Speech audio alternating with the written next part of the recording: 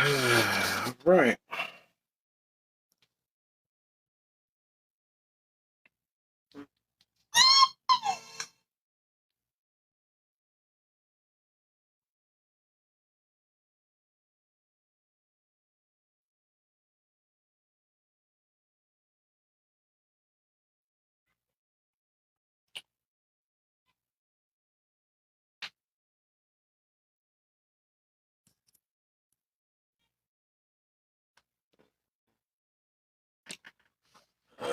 Right. Face this way.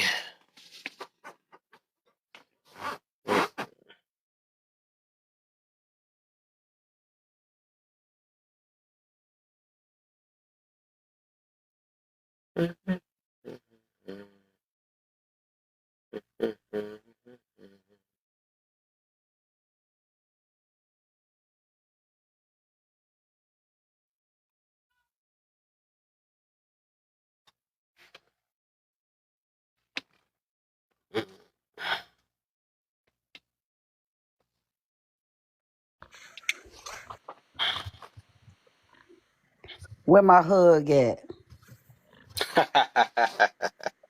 I demand my hug. Said I demand it. Yeah, I demand it. Comes with conditions. I ain't got no conditions. I just want a goddamn hug. What the fuck? Like that. We gonna communicate. Today's word Facts. is communicate. Communication, right? You gotta tell people what you need.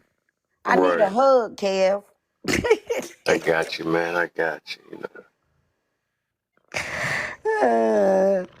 How you feeling, man? Oh shit. I'm Somebody good. tired already. Look, I had a long day, but it's okay. I'm gonna go ahead and make me some ribs, Kev. Hi, Uh-oh. Naya. Uh-oh. Hey, how are you? Hey, Kev. What's the deal? Nothing. I just download TikTok and see if the people I messed with was live and join their live real quick. Mm-hmm. What the? Kev, now why you gotta fuck with me with that last one? Ha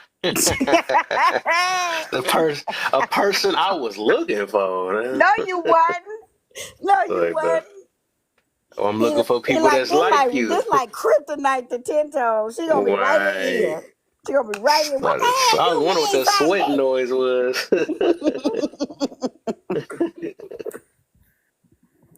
Yeah. These are like kind of the way I got these questions. I'm trying to like set it up just to see where everybody is, though. That's the reason why I asked that one last, just to see. But yeah, Well, we talking about love tonight. I learned that when you talk about love, a lot of hate come out. Ain't that something? I was talking about that last night, hey man. Kev, cash out me $2. Cash up to $2. Yeah, for real. You cash out me $2? I got you. For real? No, don't just say I got you. For real, you got me?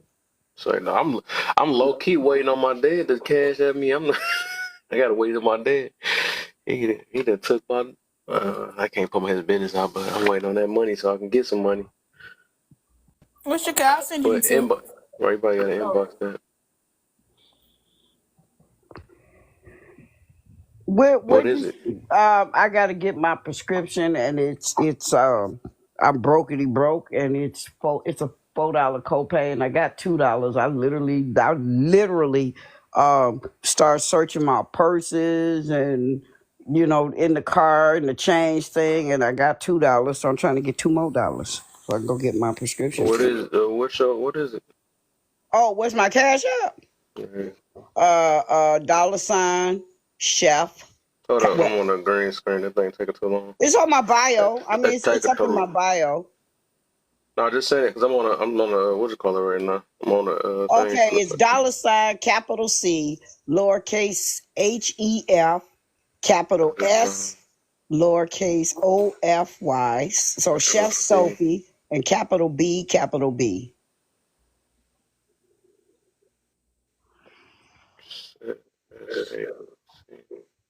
So Chef Sophie, BB. I ain't that fast. That's a little tiny keyboard. So capital C. Lowercase HEF, H-E-L-O-S. capital S, lowercase OFY, Sophie, capital B, capital B. I see it.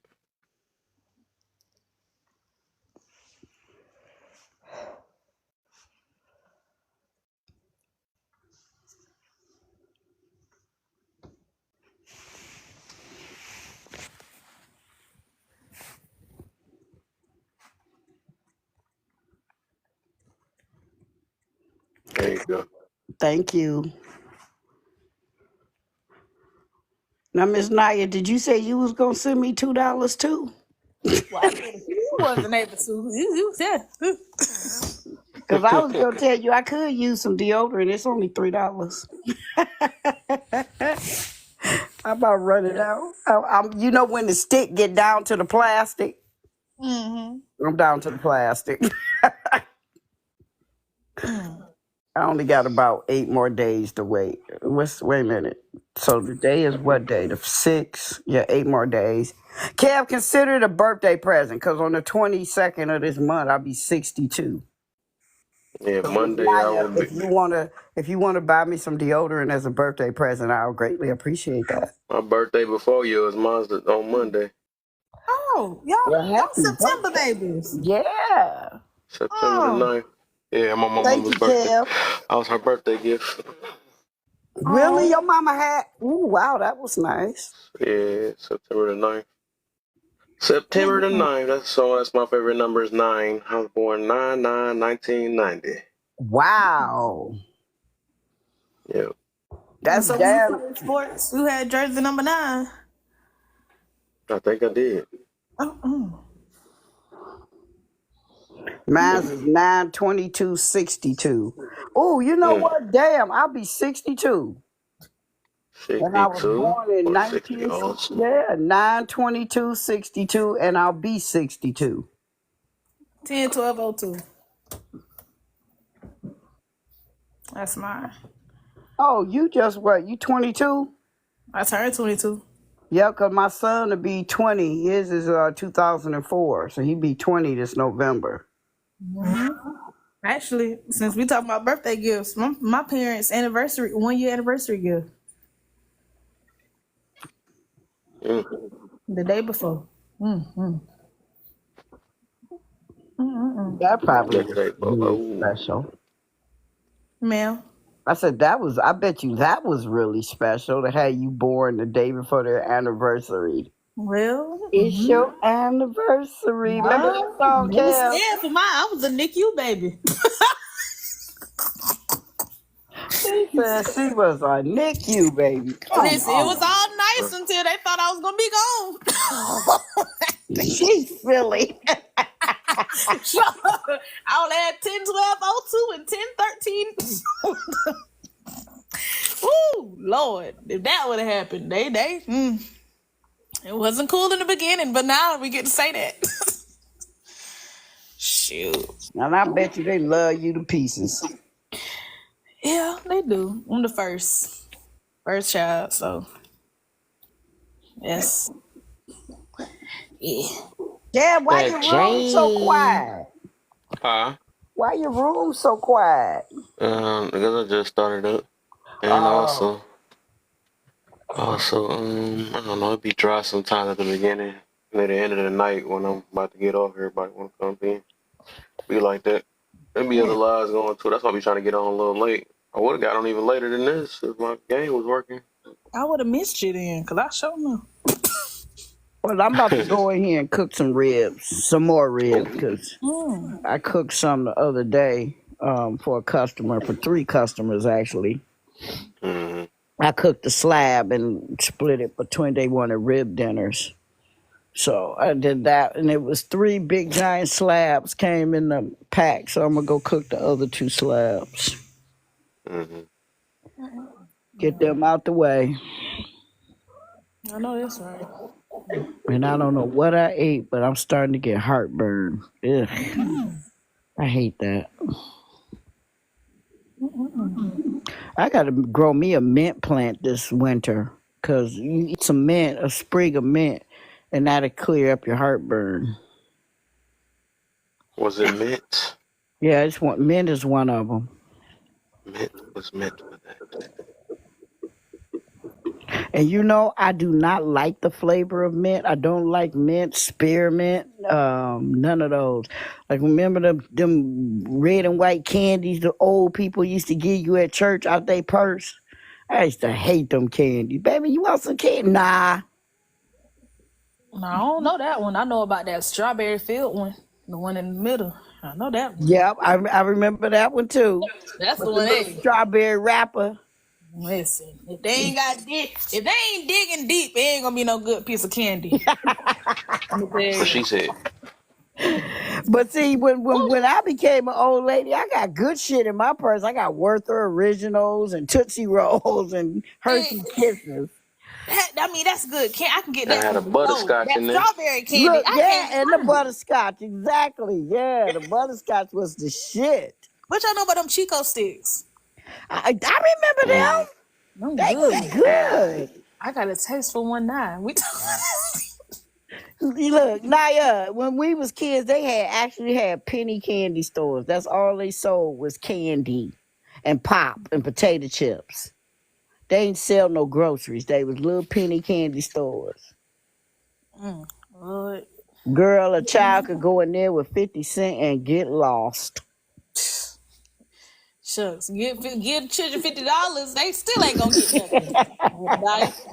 Man, I remember by the time my first child got to be like old enough to ask for shit at the stove, you know, she was like 5, and I gave her $1. She looked at me like, bitch, what's this? what is that gonna do? Look, I be like now, like as a like going to adulthood and looking at like, if I was to have a child, my baby wanna know what shopping is, cause I'm doing pickup orders. We ain't going to. We did too, G.I. Jane. We had them too. We remember the old neighborhood houses. You go tap on the front window. Somebody would come to the window and you tell them what you want, and they give you the candy or the cookies or the pop. They be on the way to school. See, my candy, I like getting honey drippers from my candy lady. It was my auntie. Some people might call it an ice pop, a little Kool-Aid juice, frozen juice. Well, I call it honey dripper. We used to have those. They used to make the little popsicles in the ice tray. Remember them, Jane? Them Jane, remember that stuff? I don't know, Miss Jane. You might be giving. You said frozen cups. That's a frozen cups. Well, I want a pineapple one now. Look, you know what? I literally can show y'all. I am heading to the freezer to get a Dole juice pop, all because of this conversation. Hey, and my grandma just showed me the recipe too. Look, I'm literally in here getting one. You know, it's so funny that like being on social media, how you able to connect with people, and also seeing different people recipes of different stuff. It's like, you don't make it like that. Especially when I seen like recently someone how they make their own freeze pops, and honey drippers. What my grandmama used to do, she used to make a big ass thing of Kool-Aid or lemonade. Give me that ice cream paper, quit it. And pour it in the ice trays. And back then they didn't have cellophane. All they had was aluminum foil. So she ain't know nothing about that. They get halfway frozen and she stick toothpicks in them. And then later on in the evening time, after we ate dinner and stuff, then she give us a popsicle. That's what she called them. See what my people do is they'll use pineapple juice and sugar and water. That's it. Cause it's that sticky top like that. I don't have frozen cups, and maybe that's why my family like to call them honey drippers, because all that the sweetness from that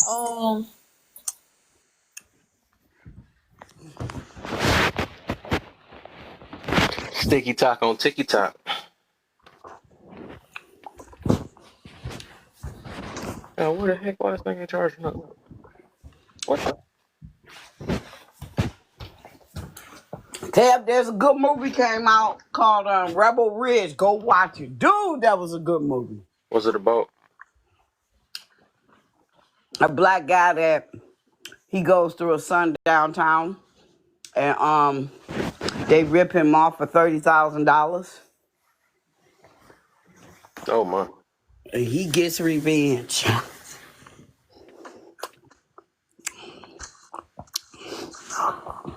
Good movie. Go watch it. Anyway, I got a bunch. I I got a don't bunch of want things I gotta watch. You gonna watch Deliverance?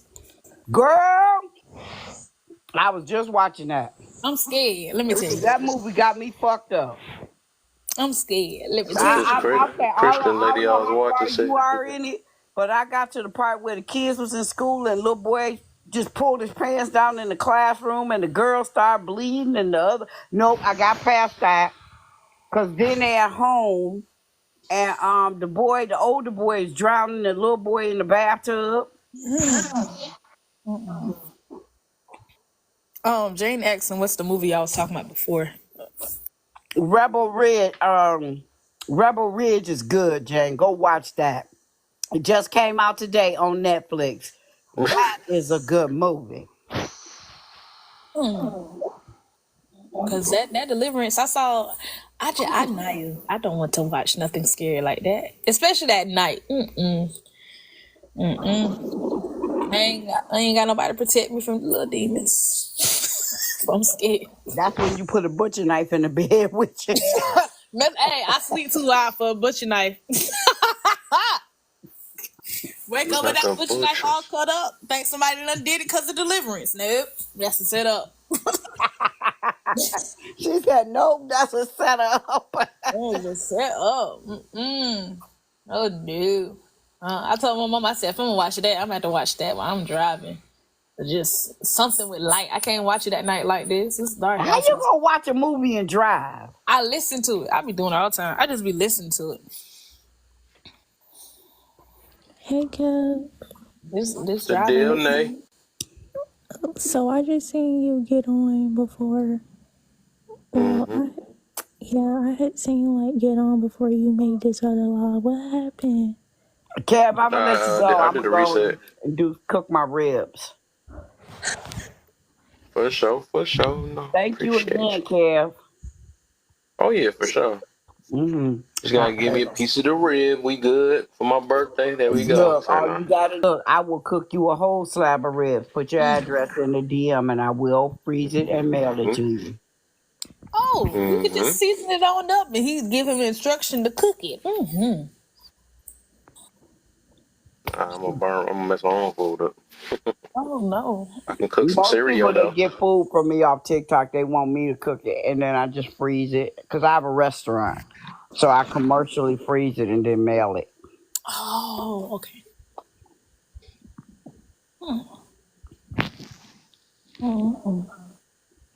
So Kev, you really want some ribs, hit me up in the DM. You know I got you. Oh yeah, for sure. All right, bro. That what you smashing on right now? She gone. Dang, she left already. Hey, I all heard right. her throwing down though for sure. Kev, I got a question on What? this post I seen, right? Let me know your thoughts on this post. Well, and let me know if it's too graphic. Just change the topic. Too graphic, son. Oh, don't do me like that. Because you didn't sing every praise, cause you are God. You thought I was gonna let it slide without it. I was like, oh my thought? God, like I've been ducked out from TikTok. Yeah, I know you was holding your breath when you came in the box too. Like he about to come with it. Nope, I had to. Hey, never let him know. Let him know your next move. Never let him know. Okay. But What you got for me? these two parents just went to jail because they left the 3-month-old baby in the attic with 2 dogs, and the baby was eaten alive by the dogs. What? How do like, I was lost for words. So I was like, that's dumb. Smoke.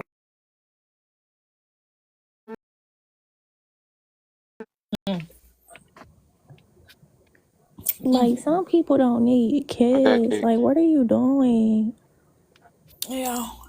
I was so lost for words. I'm like, I missed it. I got kicked. oh, okay. So Once upon a time, these two parents left their 3-month baby. Ain't no year old, 3-month baby in the attic with two Oh dogs. my. The dogs ate it. It will ate the baby, Oh. and just so they can go smoke. Mm-mm. It was just like, wow, like how the common sense wasn't there to at least. Why don't you just leave the dogs They outside? wasn't thinking. Yeah, And they that wasn't first time you thinking. was already high before you even got high. It was They had sad. something else on their mind. Getting That's all high. it was.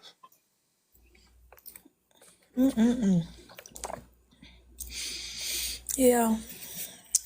So I'm gonna tell Kev about this. I don't be trying to be too heavy on people because I know people make mistakes, but because I know sometimes it be a lot of people human, so they probably got comfortable and wasn't thinking. I'll follow you. Ain't no telling what was running through their mind. I'll follow you. So what you been up to, Kev? What I've been up to, the same old man. Keeping this voice going. You feel me? I feel you. Mm. I feel you. You know, getting people angry and getting people happy. You know, it's like you can't. You know, it's just depending on the day. Oh, That's just what it is. That what it is. But yeah, today I got to talk about. That's why I'm talking about this one tonight. Because somehow this burns people. Because people think I can work a certain way. I'm entitled to get treated this way. I deserve to be this. And if I get any less, I'm going to stress. So, no. well, now with your first Oh, yeah, I got my partner too in here. She know about the unconditional love. Hey, Kim. Hey, Big Jane in the building. hey. What's up, What's up? girl? Yeah, now you can bag me up because I guess you was one of the ones that know what it is. Mm-hmm. Are you? Matter of fact, she seen how sweaty that day was. I had people yelling at me. It's been I had like two people fighting it too. I'm like, dang, you sound like. Oh, you're a Christian. That's why. She tried to figure something out. The reason I'm like, bro. So maybe you need to be. this why It's leaving me open and vulnerable if I just pass my love out. Stay in the house then. I think people are mixing up the difference between boundaries and Yes. being level-headed. Because I do believe there is a certain expectation of love to have for one another, right? But I also believe that it's okay if I don't get the rose petals every night, or I don't get the 12,000 roses and stuff like. Hey. So, huh? Oh, you went and searched up the post. Yeah, there was only 19. It was Oh, recent. and they gonna go do her research. She said, I heard Listen, she don't play no game. She went to do the research. I'm saying Let me hear I'm about. 21. I'm 21. But So that made it even worse. That little kids with kids. That's crazy. They for sure ain't thinking. At all. But They wasn't thinking about no dog. They probably thought that dog was. What it was, his pits or something. I wouldn't be surprised. That was us. That is sad, but drugs will make you do anything.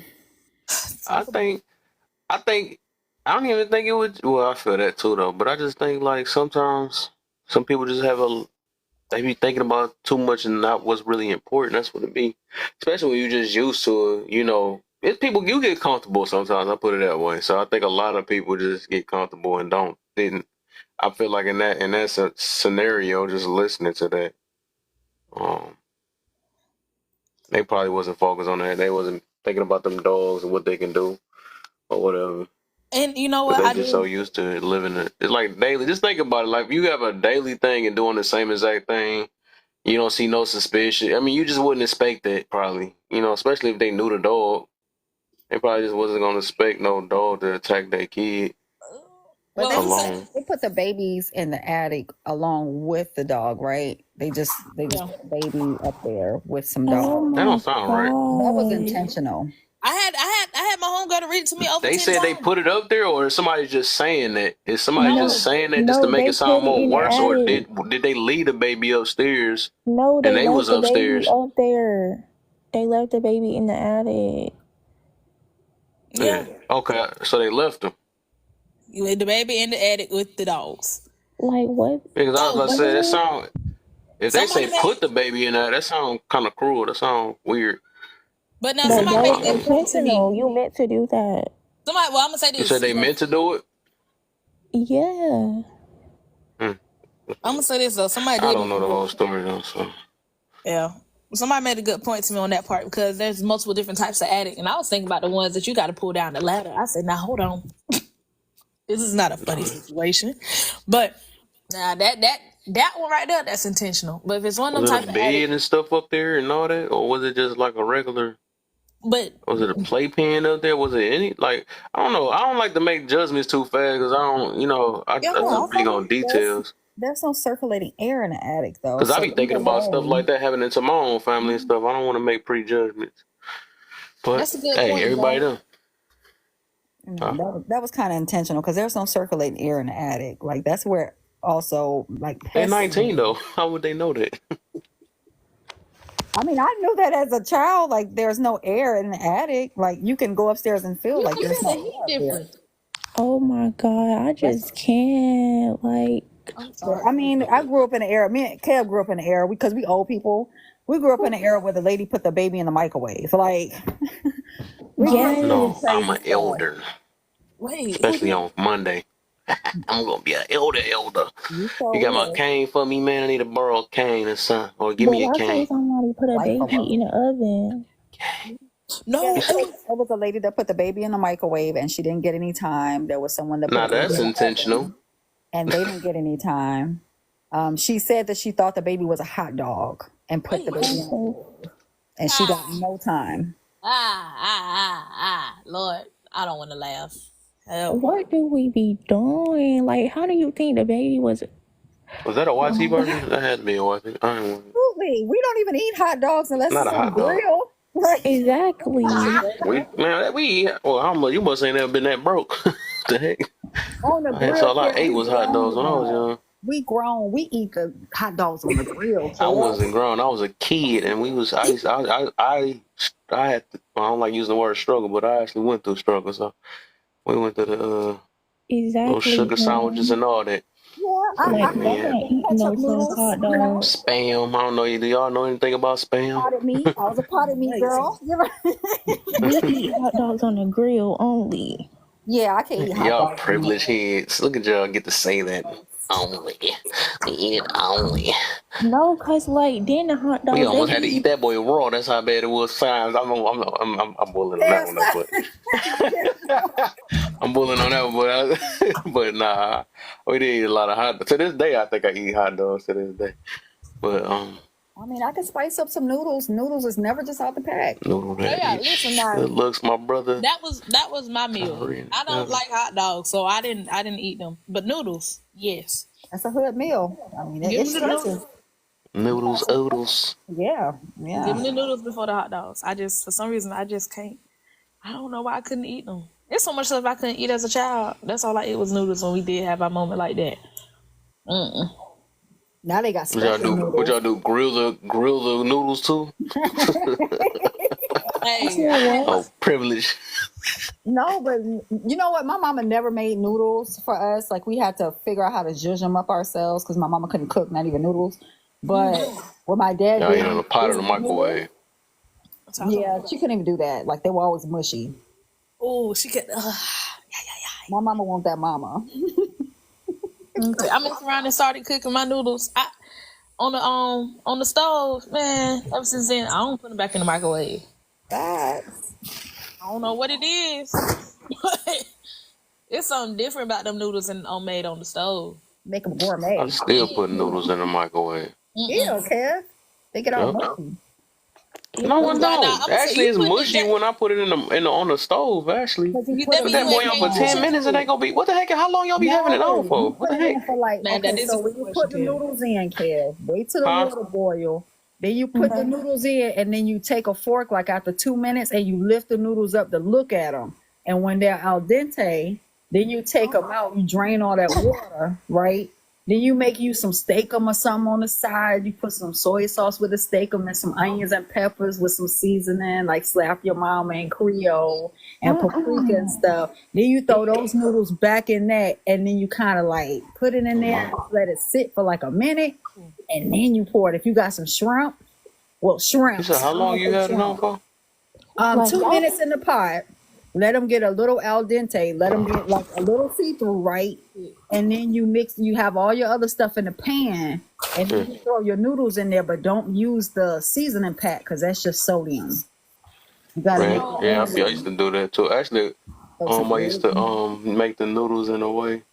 Actually, that's funny. My boy in the comments would do that, and we used to make the best noodles when he had this one thing. I was over here searching for. I still don't know. It was like a onion. It was like a dry. I forgot what it was though. But that joint was straight up hitting. I'm like, man. Well, look, like I said, I don't even. Man, y'all got me on that one. I don't know how the heck long y'all be keeping it in the microwave for? Because literally oh, every no, time no, I can mine's put gonna that be boy in there for mushy. 10 minutes and it's good. Wait, 10 minutes, 10 minutes. I feel huh? like that's long too. I do about a What the good heck? Y'all must got 6. some good microwaves or something. Like 3 to 4 minutes in the microwave. You don't do 10 minutes, Kev. That's 10 minutes is a long gross. Well, time. I'm good. 10 minutes literally cooks it. What the? Ooh, Would y'all be eating it half raw or something? y'all No, hear this? bro, Y'all I don't hear even Kev? eat microwave noodles, cup noodles. That's May. You say, Let them look at her know. privileged self Fancy. talking again. but hold on. Fancy. When y'all The way make she y'all Noodles cup, is emphasized cup noodles. We don't eat that. disgusting. Why eat cup noodles? oh, Yes. wait, hold on. Why? I say put about a good 6 minutes. Why Yeah, are we doing sometimes five. 10? Five Nah, good, well, five I to guess it's six. about I put it either 7 minutes, 7 to 10 minutes, Okay, and that junk will be 7 regular. sound better. 7 sound better.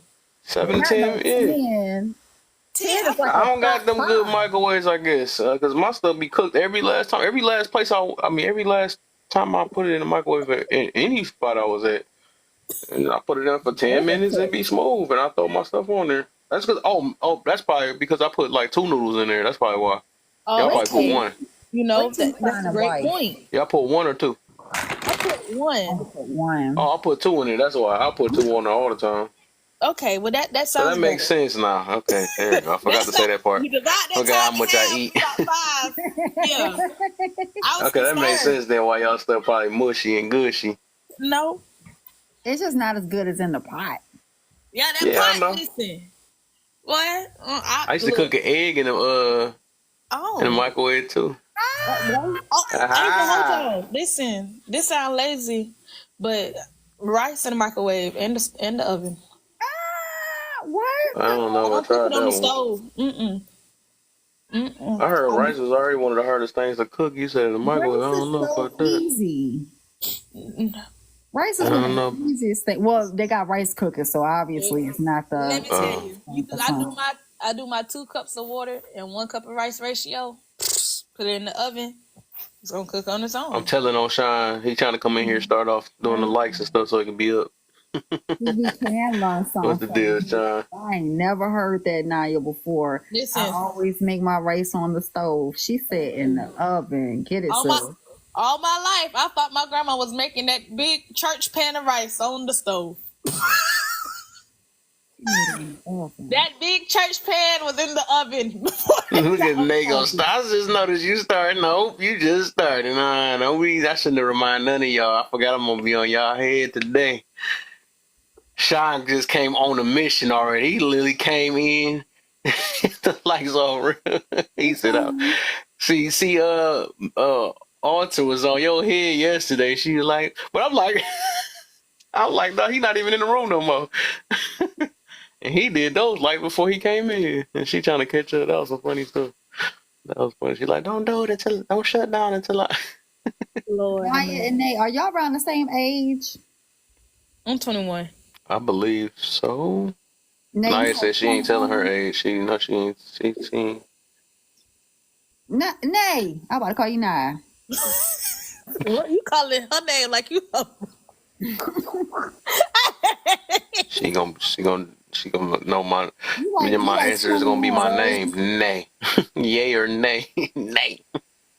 Okay, so I'm gonna ask Naya. Naya, okay, so since you're 21, like what is one of the biggest hurdles? And I'm sorry, I'm not trying to take over Kev Lab. I just got a question for the youth, right? What You is ain't one of started the yet. main hurdles of today that y'all face? Like as far as even like dating and stuff like any hurdles that make life seem like extremely hard for y'all. Well, I wouldn't necessarily say extremely hard since you brought up dating, since we're on That's what she social. said. But I would say trusting someone across the world because we're on social media, and you have to, if you're not one of the people who's not going to travel and stuff like that for a person, or you have to trust that the person is real. I think sometimes that affects. I would say also the not the peer pressure, but trying to be different. I think that's also a tough thing if you don't have a strong mind in yourself or what you believe in. You'll fall for anything nowadays, and not you just sound like anybody else. I should invite King Subjective in here. Now you around my age as well. If you have any Yeah, okay, so I mean, I don't think, cause I think it's like the same like dating, but like a hurdle, you said, Jane. It could be like any hurdle. I just use dating because I know that most that are 21, 22, like you're not dating with the intention of like, okay, well, this is just set. You know what I'm saying? Like y'all date and y'all have fun and stuff like that. Y'all go out to eat, stuff like that. And it's more unintentional than intentional, right? But like out of all things as of today, because y'all are young and y'all are appreciated. You know what I'm saying? We can learn a lot from y'all. What's like some of y'all biggest hurdles? Because y'all got some hurdles. Like y'all are growing up with the age of TikTok and feeling like y'all friends are like paparazzi now. Like everywhere there's a camera in y'all face regardless. You know what I'm saying? So like, what's y'all biggest hurdle?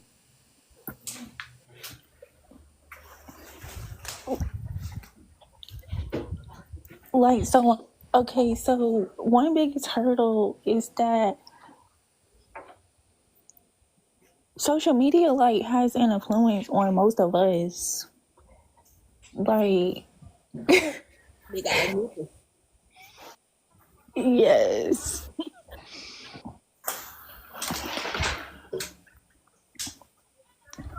You should have said Mama's Boys. No.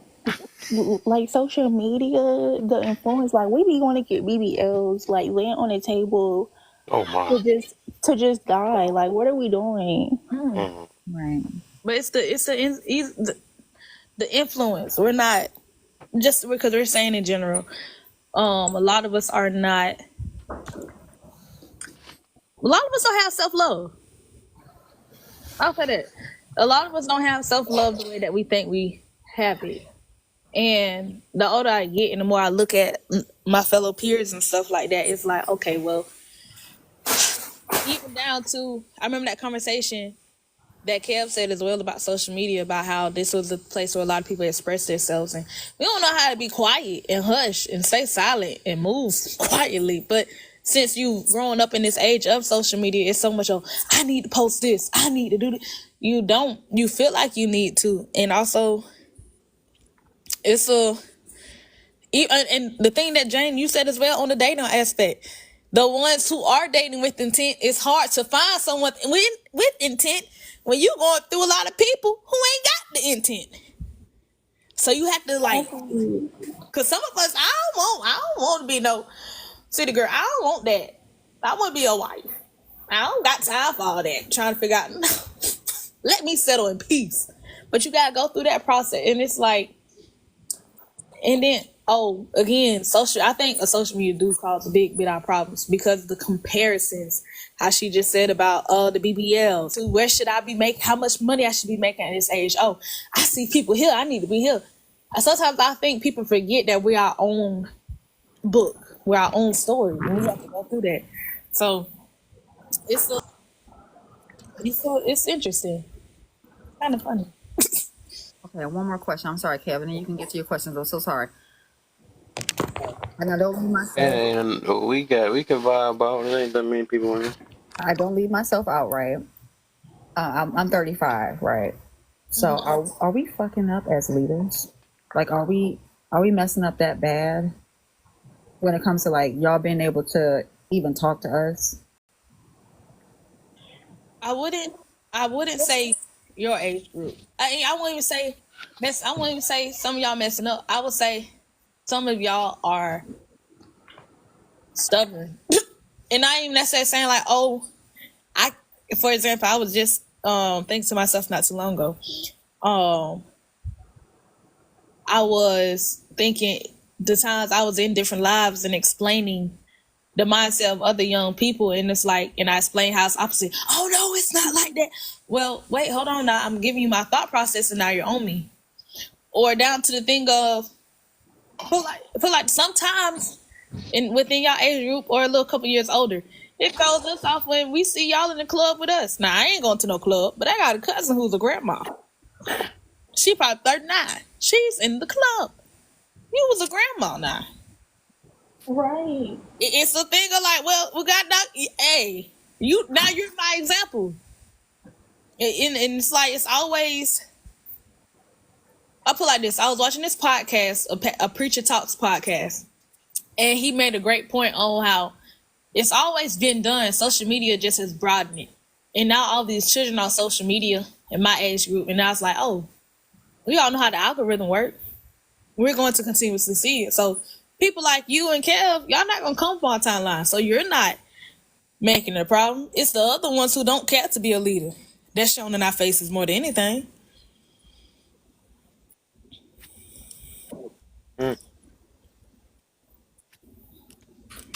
Or, I'm going to say this, because it's only us three here, I think.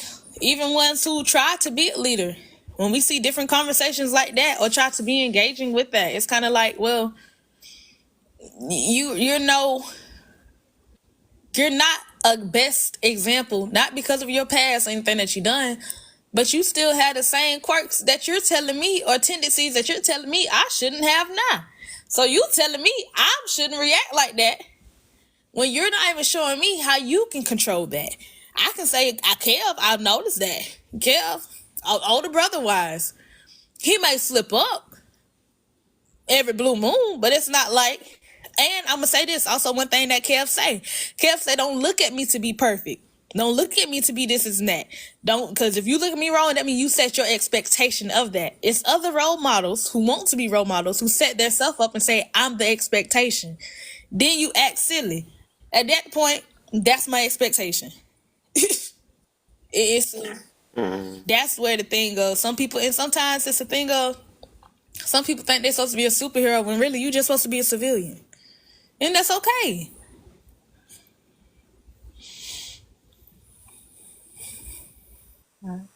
Because we need accountability, Kev. We are getting old. If you have not noticed, we are closer to 40 than we are to 20. No, you are. Don't do me like this. I was talking to Nah, I don't want to take it. I know my stomach. I'm almost there. You are there. What you mean? Dang. My bad, Sean. I know he feeling something. Forgot about that. That's old people. Nothing. Cause she said we was almost close to 40. I'm like, dang, we over here talking, John. I'm like, dang. Yeah, right. But Sean is another good example. But yeah, I feel you on that. Hey, John. Sean. Big Sean in the building. Oh shit! You're old. Here you go. I thought about what you say too, though. I'm gonna wait till you do it, though. I think you, and then I gotta pay attention to Kelly now. Now y'all got me about to pay attention to y'all, right? They got me with that right. I was like, that's funny because I got the. It's literally early that day. I was teasing myself on a video, in the middle of the video, and I was like, dang, I said right what I was saying before I said right. That's funny. That was so ironic that y'all said that. I'm like, dang. Cause I be saying, I also say, what else I do be saying? I be saying, something I say, it's something, it'll come up when it's like two things I gotta have it saying, what the, hmm.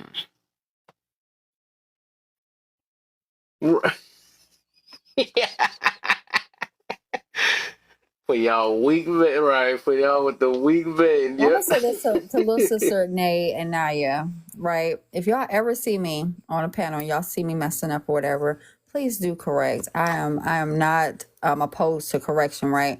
But if we also have a disagreement, understand that I don't have any biological sisters. So when I do adapt to having even little sisters in different spaces, even on this platform, don't take it to heart. You know what I'm saying? Because the love is still there. It's always going to be there. You know what I mean? Just like y'all can call me bruh. Like my daughter sometimes call me bruh. I can't stand it sometimes. But at the end of the day, that's the verbiage of 2024. So don't ever take it to heart because I get over things. This is it's not just an app because people get up here and they fight in real life and stuff like that. However, don't ever take it to heart. You know what I mean? Like, because I'm mean by nature. I'm just mean. No, no. You mean by choice? I mean by nature. I came out the womb and I didn't even cry. They had to flip me over and spank me on my ass. No, I'm not trying to hear that. Accountability. Accountability. They had to spank me not once but twice.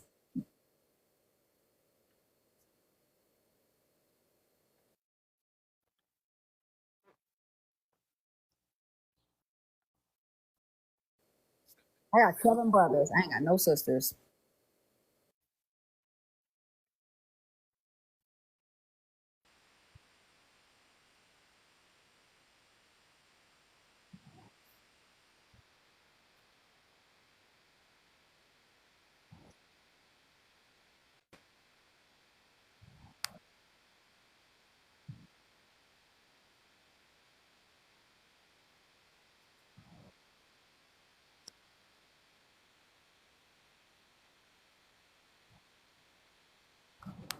Right. Right.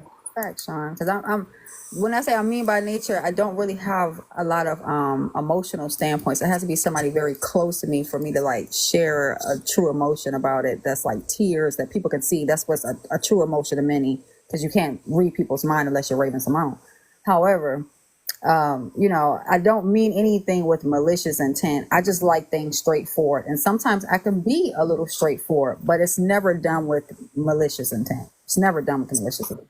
So what are you doing to work on that now, though? Learning how to be able to explain things a little bit further so that people understand. Like I can tell when someone misunderstands what I'm saying based on how I'm giving it, based on how it's perceived. And perception is reality to many people. You know what I'm saying? For the majority of people. So I further explain, like, I'm not upset. This is not what's going on. I'm not mad at you or whatever. And I further explain because I have a resting bitch voice as well as a resting bitch face. So even dealing with corporate and stuff like that in the past or nursing and stuff, I had to further explain this is what I mean by that. You know what I'm saying? Or this is where I'm going with it so that we can have a clear communication and not it being just revved on emotions.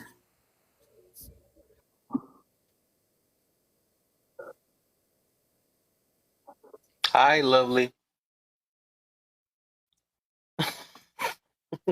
I probably was looking at the screen. I know. How you feeling, man? You all right?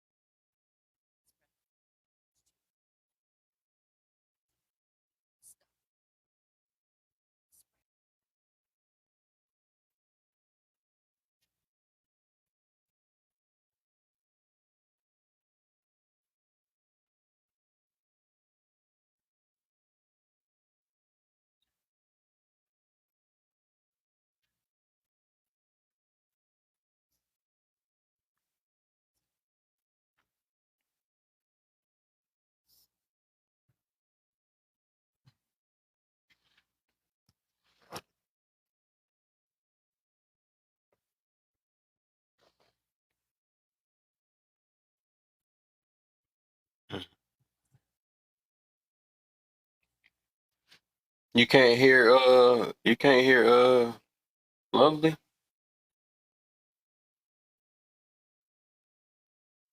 Anybody else? Nobody answered. We didn't even start that. We didn't even start yet.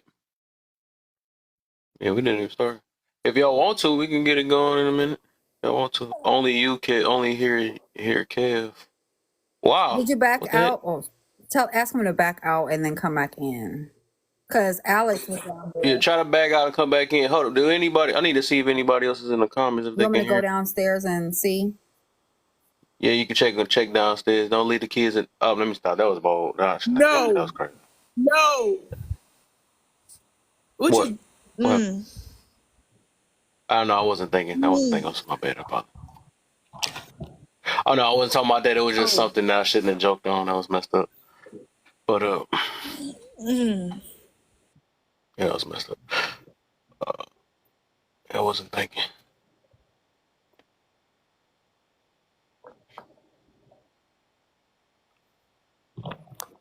You good? Did you hear us down there though? You heard? Okay, okay. He said you think you can hear us now. All right, for sure, bro.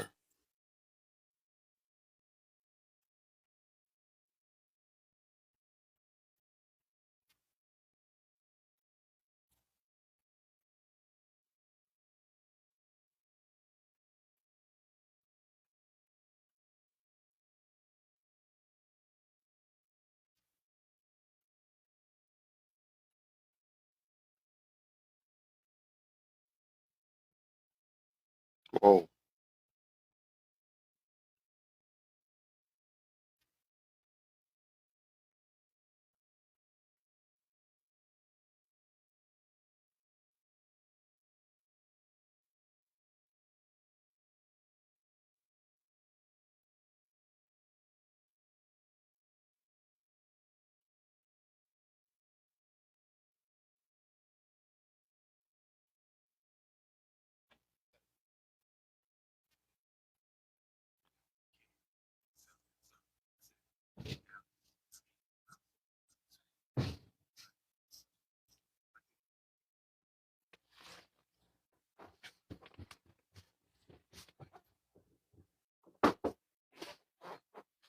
Yo.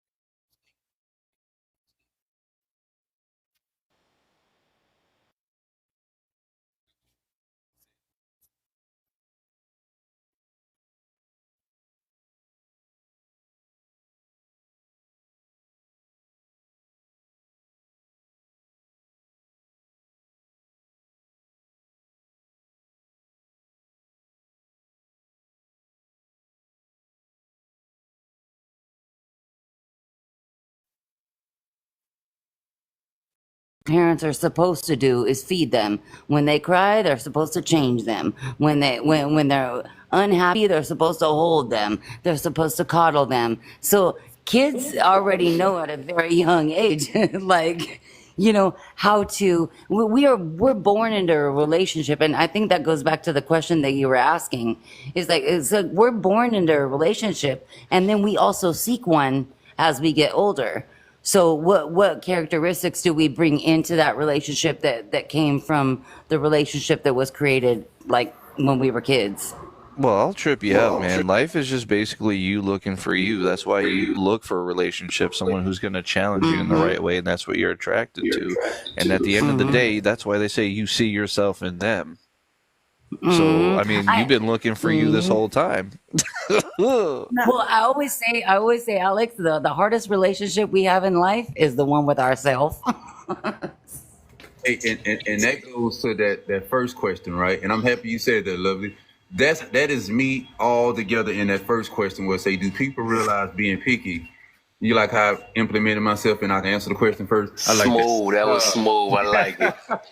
You manipulate your way in there. I love you, Sean. Hey, like old boy said yesterday, manipulation. You know what I mean?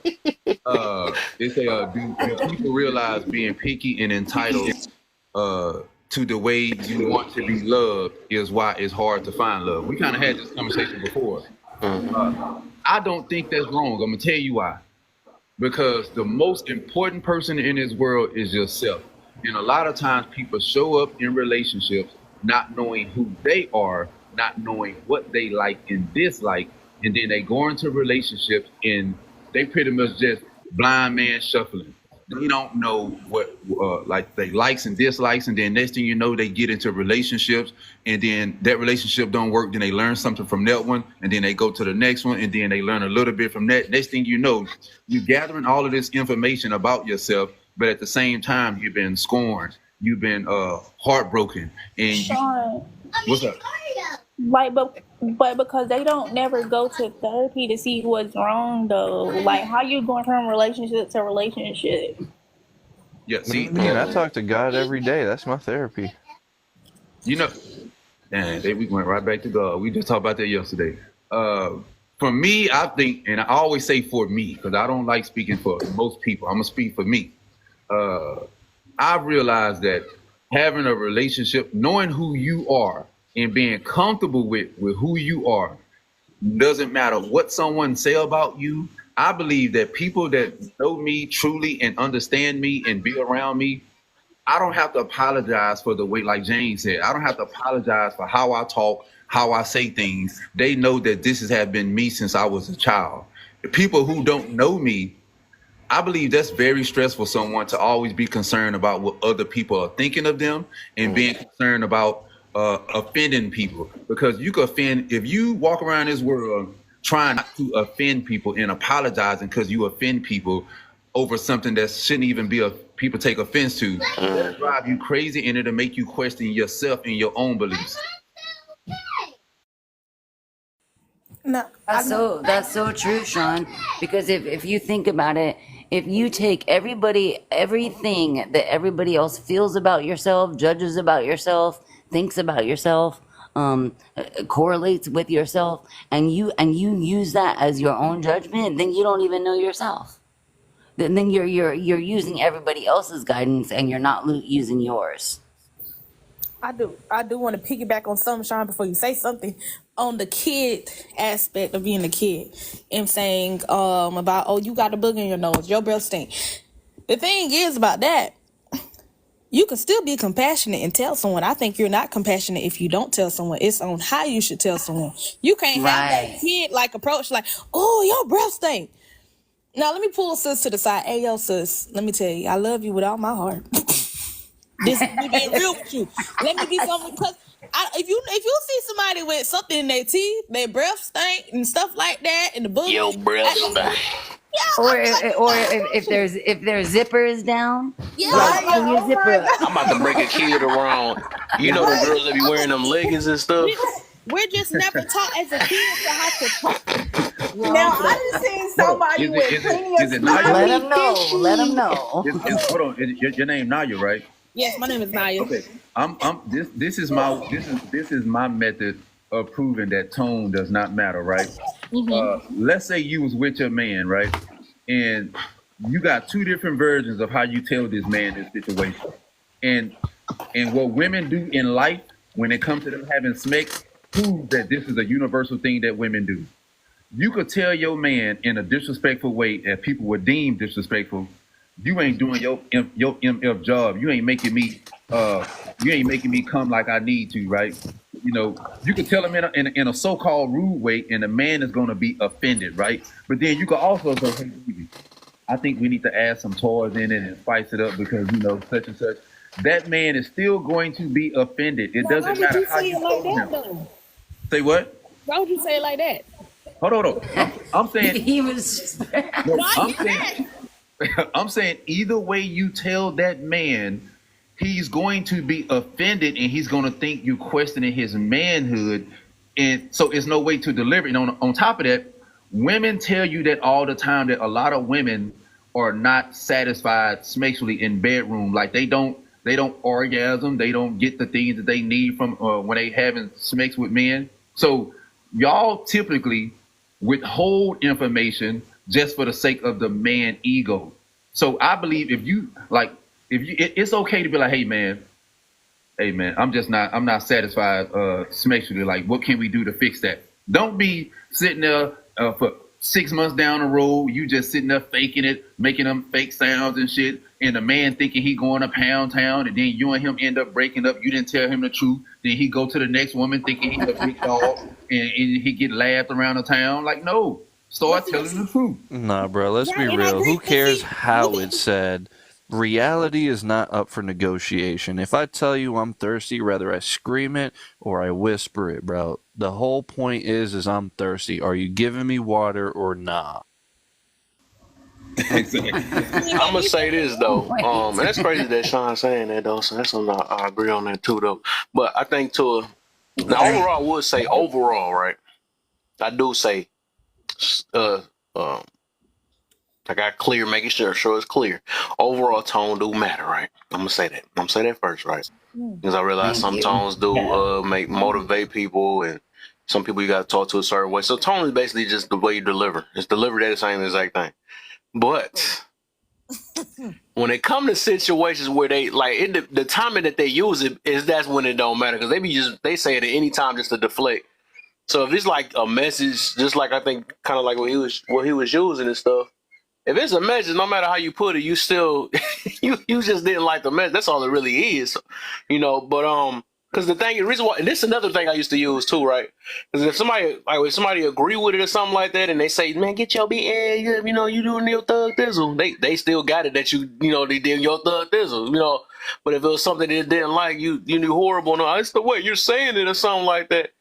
And then I think about another one, like if tone matters so much, like. Say if you was to deliver it in you delivered it in a harsh way and they didn't like it, and then you turn around and say it in a whole different tone or delivery, they be acting like they still don't get it. Like, no, I just changed my tone. Now you want to still that part don't make sense though. You see what I'm saying? Like, so it must don't matter. You just don't like this. People just got to own up and say they don't like the message. They don't like what's being said because Like, it feel like tone is it's matter personal. to someone who needs that delivery. Right, if you're too sensitive or you're not at a level where you can accept, like, bro, I don't care if Papa John's or Pizza Hut comes and brings me my pepperoni pizza. I just want to know who can bring it to me the fastest and for the right price. And if I gotta pay more for you to get 5 minutes earlier, bro, I'm paying it. But is it gonna taste the same? It's just an excuse. When your value for what is being delivered matters more than how it's delivered, that's when you'll see someone who you can actually work with. That's funny how y'all mentioned that. I made a post about that too. I don't think people not as hungry for the help that they say they need, because people don't think they need help anyways. But I say when you starving, and it's funny that you mentioned pizza though. When you starving so heavy for whatever, like when you really want to change, it really don't matter. Tone really just don't freaking matter at all. You don't see no homeless man saying, "Hey, you gave me a balled up dollar" and all that stuff. He's taking that. He don't care if you called him a bit. You know what I'm saying? You get your bed and get your bro self on. Hey, thank you, buddy. Thank you. He don't care because he's Bro, starving. He ain't got facts. time to say what's disrespectful or not, or the way you deliver it. He is starving and he need it. And the thing is, I realize that when people really want help that bad and they just want to they don't care. Like, I put it in another way. Like, if it was somebody in your family that just got a harsh delivery and stuff, you're going to try your best to try to figure out what they mean because you really want it. You want whatever bad. You just want it bad. But the thing is, people, speaking of this love, people so picky with it. You must do it this way. I'm entitled to that. You can't do that, whatever. I don't care. You know, so people don't want it as bad as they say they do. That's why I don't be really paying attention to people when they be saying stuff like this. It's the way you saying it. No, you just don't want it bad enough. It ain't the way I'm saying it. You just still want it baby to you. And the people that baby talk people, they still coming back to them. They go to safe spaces. They keep, I want a safe space. They can watch the way they say it and all that stuff. Okay, why you shouldn't have to depend on no safe space all your life. When the heck you gonna be like, hey, you know, I So, can like, lead this. That's like if me standing and in the- Love were in a that's like relationship, hold on real quick, man. You just, man. That's like being in a middle of that's like being in a chair all day, right? They would take your money forever because as long as you keep going and be like, okay, I just want to talk and do this, they gonna be like, oh, cool, whatever. But at the end of the day, you just wasting your time. That's all I'm getting to. It's like, you know, that tone stuff really just don't matter. That's all I'm getting to about that. That's all I'm saying.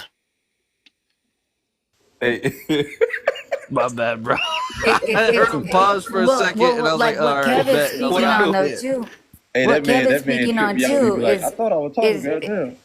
well, what Kevin's speaking on too is how people receive it. You can give it one way, but how do you receive it? Yeah, like if me and you were in a relationship, right, Love, and like you had something to tell me, right? Let's just say I'm not cutting it in the bedroom, right? And there's no nice way, right? There's a kind of nicer way, but the point is you know my feelings are about to be hurt. Now, if you matter more than what you're telling me, we're gonna be all right. It shouldn't matter how you deliver it. But the problem usually happens is, and people won't admit it, is that what is being said matters more because it's coming from a person that they don't value as much as what was being criticized. Exactly. Exactly. Ooh, you know what that reminds me of is football. Defense and offense. It's like how the impact that it's gonna put on you. You're gonna have to take it with a grain of salt, or you're gonna have to or are you gonna change it? Are you gonna give it back? Are you gonna change the play? I want to give Kev a little. I ain't gonna say pushback. I'm gonna try to give a different perspective. I'm gonna go with your logic, right? When we say being too picky, and I guess if let's say that you was going for a job, right, and your resume is spectacular, right? Like you have a good resume, you have good work history, and you know your worth. And when you go interview at these jobs, they want to lowball you and not pay you what you want. And if you imagine you turning that job down or several jobs down because you feel like they are not paying you what you're worth. And then your wife or whoever, your wife say, hey, I think you're being too picky. How would you feel that your wife is telling you to lower your standards, but you feel like you upholding your standards? What is the difference from people doing that compared to people knowing who they are, what they like and what they dislike? And whether it's extreme or not, they know that's what it's gonna take that they will want from another partner. What is the difference from those two? That instead of being picky and you being picky for a job. Oh, I get you on that. I get you because I'm like that now to this day. Like my red flags so high, especially like when you create boundaries and stuff. My red flags is so high, man, boy. If you want to call that It kind big, of that reminds me, big, man. Sean. But he said, "What's the difference?" No, forget what's the difference. Like I'm saying, how would you feel like if your wife were to say, like you go on 5 interviews and you turning it down, right? And bills behind now. Let me add a little caveat. Bills are falling behind, and you be like, baby, this job I don't want to settle because if I settle, I'm gonna end up being stuck there. It's like the people who go to school and they say they're gonna take a semester off, then they end up taking 20 years off. You know what I'm saying? Yes. So it's the same. Yeah, I don't know about that one. I would just say that, yeah, that with that one, that you got to be least smart with that. Cause I mean, I know sometimes some people just be scared for you to leave. Cause I got somebody in my family be like that. You lost a job. Like, no, these jobs ain't taking it too serious, man. I'm trying to get something better. I'm trying to. I did do that before. I actually quitted one of them jobs before, though. So I would say, and you said if your wife was to say something like that towards you, I'll be like, oh, that's a deep one. That's deep, though. That's a deep. Like, man, do you not see that I'm trying to, I'm trying to do something better? Trust in me. It kind of reminds me of like what Sean is speaking on too, is like what you just said, Kev, like trust in me is like that value, like you deserve better. That value, that investment that you're putting in because it's I gonna don't like affect the that whole. word. I know you don't. I know you don't. She said, I know. And I'm gonna say this though.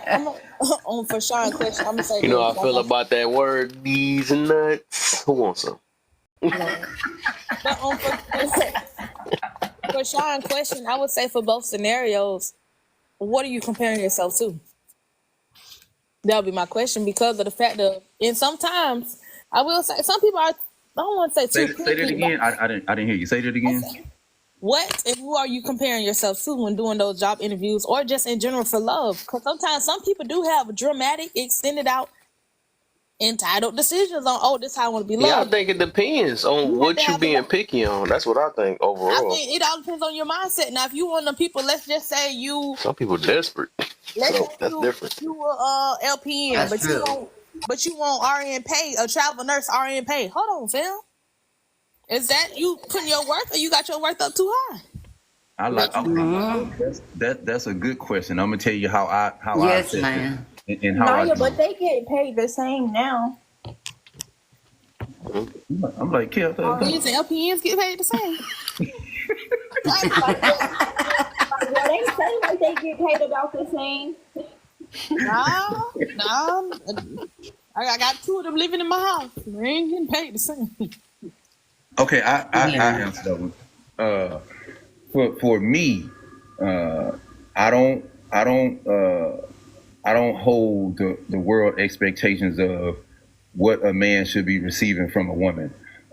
I came up with my own stuff based upon me getting to know me, understanding who I am as a person. And I know that as a person, you have to be honest with yourself. So I know that sometimes I'm hard on myself and I could be negative and I contemplate a lot. I procrastinate a lot. And sometimes I talk myself out of things. So in return, I wanted a partner that is naturally good at uplifting and speaking life into me, right? Because I know that's what I need to balance me out sometimes, right? So to me, what I like and what I expect from a woman, I believe is very realistic because me knowing who I am, that's a good thing to have. Like you don't want to go into business with a partner who don't have the skills that you need. You want to go into business with somebody who actually have the skills that you need and they possess it. So for I can't say my some women may say my expectations and how I want to be loved is too much. Some people, so some women will say, oh, you want to be coddled. Some women look at it, okay, he just want to be cared for. It's all about your perspective. A lot of people say coddling instead of saying caring. A lot of times when men say they want to be this or talk to a certain way, a lot of women say, oh, y'all want to be coddled. No, it's called caring. If you care for someone, it's not called coddling. Well, because if you look at coddling, it actually comes back from infanthood. It goes back to infanthood. It's because you cared for them. You coddled them. Goo goo gaga. Kev, you. I think even with the coddling, ain't there some form of care behind it? Exactly. It's, Like it's, what they John care, was They saying. care about your feelings. They like, no, he didn't mean it for real. it's the Well, negative. they don't just care about your feelings. They care about your needs though No, too. it's the negative connotation that comes with that. You also have to pay attention to most of the time when you hear somebody say, "Oh, men just want to be coddled." It's when you start speaking up. Oh, I don't want to be talked to this way. I want you same way you talking about your standards and being too picky. Anytime you want to be treated with respect or don't be raise your voice or talk to a certain way, the first thing you hear is you want to be coddled. Oh, I get what you mean. You coming from that Yeah, it's angle. the same way they say, like, oh, he's sassy. Of course, I was just about to say with that too, Nick. Yeah. That's true. Right, Every time a man. man want to have some form of standards, I see where you get into it with that one though. Yeah. I see Wait, where hold he's up, you going putting your to foot with that. down? That's Well, what they do. it's like trying to say that, hey, I want to care for you, or I want you to care for me, but I want you to do Oh, it that's this way. manipulation right there, for real. That's real manipulation. Yeah, that part. And you ain't no real man unless you say let me run you over. Okay, hold on. I tell you this. I tell you this quick story, right? Hold on. I tell you this quick story that happened when me and my wife first got together, and I nipped it in the bud ASAP. For the first month, every time we went out, we was going out of town and shit like that, and I was driving. I was always driving, right? So I'm like, man, damn. Like, I just kind of like want to sit in the passenger seat and chill. So I said, hey, man, can you drive? And she drove, right? And then I wanted her to drive the whole weekend like I've been doing for the last month or so. And she was like, you want to be a passenger princess so bad? I said, hold on. I said, hold on, Kimpo. I said, hold on. I said, hold on. I said, I'm not that type of dude that you could talk to like that. I said, Sean got called a princess. she said you want to be treated like a woman. She said you want to be treated like a woman. So I said, okay, cool. I said, well, let me tell you right now, I'm not your average type of man. The love you think you want and the gestures that you want as a woman, what make you think as a man that I don't have those feelings? How you know I don't want that affection? How you know I don't want to just sit back and chill? Like I don't look like that. So that's when she started going back to what we were talking about yesterday. That's when she started realizing that she was holding me to a standard of what society say how men should act in relationships. And I told her, if we're gonna be together, we gotta build based upon what I like and what you like. Forget what the world's saying. Go ahead and say it. You get the little spoon sometimes, don't you? Say what? Go ahead and say it. You get the little spoon sometimes, don't you? The little spoon. What the hell is that, man? I'm old. You What the never hell heard is that, That's that's when you in the bed with your girl and stuff, and y'all just laying down basically, like one. But you with her arm, she over on top of you. She under it's the Yeah, she opposite over way. on top of you. I do both You sides want with my spooning girl. her. I do. I'll be the big spoon and a little spoon. Hey, I'm not gonna lie to you, Phil. I had to get used to that because society told us that you she ain't supposed to be holding you like that, man. Exactly. You see what I'm saying? Your little spoon is the opposite way. Yeah. So Just like society, like what you brought up, Sean. I don't be caring about that. is With my saying girl, I'll be soft sometimes, but this stuff I Just stand like firm. I society ain't gonna lie. Just like society will tell a woman that she always needs to be in the passenger seat. But what if the woman is driving? Sometimes she's allowing her man. I'm making her pump some gas too. I love it. Well, I'm You wanna telling be you, masculine? my husband is from Southside Chicago, and we live in Southern Cali. I know Southern Cali like to the finest. I'd rather drive because I'm like, look, I'm gonna get us where we gotta go because I know where we're going. You know what I mean? So sometimes you gotta switch those roles. You gotta. A lot of people want to put roles or put expectations on other people, and they don't even want to Just look good for That's like everybody the else. That love ain't worth it. languages. So That's like the love languages. You know, people will say, "Well, I want quality time. I want physical touch. I want all this." Well, how if you don't give that to your partner, how do they know what it is? It's not what you're just receiving; it's also what you're giving. Yeah, And it's that's like, what are you bringing to the table also? Like, you want all this stuff, but you bring nothing. Mm-hmm. Facts. Right. Exactly, Nate. Did you see that? Did you see that video of the stud that's going viral where she said that she's thinking about dating men again, and she said because as a stud, she have to keep giving and giving and giving and don't receive nothing in return. And how do you know? Like, and she said, at least if she date a man, she know that she would be catered to. She would. Why you making that face, Jane? Was you one of them ones? No. All I'm saying is, Leave Jane alone. Leave Jane alone. Leave Jane alone. All I'm saying is, for the most part, how traditional stuff works for men is men supposed to give, and don't get nothing in return, and we expect it to run on E. Every now and then you gotta, like, okay, I told my wife, I'm the car, I keep up the maintenance on the car, but every now and then I need to be filled up. And that's what I told my wife. Your job is, I'm okay with driving a car. I ain't talking about the car. I'm talking about it's like a mental thing, right?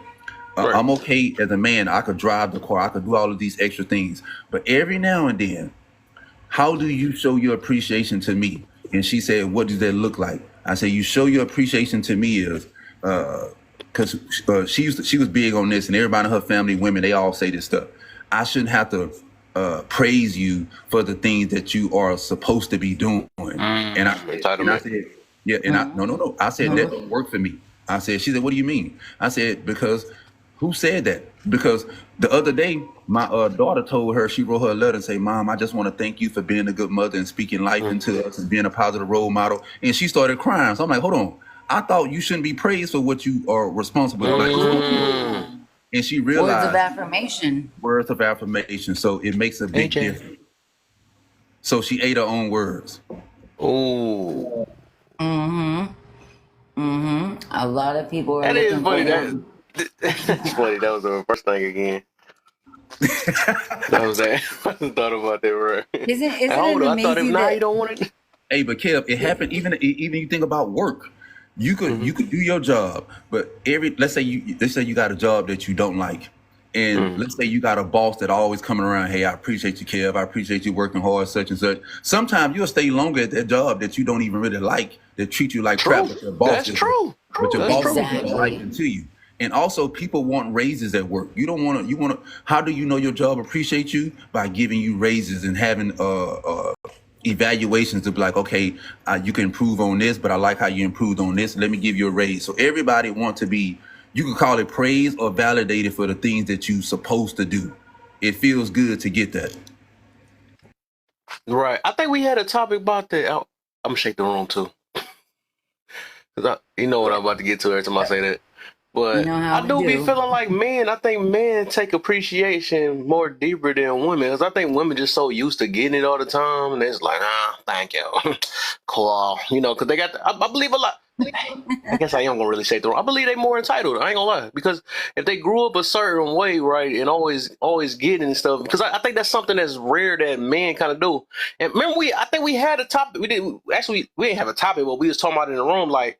Somebody was asking, what do we said women look for validation and men look for appreciation, something like that. I feel like that was we did, huh? yeah. Men look That for was you that asked that question or validation. something like that? Somebody asked that question. Yeah, you did. No, you did. I think you did. I think somebody no. Actually it was what's my man's in the corner? He was It wasn't he was Hormiga. It was no, it wasn't him. It was it was K. But his name is they call him K. His name K Slay, but his name on here is called F Your Feelings. He said that he asked that question. Yeah, so men ask for about to be men listening to our want show. more appreciation. Women want more. Did you say validation? Validation, yeah. Yeah. Okay. Yeah. No, I remember that. I do. Yeah. Now, Sean, back to the stud comments. He's still thinking about that. Let's go, Jane. Let's go, Jane. He said dealing with them femmes.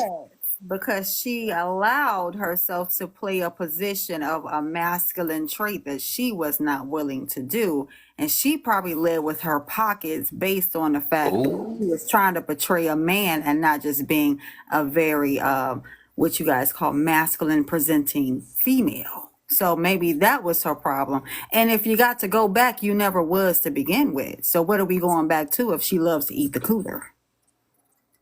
She going back to the man. Because they don't ask for too much. We got work. Can't answer that. That's because she took advantage of him. Lord have mercy.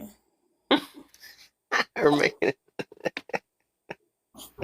I love Jane. I love when Jane be rolling with it.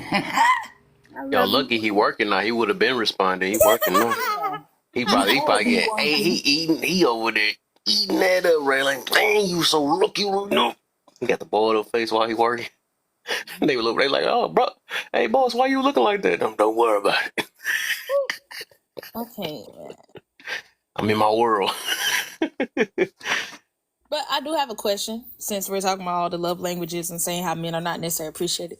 Do you think that comes with the fact of through the course of time, gender roles have faded and to the point they Ooh. gender roles? I Ooh. said, I ain't say that. I said, ooh, like, ooh, Oh. you said something sweet. Yeah, yeah. Like, Well, cause did, it's like this because I if you talked about that yesterday, though. That's funny.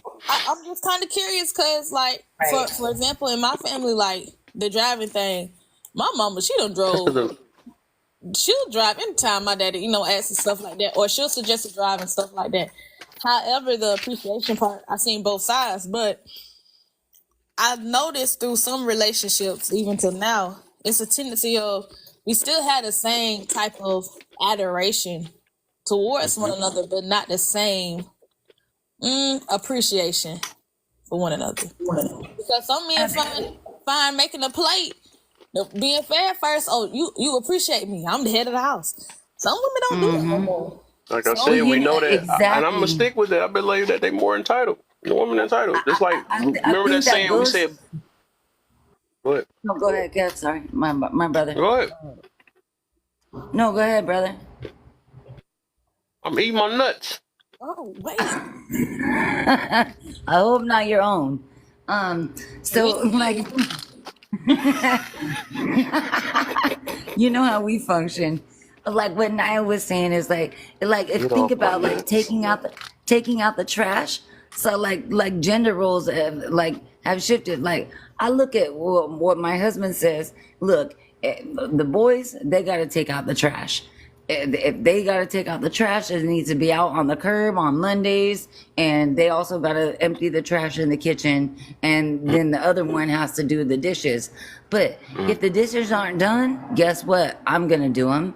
If the trash isn't taken out, I'm gonna do it because it needs to be done. It needs to be done. Yeah. Maybe it didn't get done on your time. It just got done. That's it. I think the problem is too many people just worry about what others think about them. That's why, I ain't. So I said I ain't never been there because they worry about, oh, she might go tell them and they gonna be like, you're less of a man and all this other stuff, whatever. You gotta be confident in who you are, man. That's all it. But a lot of people ain't like that. They do. They worry I'm about actually outside jealous of. influences and they want to be the power couple so bad. We're the power couple. We're known for this and all that other stuff or whatever. So. I'm actually jealous of my husband because I'm like, man, you put all these rules into place and you put all this house into order. And I was like, everybody's doing everything and he just sitting back. He goes to work, he comes back home and everything's in order. And I'm like, man, you are it's wild. It's wild. Switch You spots. know, that's just how it works. You know, Only like I switch do my spots. place. Yeah. Don't Yeah, be but jealous. Switch when he spots. needs when he needs me, guess who's got him? Me. You know, because I can't. The kids can't do the same thing that I do. Well, our kids are like 20 and 21, so they're older, so it's different. You got them grown, huh? Yeah, we got grown-growns. but yeah, with all that, like, it's kind of interesting to hear how times has changed, and also the love language aspect that I learned. Oh, Cause okay, so for me, I know one of my biggest things. Let's say if me having a love language, I yeah. reciprocate. What's your love language? I mean, I don't mind all of them. However, There if I you go. There you go. You preaching. We got a all of youngin that's already on it. All of them. There I you will, go. Do your thug thizzle. if We I got some grown folks over here asking, I need to be touched this way, and I need you to say I this for told you, me, Kev. and I need this quality time. but I'll say this though. There you go, youngin. Teach 'em. But I will say this Let's though. go, Naya. It's a section of though you can fulfill all of them. Exactly, This Naya. week, you know what? Because I'm not a gift person, so I'm okay without gifts. However, this week I may like, you know what? Hey, like a gift from him be nice, or you know what? Just being under him that'd be great. But I'm not finna be a person of nasty like, oh, you not giving me. Let me be careful my words, because quality time is important to me. because that's something that my family always done. I will say that. That's where I could say that would be my problem. Because if you're not one of the people who can't do quality time necessarily, or just make some type of time, or put in the effort of it, Yeah. I might be like, That part, because sometimes you have to, it's all like I was saying earlier with all the love languages, and I love that you brought this up, Naya. It's look, we talk about about how we want to receive the love language, but how do we give it? What do we give? What love language do we give in accordance to what we're receiving? Are we actually giving the other person's love language?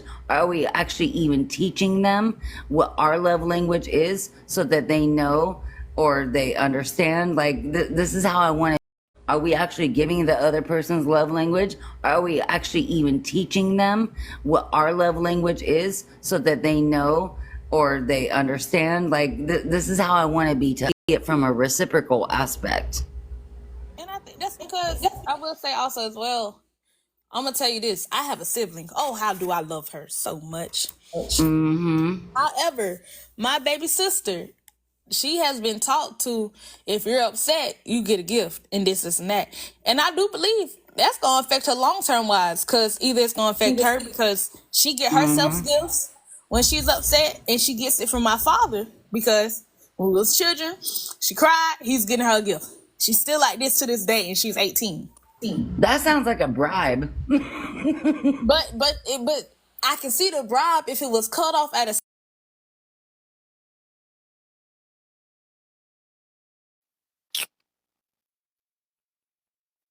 still think like that. If you feel upset, if you cry, Right. this and that, you have an expectation to get a gift from someone or yourself. So what's Right. gonna happen when you get in relationship? Exactly, Naya. That's the only thing. That's so like it, so I can see where some people do get a little. Oh, this is of how their childhood was raised. Because like I said, in my childhood, quality time for me is the biggest thing. You know, one of the Exactly. people who can't. We gotta work something out. I ain't gonna just drop you, but at least try. However, whatever your love language Is it is, quality or quantity? what's up? Tea up it. Ooh. Good minute. Well, time. You know- So quantity has to do with time. Quality has to do with how you impact that time. So Right. Yeah. It's just And that could be subjective. it can. But I think the lack of Very. appreciation, none of those things can be real. The lack of appreciation and gratitude, it make none of them like possible, because you made that a job. And people gonna understand Right. what I mean by that. When it become a job to love somebody, that I don't You think know- nobody you- want that. you know why? Because they're you know why people aren't understanding it is because you're saying job. It's like a chore. It's like a chore. That should never be like that. That should be something. Oh, let me say my famous word that Sean like. It should be genuine, right? It should be something that somebody wants to Yes. do. You Okay. feel me? Intentions. So since you brought Yeah. up Sean, I don't want nobody to give me no fake love because they that's what. No, I don't want that, man. so since you brought up Sean, then because in his stories he also gave great examples of his relationship. Now, some people would take that as what he did, how he explained to his wife that, oh, that's a chore. I have to talk to you like this. I gotta do you like this. Or sometimes that's just reciprocation. I think it comes Or we down. don't listen to other people. Yeah, so but to some people that's like, why I have to do that? So it's like a thing of, is it because you're not too level headed to be in a relationship, or you don't want to grow? Because there's some people's like that, or prime down to this. I really believe since some people have the lack of example to see people compromise, that's another big problem. Yeah, traumas, what you lack, all that stuff. You know, people say There's go always a reason. But the way I worded it today, I did it a little different though. So this is what I'm doing. I'm trying to set. I'm not saying too much, but you know, you ask them the question, "What's your love language?" Then you pop them out of nowhere because people don't. It's not usually ready for this one. Why is it? So I'm waiting for some people to say, "Well, because it just is. That's the way I am." All right, then I hit them with another one. Why? What are you doing to change it? Well, I ain't got And then that. from that point, the way they answered, I'm gonna know enough about them. And just to even just throw this in there too, because I want to ask everybody they stuff. I guess y'all gonna have the ups on that one though. No, I'm not gonna give it to y'all. Yeah, I'm gonna wait to hear y'all answers first, because I do want to see what's most important. Is it y'all rather be understood, or would y'all rather understand others? Which is most important? My boy Sean back, I caught you. What up? I can answer that one right quick before I go back. What's more important to you understanding? What's more important to you understanding others or being understood? I'm gonna say neither one of them. Neither one of those. I expect that from Sean. Dang. I don't know what he was. Yeah. I don't know what you was expecting. You caught me off guard too. I don't know why I got caught off guard, but I got. Yeah. Man, he stole mine. He stole mine. Yeah, I'm gonna say that goes back to when I was talking about worrying about offending others and worrying about what people feel and how they. I think that'll drive you crazy. So for me, understanding others or being understood, I could care less about both of them. I care about me understanding myself, and if I understand myself, anytime somebody questions or have any problems with me, I'm so confident in myself and knowing myself that it doesn't faze me. I feel like if you're not confident within yourself and understanding yourself, anytime someone says something to you about you, you feel the need to change to please others because you don't really have a solid foundation yourself. So I think neither one of them is important. I gotta let you slide on that one. I'm mad. That was a good one though. That's a good one though. But I'm trying to set people up. That was a good one. Dang, I guess I expect that from Sean. That's He great. stole my whole moment. But I'm coming from I'm gonna just say on mine different though. But go ahead, y'all. Go ahead. What y'all got? So you said yours the same thing? You said neither? Well, no, mine is kind of the same way. So understanding others or being understood. When you understand yourself, it allows you to be able to receive how other people are understanding themselves. That's true. Because so we don't always see where other people's understanding comes from. So it's kind of like similar to what Sean is saying. It's like, look, we got to know ourselves. We got to be in our own place so that we know how to meet people in their own place. When we're like, man, you may not understand yourself. You may need to check yourself right now. Remember we were talking about that earlier. It's like sometimes you got to check people, and let them know, hey, man, maybe you should maneuver a different way. Or, hey, woman, maneuver this type of way. So it's actually, it's creating a balance. And it's creating an understanding, not just an inner standing, not just, it kind of reminds me of relationships, like what we were talking about earlier when we talk about individuals. Two individuals coming together creates an interdependency. So when you're understanding somebody else from where they're coming from, but when you already understand yourself, now you're interdependent. Now you got it. Now you got it. Now you can maneuver through, or you got to let them go if they don't get it. And you know what and what helps me with that is understanding myself. I ain't gonna say I think it allows me to understand others. And what I mean by that is, you hear me say this all the time. Anytime I talk, I always say for me or my opinion. I've also, by me understanding myself and knowing who I am, I give the people the benefit of the doubt that if they say something that I disagree with, I don't know the path that they took in life. I don't know the journey that they are on at the current state, like where they at as far as their journey. So I give them grace to be like, okay, well, I don't really know where they at in life right now, so I can't really question them on it. Then it also opened me up to where I understand that my way of thinking works for me. It's not a universal thing. So open-minded to other perspective, and I understand that my way of thinking only works for Sean. It don't mean it's going to work for the next person. That other person, by you knowing yourself, then you would know what works for you. When you don't know yourself, you out there fishing, gathering all kind of information, Uh, you got the well, you know what I mean. You got the Israelites. You got Exactly.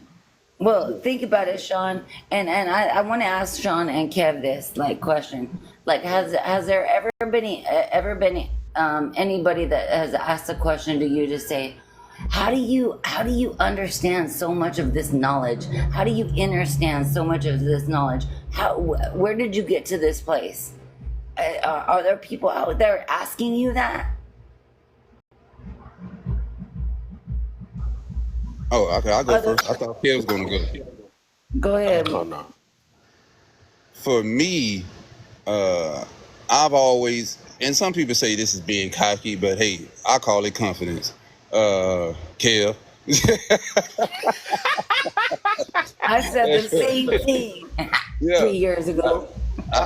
I would say, I believe that I don't know everything, but I know a little bit of everything, and I know what I know, and I don't know what I don't know. Uh, so I'm a very avid reader. I like to seek knowledge, and the knowledge that I obtain don't mean that it's actually factual, because some other man or woman put that on the internet for me to research, so their information could be wrong. So I'm just at a point where I've always been at a point where I want to obtain knowledge for me. I really don't care about sharing shit, to be honest with you, because the moment you start sharing the information that you have, people will say that you think you a know-it-all. So I've learned to just obtain my information for myself, and if someone happened to ask me, I have it available to give. Mm. So what y'all two got on there before I answer? I got one. So Naya and Jane, what y'all got? And then also what y'all way before they go though. Since y'all gave the answer, the second part is, and how do you achieve that? Not picking those two, and then you said learning yourself. So how do you achieve that? Like, what do you do? How do you achieve learning yourself? Yeah, I guess since that was your answer, yeah. Oh, well, damn, that's a good one. Learning yourself is, the only way I had to learn myself is I had to unlearn how I was programmed. I've been programmed and conditioned to think a certain way as a man, as a boy, as a child, a boy, and then a man. I've been programmed. So I started saying to myself, there's a lot of things in life that I always wanted to do when I was a little child, when I was a teenager, and when I became a man. But I didn't do any of those things because society said this is how I shouldn't show up as a man. So when I started doing the things that I naturally wanted to do, and I thought it's not what you're supposed to do as a man, that's when I knew that I was doing something that I wanted to do on my own. And that's when I knew that I was achieving something, because it was something that I always wanted to do, but I didn't do it because of how we've been socially conditioned and trained. Can I answer that real quick, Kev, too? Because Sean is speaking on that, because I didn't get to answer it. And how do you achieve that? It's like you have to unlearn everything that you learned, but you have to learn the things that you don't know yet. So it's like it kind of goes both ways. You know, there's still a lot of knowledge out there. Like I think I've mentioned this on multiple lives. You know, all knowledge is good knowledge, even if it's bad knowledge, because at least you have discernment, at least you have options, at least you have an understanding to say, that don't seem right, this don't seem right. Now you have an understanding. So now how do I achieve that? What is your questioning saying, are you achieving understanding, or are you achieving understanding, or are you achieving outer standing? So a lot of people don't know what are you achieving? What if you look at the word achieve? It's to gain knowledge. I think, I don't know, I don't have the word up but achieve is to gain something. Is to you have to work for it. You have to work for it. Like what Sean is saying is like you have to seek that knowledge. You have to find that knowledge. You have to understand that knowledge, whether it's good or bad. Man, you better have some discernment in your place. Okay. Naya, what you got for us? I'm gonna say this. It depends on the season that you're in. Cause I know, like right now, for myself, I'm a very understanding person. But I'm at a point now. It's like some things, like, you know what? I think right now I do want to be understood. I like in this particular season I'm in life. I think I'll lean more towards being understood because That's funny. That's funny. You kind of linger, and that's what that's weird. How you linger to the answer I'm about to kind of give in a way too. That's funny. That's funny though. great minds think similar. You about to get to where I'm about to get to too, and there's a reason why I'm gonna pick one of those. But go ahead. Go ahead, Knight. You can finish it. But yeah, I'd say right now, look, dang, I'm stuttering. Right now, doing understood and how am I achieving that?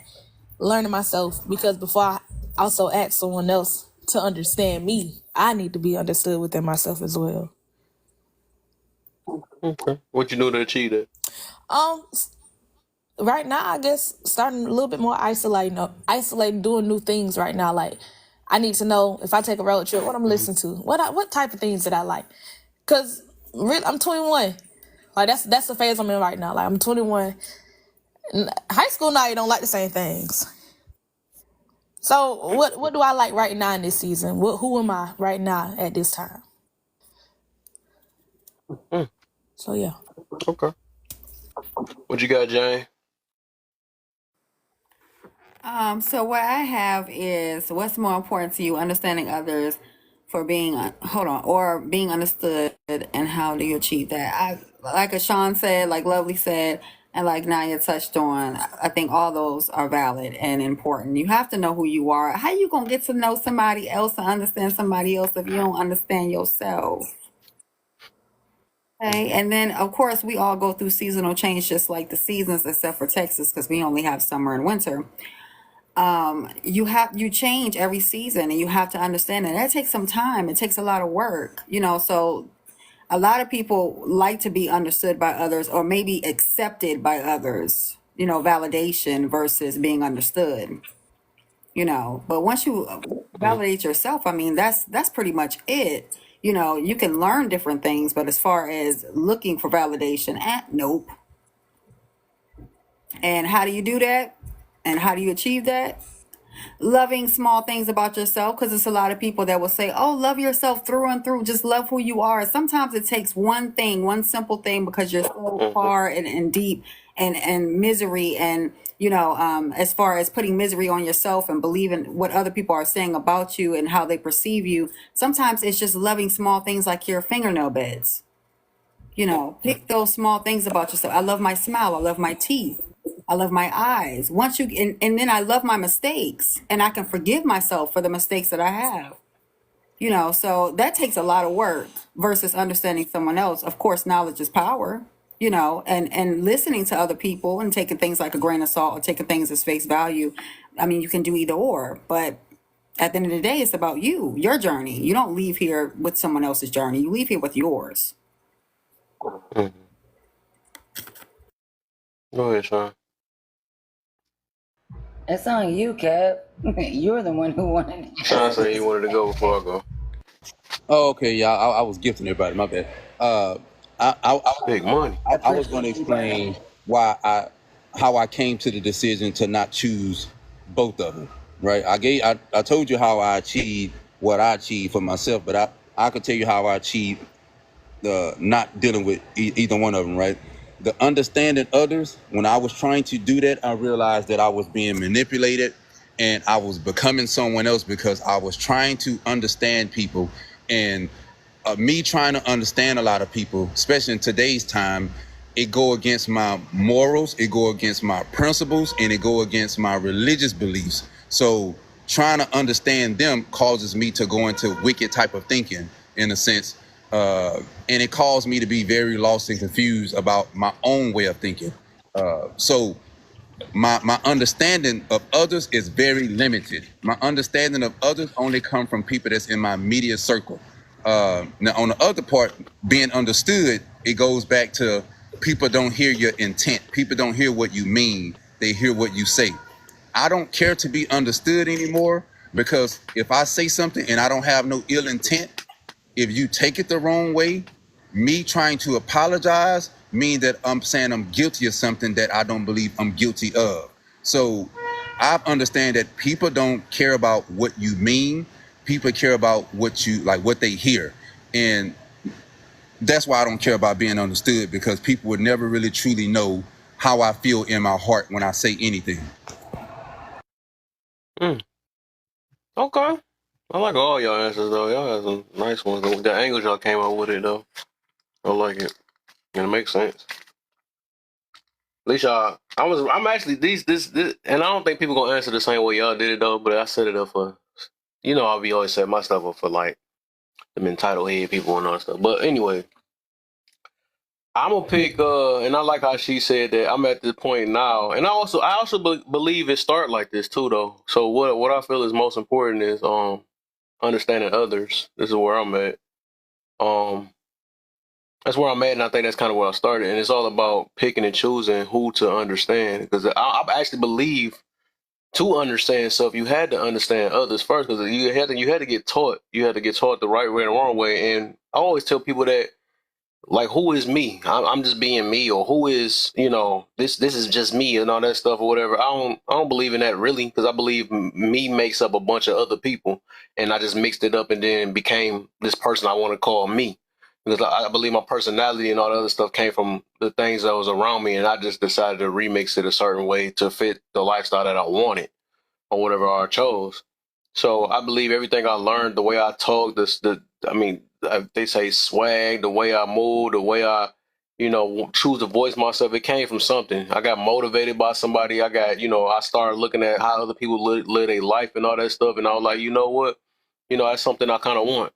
And I do get motivated by other people and all that stuff, and that's what helped push me. And I see other people doing it, and I understand what they go through, and so I just pay attention to that. So I think, and even to this day now, my ultimate goal is to understand others more than being understood, because that's how I learn more. They also go back more to like the open-minded thing that me and Sean always talk about all the time, that open-minded thing. Because I like listening to people now. At first I was on here like, let me teach. But I realized dang, people can come from different angles and stuff. And I'm like, let me really hear what y'all talking about. And that helped me get smarter. You see what I'm saying? Like, people don't realize that. Like, when you open your mind up and hear other people and see these different angles and see how it can work, it kind of lighten your load up of your stubbornness that you have. And you be like, dang, it is different. That's why people get mad at me, because I would, when I be seeing some of these lies be always all stuck and stubborn, nah, it go this way and all that stuff. I'm like, well, I don't know why you getting mad. If it's working, it's working. That's why my topic was like that yesterday. If it's working for somebody else, why get mad because it ain't working the way you want it to? But they happy. So why you worried about it? You know what I'm saying? So, there you go. That's the word I say. You know what I'm saying? There you go. So y'all got me on right, and you know what I'm saying.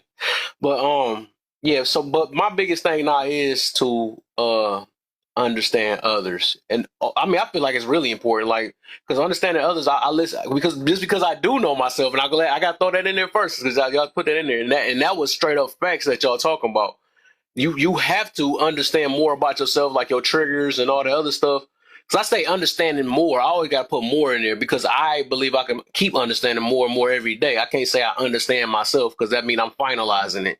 I just made that word up. I don't know if I did, but I mean, I'm just there, So I think it's every day I'm learning more and more about myself, and as I get better, I'm trying to get better and better every day. Some days I'm going to fail, and some days I'm going to find to overcome that. Some things I'm going to get immune to. Some days I'm going to mature and all that stuff. So I'm understanding myself more and more every day. But also, it also helped me with the people that's around me. Like I said, it helped expand my mind. Like, with that open-mindedness stuff, I have to have that mentality too, because I believe open-mindedness do keep it's like way less stress. You know what I'm saying? It's literally like, I wish people really understood this. Some people do, right? But it's so less when you like, you know what? Because I literally live with that. It is what it is. I live with the everything happened for a reason. Like, that's what keep my optimistic mentality, because of that. Big Juice in the building. What's up? Hey there. How you feeling? I'm blessed. I'm still here. How are you There you go. Juice? There you go. That's what I like to hear. I'm blessed too. That's my word. I say that all the time. If Me you ask too. people, I say that all the time. I'm blessed, Me man. too. It's a I'm blessing to wake blessed. up every It day. looks like you trying to Try it start it again. up though. On the first question, it's like you trying to start it up. You You trying to stir know the pot. You trying to stir the pot a little bit. it. Let's go, sister. You said Okay. you been here, and you know how I do in there. You let me know when I can weigh in. I want to be respectful. Hey, we got go to bed. Go to bed. I see you, Wolf, trying to sneak in here. Go to bed. I said it first. If anybody see him say GTB down there, no, I beat him. All right, cool. Yeah, he better act like he didn't see that. No, I said it already. I said it. No GTBs. No, not yet. Not yet. I beat him. Did I beat him, Lovely? Please say it. Somebody say I beat him. You beat him. That's my brother, man. You beat him. You beat I him. love it, man. We got this our little family we got. We just be saying some, he goes on some nah, yo, nah. It's like, but no, like I said, that's my ultimate goal now, because like it also teaches the people to stay away from. That's how big of understanding others. Like I said, not everybody. It depends on, and I got to go back to what Naya was saying though. That was a golden one. It depends on where you at, like your stages or your season that you at. And I'm at the season of let me understand others, so I can, like I said, so I can know who to. Just like when it took me a little while to block that one girl, because all I see is she toxic.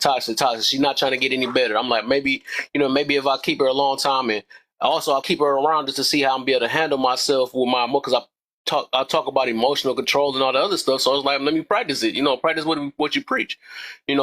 Motivate all that stuff. Like I try to practice all these things though, but I started seeing it was starting to get toxic. Because this girl was never trying to, and she started getting a thrill out of just cussing people out and running her mouth and all this.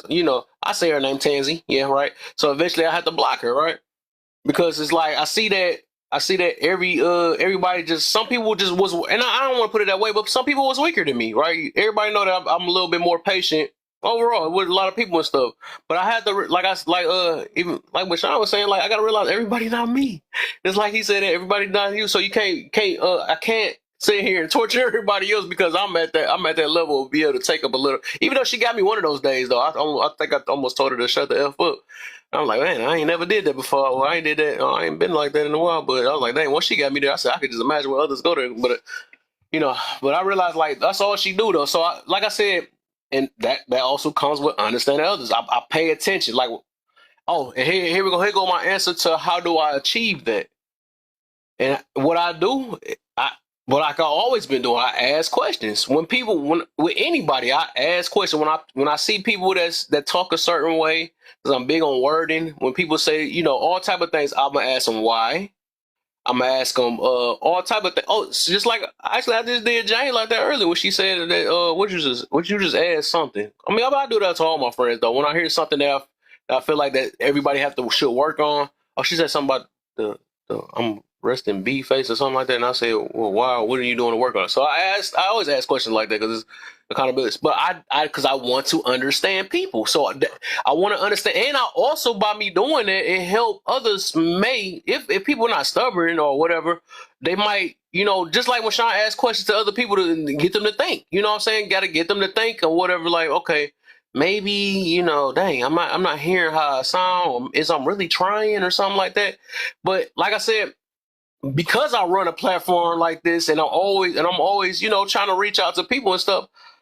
I think I'm making my job to try to understand people. That's what I want to do because I want to know. I wanted to see if it's like a repetitive thing. Like since I was younger, I want to see. It's like, all right, dang, these type of people, when they usually talk, like, that's where my red flags come from and all that. Because I see, like, that's why, like, if you disturb my peace, it's a wrap for the most part. I'm not saying that I'm just a, what they say, the hippie and all that stuff. But I'm just saying, as in, like, I'm not going to just boot you because everybody, sometimes you're going to, your peace go to. What I mean is, like, unnecessary stuff where you just purposely trying to be violent or you're not trying to, you're not trying to avoid confrontation. You always looking for attention. You always. All type of stuff on that stuff. That stuff like kind of red flag to me, and I'm like, that's not my type of energy I'm on. What's that new stuff they say now? That's low vibrational and hyper. So I ain't on that stuff or whatever, and I try to avoid stuff like that. That's why I rather, just like now, I would rather talk in a room with just this many people, whatever, as long as we can have a a growing type conversation. Like you have 1,000 people and just running their dang on mouth and talking about how bad I got it and all this other stuff and you the worst and you all that stuff. That junk is what's the point? If I say I want to grow, then what is I'm doing in there? People be saying all these silly stuff and counting themselves and then but my bad, I'm on the outside track, but yeah, that's my ultimate goal. I'm at the stage of I want to understand others. I really don't. I don't care. I mean, I do. Second place will be want to be understood. I do want to be understood. That's why I talk on this app all the time. I do want to be understood. But first, I do want to understand others because I want to know who I'm talking to. You know, I got to know if I got to avoid you. I got to know all that stuff. I mean, I would also tell people that should be like relationship advice type stuff. Like, sure, I think you should go in a relationship trying to understand who you're in a relationship with. Not always be like, I need you to get me, and I need, it ain't. But that's a whole nother thing. But people be like that though. But nah, I'm trying to understand who I'm dealing with. If I'm gonna deal with a person that's going to try to even have the effort of trying to understand me, I shouldn't have to ask them that. I could tell if I understand you, I can understand that you understand me. Ain't that funny? But all right, I'm done. But yeah, that was my answer though. You see, I was kind of stored up with that answer. I couldn't wait for that one. But like I said, everybody has some good ones. Everybody literally has some good ones. I love all your answers though. I love it, and then it showed like all of the stages that we're at, and I think it's all like mature answers. It wasn't that answers I was looking for because I'm waiting on them people. I love what you said, Kev, though, on the second question when you said, and how do you achieve that? Because a lot of people want to say, I want this understanding, or I want you to understand me, and I've got this understanding, but how did we get there? What are the actions that are required to get there?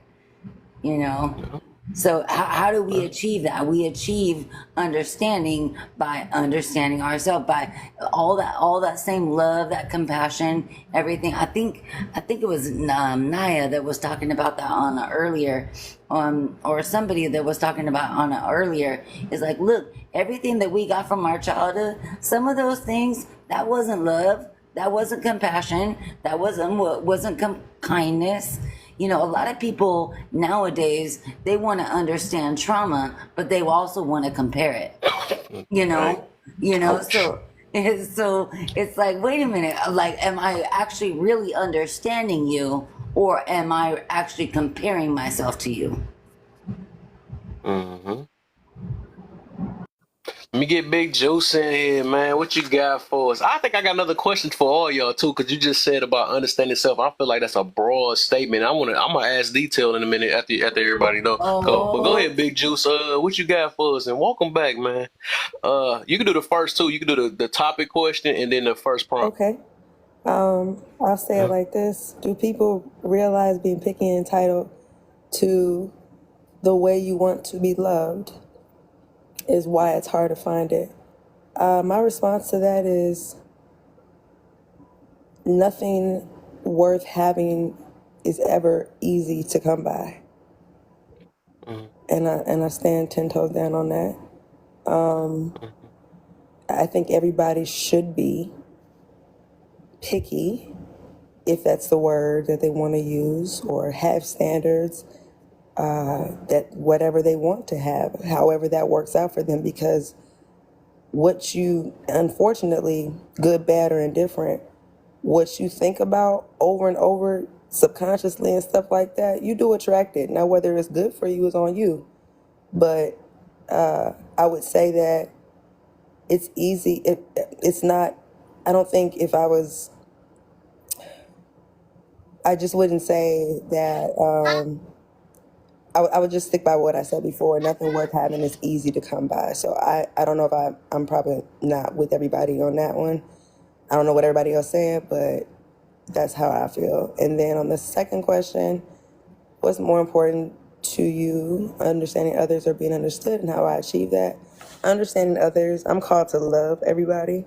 That's a part of my beliefs and how I live my life. Is God first, others second, I'm third. So I would say that I seek to understand others, and I do that by active listening. And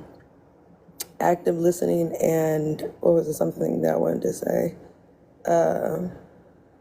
I can't think of it right now, but definitely listening more than I'm speaking. And putting my pride aside also. If I have to be right in every situation, and oh wait, this is why even if I don't agree, me having to be right will overshadow me the understanding the other person. Understanding takes humility, and so that's more important to me. People understanding me is inevitable. If people are doing the same thing, and I'm not by myself on that, everybody's understanding each other, right? So I think that is how I feel about numbers 1 and 2. Thank you. Nice. Okay. Just. I think let me get a little bit more detail on what I mean about that first one. So this kind of wavering around the love language thing, which we're gonna get to that. It's love language, and it also like just be seeing. I think like with love, I think the only reason why I say picky, right, is because I think some people are just so dang on deep, or some people don't want to address their the reason why. We're gonna get to that love language thing though, because that's the one that tear everybody up. I would say that, for me, and outside looking in, just to piggyback off what you're saying, if it were me, instead of us saying, people realize being picky, I would say, do people realize being unrealistic, right? That is what will keep you from finding whatever you want, truly. You know what I'm saying? Like that's for the longevity of anything. You know what I'm saying? People being unrealistic is, and I believe it's due to social media, the way that we just become the way we've succumbed to it, right? But people being unrealistic and having standards that don't make sense, standards that they can't even match themselves. Yeah, it's gonna be hard to find that. Now that I can, I can say. Yeah, that's. Oh my gosh! Give me a second. That was really well said. These people just near my door and stuff, man. All right, what's the deal? What up, though? Hey, what up, Cat? Man, I think your topic. Someone said, y'all having some good conversation. I'm sorry, what'd you say, Lovely? No, I was just greeting you. Hello, basically. How are you doing? Hey, how you ladies doing tonight? We're doing good. Having an amazing conversation. Just breaking down these concepts. Like we've been breaking them down for a minute. Yeah, y'all sound like y'all having some good, meaningful dialogue. Yeah. Yes, sir. Yes, sir. So do you want to answer the first?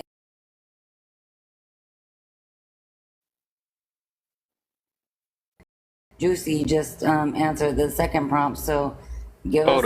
I got kicked out, y'all. It's okay. You're good. You're good. Yeah, okay, basically. Okay, so the question is, do people realize being picky and entitled to the way you want to be loved is why it's hard to find it? Yeah, absolutely. I don't think people realize that. No. I talk to a lot of people, and I'm not to try to turn this into a gender thing at all, but it's mostly women I see this with that are completely out of touch with the reality of themselves or what it's like to deal with them. Now, I'm not saying that I don't run into men like this, because I do. I run into ignorant dudes where I'm like, man, I can't believe you haven't figured out that you're the number one problem in your own life. It is astounding to me that you have built the life that you have with all of the chaos that is in it, and you can't see that you have something to do with that, you know? You ain't the victim of, you got a little bit to do with this, homie. You kind of put yourself in this situation if you really think about it. Like, it's hard for me to believe that, but I'm gonna tell you, I do more often run into women with this complex where, it's just kind of like, they'll find a way to place the way that their life looks on whatever man they were dealing with. And so I think that you end up developing these unrealistic expectations about what somebody is supposed to be. And that keeps you from being able to have a meaningful relationship with another person, because most people aren't all of those amazing things. They're just normal. Most people are pretty average, and there's good parts and bad parts, and everybody's working on things. But then you come up with these crazy expectations about how another person is supposed to be. Oh, they need to have, they need to be rich, they need to, and it's madness. And you average as hell. You an average woman. But like you got all of these average women nowadays that have these crazy ideas. So yeah, it's keeping them 100% is blocking them from love, because I talk to guys all the time that would be happy in a meaningful relationship with somebody, and they're competent, stable men. But they're just like, man, it's hard to find women who aren't out of touch with reality. Because that's how these men experience these ladies. They're not experiencing them the way that the women are talking about themselves. The way these folks talk about themselves, that's not how other people are experiencing you. Rational human beings are like, you think you're a 10? Like, I mean, come on, I ain't trying to down you or nothing, but be so for real. Like That goes straight into question number 2. Basically, that goes straight into 2, is understanding people, and that's what it reminds me of, is the expectations that people that put on other people, that they don't even know how to meet themselves. It goes straight into number 2. But what I love about what Kev's question on that last question on that prompt number 2 says, and how do you achieve that? How do you understand other people while understanding yourself? What's more important to you, to understanding others, or being understood? And how do you achieve that? Exactly. Yeah, that's the call to action right there. So I teach Exactly. so I teach communication, like through conflict and stuff, and I talk specifically to men about how to resolve conflict in a relationship with their lady. Because like I've got a pretty ironclad process to dealing with conflict in a relationship with the woman that you care about.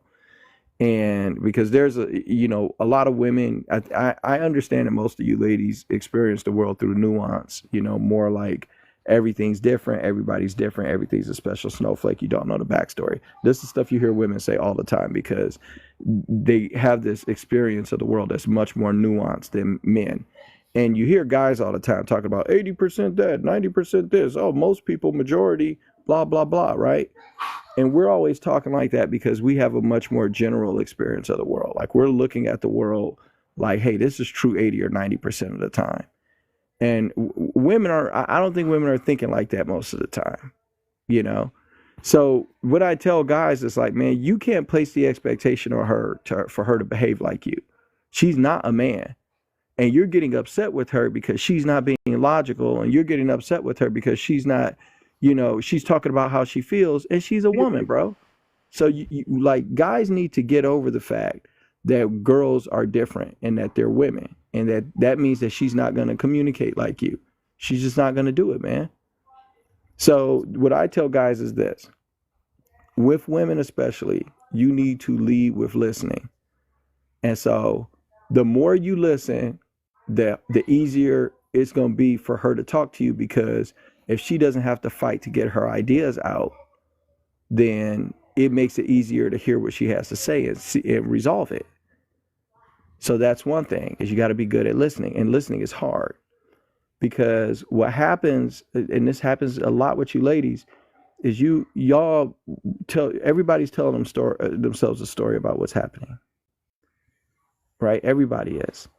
And if you go into a state of conflict with another person, okay, then you don't know what their thoughts, their motivations, and their feelings were. You have to make that up, because you're not a psychic. I know all y'all think y'all got intuition.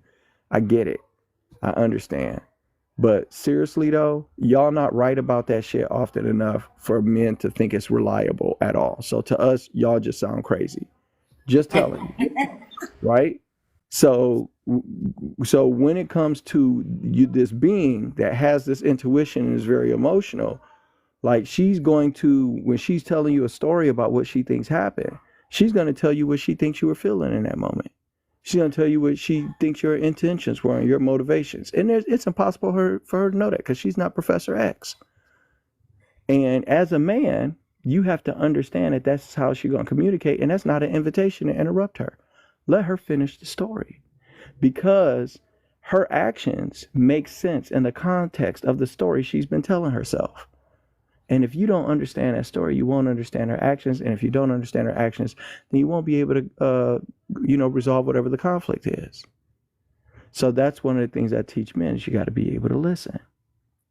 Okay. And then after you listen, and here's the part about it, you have to demonstrate understanding. Okay. Now, while you're listening, you're going to listen to a person that's going to change the chronological order. That's number one. Number two, she's going to make up thoughts, feelings, and intentions. And number three, you're in a state of conflict to her. She's going to project a bad faith assumption about these things onto you. So when she's guessing about what's going on in your heart, it's going to be something negative she come up with because she's upset with you. So she's going to project a negative bad faith assumption while she's talking onto why you did what you did and what the hell is going on. And so that isn't an invitation to interrupt her or to argue with her. She's not your sister. She's not a sibling to you. She's your wife. This is your girl. So there's a hierarchy. And if you want to maintain a managerial position in that hierarchy, then you can't respond like her little brother when she tells you something about yourself that you don't want to hear. So you need to listen. And then after she finishes talking, then you know how people say listen to understand versus listen to respond, right? So a lot of people don't really understand. They don't get what that means. That's saying that after I've just told you what I have to say, then you're going to go right into your story and not say shit about what I just talked about. You're going to interrupt me while I'm talking and tell me what your points are while I'm talking to you. So don't do that. Okay, listen to understand. And then after you finish, after you've heard what she has to say, then this is what you do. You demonstrate understanding. You give her back to you an abridged version. You give back to her an abridged version of what she said to you. And you do it in a way where she's going to agree that that is what the hell she was talking about. Where she says, yes, you got it. You understand me. That is exactly what I am saying. That is your goal in repeating it back to her. Oh yeah, let me tell you something. Understanding ends all conflict. Understanding ends an argument. Fellas, if you want to not argue with your girl, I shouldn't be giving this shit away for free. I was talking to my homeboy about this, and he was like, man, you got to write this in a book. Listen, let me tell you something. Understanding ends arguments, not out debating her or proving that she's wrong or proving that she's crazy. That's not how you end an argument. That's how you go back and forth with a fucking sister. And if you're a man and you're a leader in a relationship, then you're the one who is in charge of making sure that there's peace in the home. You're in charge of that. And she'll yield to you and follow your conflict resolution, but she has to feel like there's mutual respect. And she has to feel like you're not going to come up with a solution that only benefits one of you. If she knows that whatever solution you're going to come up with is going to benefit the both, then you'll develop some trust with that woman where she'll follow your leadership. But a lot of guys, they aren't taught any of this shit.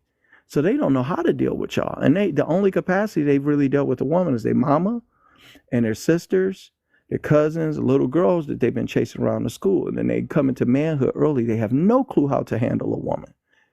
And then they sit up and argue back and forth with you like you one of their cousins. And you looking at this weak man sitting up losing his temper and shit and acting silly and making it harder for you to keep control of yourself when he's supposed to be the calm one. So listen, and then you demonstrate understanding. And that is where you give the story back in a way where she's going to say, you got it. You understand me. You got it.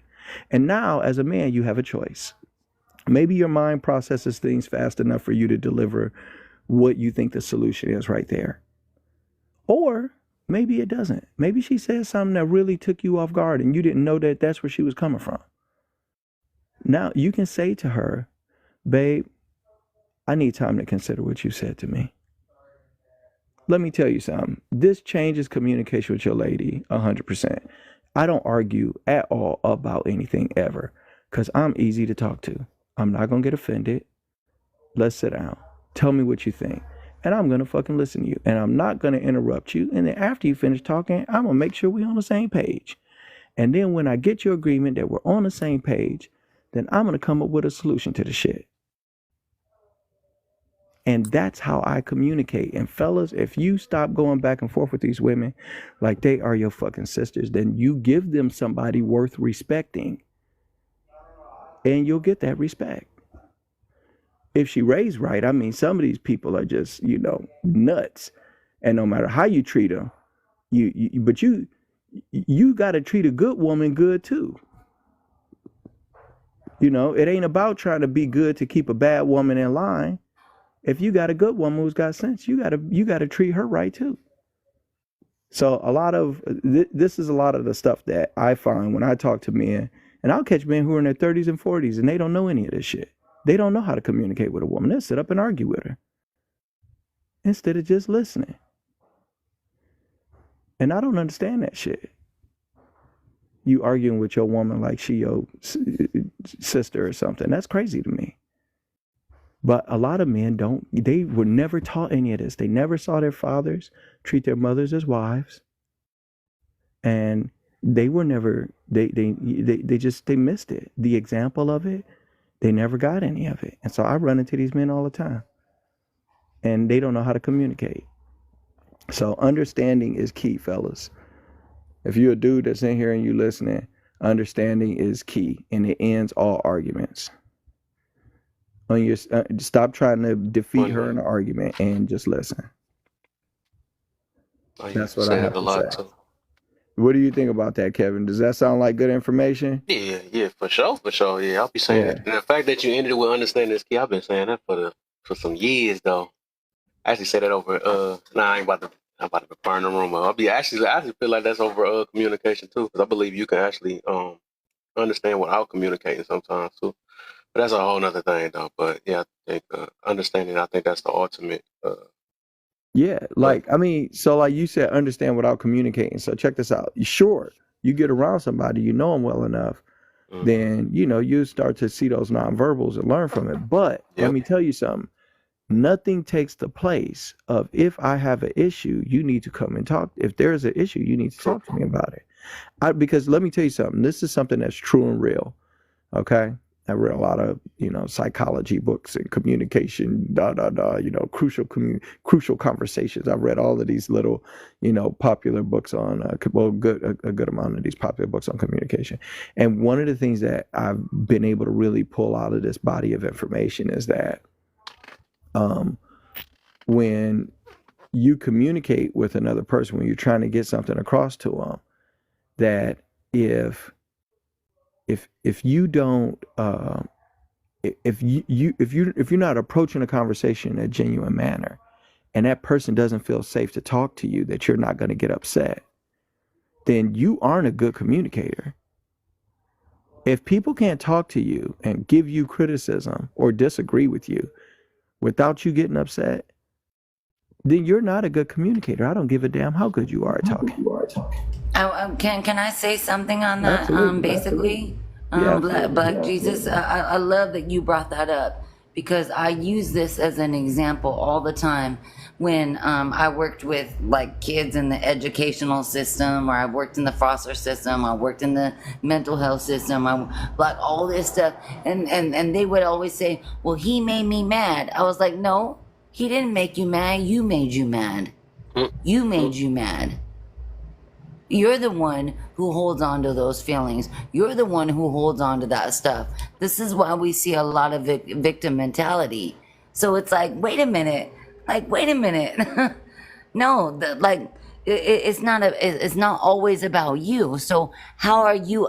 Did you even understand what the other person was going through? Did you understand their triggers? Did you understand their doings, and that triggered you, and now you guys are in a fight? Like, so, I had to break that down to them, to be like, but they would be in the classroom or be in the session or whatever that they were in, but they would have to go out into the world, into a different place. But it took them into a different place because it said, look, your anger is only what you project. It's everything is on the root that you're actually dealing with. Don't project that onto other people, and that comes from understanding understanding. Well, You gotta self-awareness. You gotta have right. self-awareness. Yes. That's what. Yes. Yeah, Yeah, it's self-awareness. literally the first thing to everything. Even with the emotional intelligence, awareness got to disperse. So you Yeah, guys have 'cause heard biblically, pride comes before the fall, right? You've heard yes, this before. sir. Okay, Yes, so check sir. this out. So pride is the first sin. Pride was Lucifer's sin. This is like the Bible Mm-hmm. as a psychological, looking at it from a psychological standpoint. Mm-hmm. All right, so pride, that was Lucifer's sin. So it says pride comes before the fall. Pride is always the first sin. No sin is committed by itself, right? So you got these 7 deadly sins, these 7 inclinations that human beings have for, to screw their own lives up and to screw other people. It's just these natural things that human beings have an inclination towards doing if they're not careful with themselves, right? So you've got greed and envy and lust and laziness, which is sloth, and wrath and pride and envy, And right? it also So talks these about are all of these the different. Now, pride is always going to come first, and the cost of pride is you lose self-awareness. You lose self-awareness. That's what allows you to act out this prideful thing or act out being an asshole, is the fact that you lose the ability to see yourself clearly. And so that's the cost of it, is this lack of self-awareness. And it's so important in being able to have good relationships and see what's going on and resolve issues in your personal life, because you'll see these people who are assholes, and yeah, they may mistreat you and stuff, but you have to understand the rest of their lives are like shit too, right? They're obviously not going out and mistreating you and then going back into their personal relationships and they're this fair person where they're getting along with everybody. The personal relationships they have in their life are dog shit as well. And that's why they're sitting up acting crazy in front of you right now, because they don't have the skills to work out conflict. So they're acting like a so these people, you don't have to get people back. They're already living in their own hell, because the same reason that she's easily triggered, the same reason that he's sitting up yelling at you, he doesn't have that control in the most important relationships in his life that are supposed to be giving him fulfillment, with his mother, or his father, or his brothers, or his, you know what I'm saying?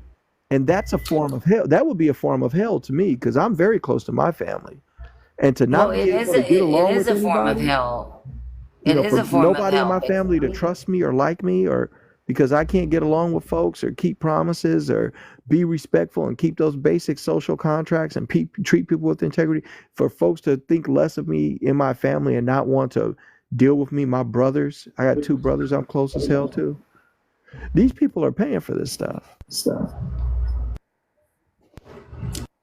And you know what that reminded me was I think it was Proverbs 8:13, when it says that, your pride turns, like your pride and your arrogance, it actually turns you to turns to Satan. And I've always used this this word with ego. Like even your ego is a protection, but it can also be used as a weapon. So emotionally generated opinion. So your pride, when you put your pride in the man, or all these people that are all out here, and you don't put it into the Most High, guess what you got? You're just left with you. You're just left with it. It all boils bound down to the same day. It's just you. It's just you. So what do you do for the Most High? Do you take this understanding that we have, and do you love people? Are you kind to people? Are you compassionate with people? Because we've all been unkinded too. We've all been unloved. We've all been unhumbled. And then now it's like once you get there and once you find it, it's like, whoa, this is kind of smooth. It's different. It's different. It's different when that spirit connects. It's different. It's so different. And Jane, what you think about? I'm sorry. Which question are we on? I'm doing homework. I'm sorry. What type of homework are you working on, Jane? Well, right now I'm just changing to psychology. I was a nurse. I was in the military. Now I'm going for psychology. What branch of the service were you in? Army. Okay. Thank you for your service. Okay, cool. How long were you in for? I was in for 10 years, and then I traded my 10 for my husband's 22. And then you know, he retired and then he passed away. So, Oh, I'm sorry to hear that. oh, it's okay. That's life. Life happens, you know. Yeah, still, it's My tough. love. Yeah. Yeah. Okay, and then so you said now you're studying to go into psychology. Why do you want to go into psychology? Do you want to be a therapist chick? No, I want to be a lawyer, so that's just like the baseline. Oh, Yeah, yes. Okay. and I didn't want to Well, do. that was my start. Go ahead, Jane. I'm Yeah. going the other route, So you want to be a lawyer. What type of law do you want to practice? corporate. Corporate law, girl. Ugh. Ooh. I wanted to do criminal law, so hey, maybe because you knew the system, you infiltrated the system, and now you want to maneuver through the system. Yeah. Yep. I mean, psychology for the most part. I'm gonna try to dig into that a whole lot because my spouse didn't have a great deal of people to talk to, and if he did, they didn't take it seriously. So our therapist went to sleep. Oh, I would love to, Jane, and I know we've been friends for a long time. I would love to DM you on a lot of our because we have a lot of similar beliefs, you Right. know. Right. So I would love to DM you on that because I'm creating a podcast. I don't even know, Kevin. I don't want to promote this, but I'm gonna promote it right now. It's called Fathers Alliance. It's a Fathers Alliance podcast, but it also brings in lawyers into this that are like, oh my goodness. I know Kev's gonna get mad at me, but it's okay. I was just promoting my stuff on this page. Just looking at you. What the heck? You can always I DM don't me care. right now, lovely. I'm crazy. I am burning all my wigs next week, so right now I'm being a little crazy. I will You be thought I was frozen. burning my wigs. Well, I'm in Cali. You guys are all East Coast, and I'm West Coast, so it's different. Like it's different. Is the hold on. You skipped over that really quick. All right. So why are you burning your wigs? Oh, that's deep. So, I've always had knowledge that wigs, human hair, virgin hair, I used to sell them. That was one of me and my husband's businesses. And we never thought about like the impact and the energy that are kept in these wigs and the sacrifices that are made at the temples to deities and, you know, other gods in India. And where they get them from is like sewers and drains in China and even off the deceased head that are washed upon beaches and oceans. And when I started digging deep, I'm like, the energy that I've attracted from this hair and place it on my own head, even if it's just to wear as cosplay or whatever, I'm now attaching myself to this negativity because they're not cutting it because it's positive. They're cutting it because they have a lot of things going on, whether it's losing their home or they're looking to gain more knowledge when it comes down to their 7 chakras and they're stuck. It's always something negative. So last week I got sick from wearing one of my wigs. Like I was just throwing up all day. And then when I took the wig off, I stopped throwing up. So I'm like, there's something that's attached to all this hair that I just have in my closet. And why am I not wearing my own hair? You know what I'm saying? Like, why am I, even if it's just for cosplay or just for the streaming that I do, why am I not doing that? So right now I'm burning it because I want to release the energy that that person has and also release it from me as well. Okay, so this is like a symbolic, Hey, that's thing. real though, Yeah. Jay. Oh, she's Cause ain't gonna speaking. lie, I just watched a girl who caught it was like she caught I'm not sure if it's a disease, but I don't know, but it's like she ordered a wig from a Amazon and it's like instantly when she put I'm not sure if the person switched out the wig or whatever case may be. But the girl said she just literally put it on her head, and next thing you know, she started breaking out in these big, they like real big like they was creating holes in her face, like all over her face, and she had syphilis in her throat and shit. What I the was like, heck? I was This like, shit is whoa. like the wig All among us. right. This is like the plagues of, but like I'm not saying that I don't. And just so you know, Honest, and what's up, sis? How you doing? But I wasn't saying that I don't accept that there are these energies tied to it. But I'm just saying that, I mean, unless you looked up a ritual or something, then for you it is like symbolic to to do that, to try to release yourself from whatever it is that you felt was tying itself to you. You know what I'm saying? Because, for me, if I felt like I was dealing with some spiritual stuff, I would just take my ass to a church too. Like, I'd be like, hold on, man, we need to get together and pray. Right. You know what I'm Man, saying? maybe Like, my last wig I messed with, I wouldn't even think about burning yeah, I them know either. that's right. Right. Because I I'm don't dodging all play the beauty around with none of supplies. that I'm stuff. scared. Yeah, Yeah, I'm because not. It's not like if you think about it biblically, She over there Jesus, playing with fire, literally. yeah, Yeah. if you think about Listen, it biblically, a people gotta crown wash their is wigs.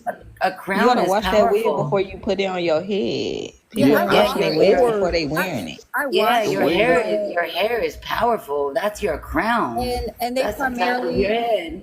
because I've read about Buddhism, Hinduism, Christianity. I right. mean, I've read some of everything, Yes. right? What And about Yeah. wigism? Oh, they do it based on vanity and beauty. So they're Right. sacrificing their beauty Right, James. in order to obtain something else. But at the end of the day, if I still have it, what if this woman is, in India still attached to it because her hair is still out here floating? Like as black people, we burn our hair, It's if it's in the Right. we're burning it. But what if it's still an attachment? You know what I'm saying? And then I'm sitting around wearing it and I'm practicing vanity by wearing it. And it's not even Yeah, I feel. Right. I really like. I'm gonna tell you something. Like, I really feel like the wigs and stuff. Like, we got to get the sisters away from this stuff altogether. Like, they doing the most. They putting wigs on babies and stuff. Like, none of this stuff makes any sense to do to the level that it's being done. And there's. I mean, like, I know y'all saw Serena. Like, what she done changed herself. And have y'all seen this new picture of her? yes. She look Yeah. crazy. She looks Yep. crazy. Yep. She look crazy. That girl She was looks beautiful. like That girl was she beautiful. look like a white woman. Yeah, she looked crazy. That girl was beautiful, and she messed herself up because we have this, and they just want to make money off of y'all. Like, they're pushing these concepts to you that you ain't pretty enough, and men like you just fine. So who are you doing this shit for? What is it? What are you doing it for then? If it's not good for you and it ain't to get a man, because we keep telling you that we like you the way you are, and y'all know it too. Y'all know it. You'll hear a woman say, I could walk out there, it don't matter what I wear. I could walk out the house in a trash bag.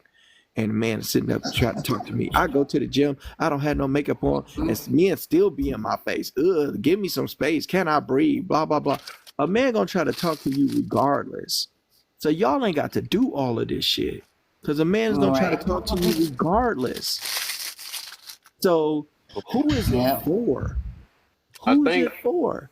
I I don't think think it's for It's nobody. a spiritual attack. And I'm not saying this to attack or affront the women. It's a spiritual attack right now. And it's being pumped to you through the media. There's a I don't think message it's that for they're nobody. I delivering just think to try to women. tell you that there's something wrong with you and that you're just not good enough no matter what the hell you do. And it's so important for them to get you to believe that because of how much money is tied to all of the actions that come after the fact that after the idea that you get convinced of it as a fact that you're just not good enough the way you are. And look at all the money that's being made just because they convinced so many women of this. Well, what do you Can I think, say Kev? something? I know, no, Kev, well, go ahead, honest, because I know Kev was gonna say something too as well. About Kev, I promise I'm gonna give you the flow. I promise. But from my understanding is, I don't think shit. I always seen people in fucking wigs ever since I was a fucking kid. Our black women, seen it all my life, and it has gotten bad. I'm gonna say it gotten bad to where when you start putting wigs and shit on kids. I understand people talking about play dress up, but nah, you going some chemicals and shit to people, children heads, and I'm not for that. Because I think let a baby be a baby and grow up to make their own choices. I'm gonna say at the same time, I do understand a lot of women. We are lazy when it comes to our own hair. We ain't trying to get up and do that shit every day. So we'll sit up here, have somebody braid us down we can sleep with them. And it's because at the end of the day, ain't nobody taking time out the motherfucking day to want to do their hair every day. Like black women hair, yes, it's beautiful, but it's a lot to deal with. It's a lot to maintain. And I think we made it easier for our hair to actually grow. You know what's crazy? Just by doing them in protective hairstyles. Like people like, oh, I wear my braid because my hair is getting longer. I'm wearing wigs because shit. I just don't like to dye my. Some people don't like to dye their real hair, so they'll buy a wig. You know what's crazy, honest, is that this is the first era that I've ever seen. Like I said, because me coming from a YT She got one woman, bar again. I've never seen YT women. I've never Y'all can't seen hear me? You got YT one women bar. Hey, what's wear going on? bonnets I have no until bar. now. Oh man. I just need. Okay. I just need. Y'all both got one bar or something? Why it seem like y'all But don't hear each other talking? That's crazy. Oh man, are they hitting us? I mean, they I may think be my hitting phone us, right now. honest. But I love that you're speaking on this, honest, because if you think about it, like even if you look at it from a YT perspective, I can scroll through different lives and I can see different YT women out here. I'm like, when did you start wearing bonnets? When did you start having to protect your hair? What hair are you protecting? You know, a lot of people don't understand the difference between African hair or African American hair or the Afro American hair. A lot of people don't know the history of that crown, and that's what I think Black Jesus was speaking on too. Even if you look at hair, I'm like, why are YT women out here wearing a bonnet? Why? What do they need a bonnet for? Why are we wearing bonnets all the They time? hold on, because they be wearing them extensions too. Like at the end of the day, I just think again, this is what we do, and I think YT women and just like black women, we all wear different color wigs because at the end of the day, some people don't want to dye their real hair. When if you don't want to dye your real hair, shit, go get your ass a wig. It already come dyed. That's why I was asking you that, honest. I knew you were Let me gonna say get this it. because it seemed like I forgot that I was supposed to win, but I'm gonna say this real quick. Oh my bad. I was about to say that when he first said, I wanted to say I think it's a confidence thing overall because like this thing is like white women act like they need these wigs now all of a sudden because if it was no invention of it, what would y'all do? Y'all be trying to make a way, but it sounds like they were just getting lazy now and they like I don't want to fix my hair. Yeah, I just ain't letting that slide though, but because like sure you could better brush your hair or do something, but I think it's just because a lot of people are just worrying about how others think of them or some people just don't want to take that time. You know, some people got enough time to sit here and be, especially on this app, they be on this app for whole hours and then be like, I don't got enough time to do that. Like, that's not crazy. No, people got time.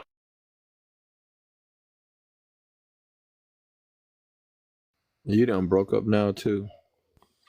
I was just about to. Yeah, Kevin, you done broke up now too. But they said stop that foolishness. Yeah. No, I'm playing. Yeah, exactly. I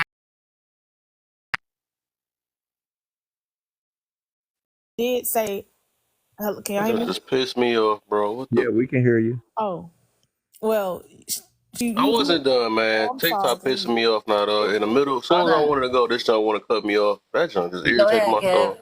Kev. Go ahead, Kev. All right. This junk irritating my soul now. All right, I forgot what part I was getting to just because, man, why TikTok pick the work? So you just sat here and said, oh, because you're lazy, you don't want to sit up here and Yeah, Right, okay, right. yeah, that's what I was getting to, right? So for the most part, yeah, I was getting to that. You make time for what's important. That's something I highly believe in. I think now that we got everybody got this microwave life and all this and so privileged now, they be like, well, I can't do that. I can't, I don't have time. It take a lot and all this other stuff. But it's the lifestyle that we choose to pick too, right? Or it depend on who we try to impress also. But these things that we be saying we need, is like people like, I need a cigarette. I need all these things or whatever. Like, what would we do without these things? That's why I'm like, I think we throw need in the wrong parts. the wrong parts in life because of our, like I said, the lifestyles that we choose to have.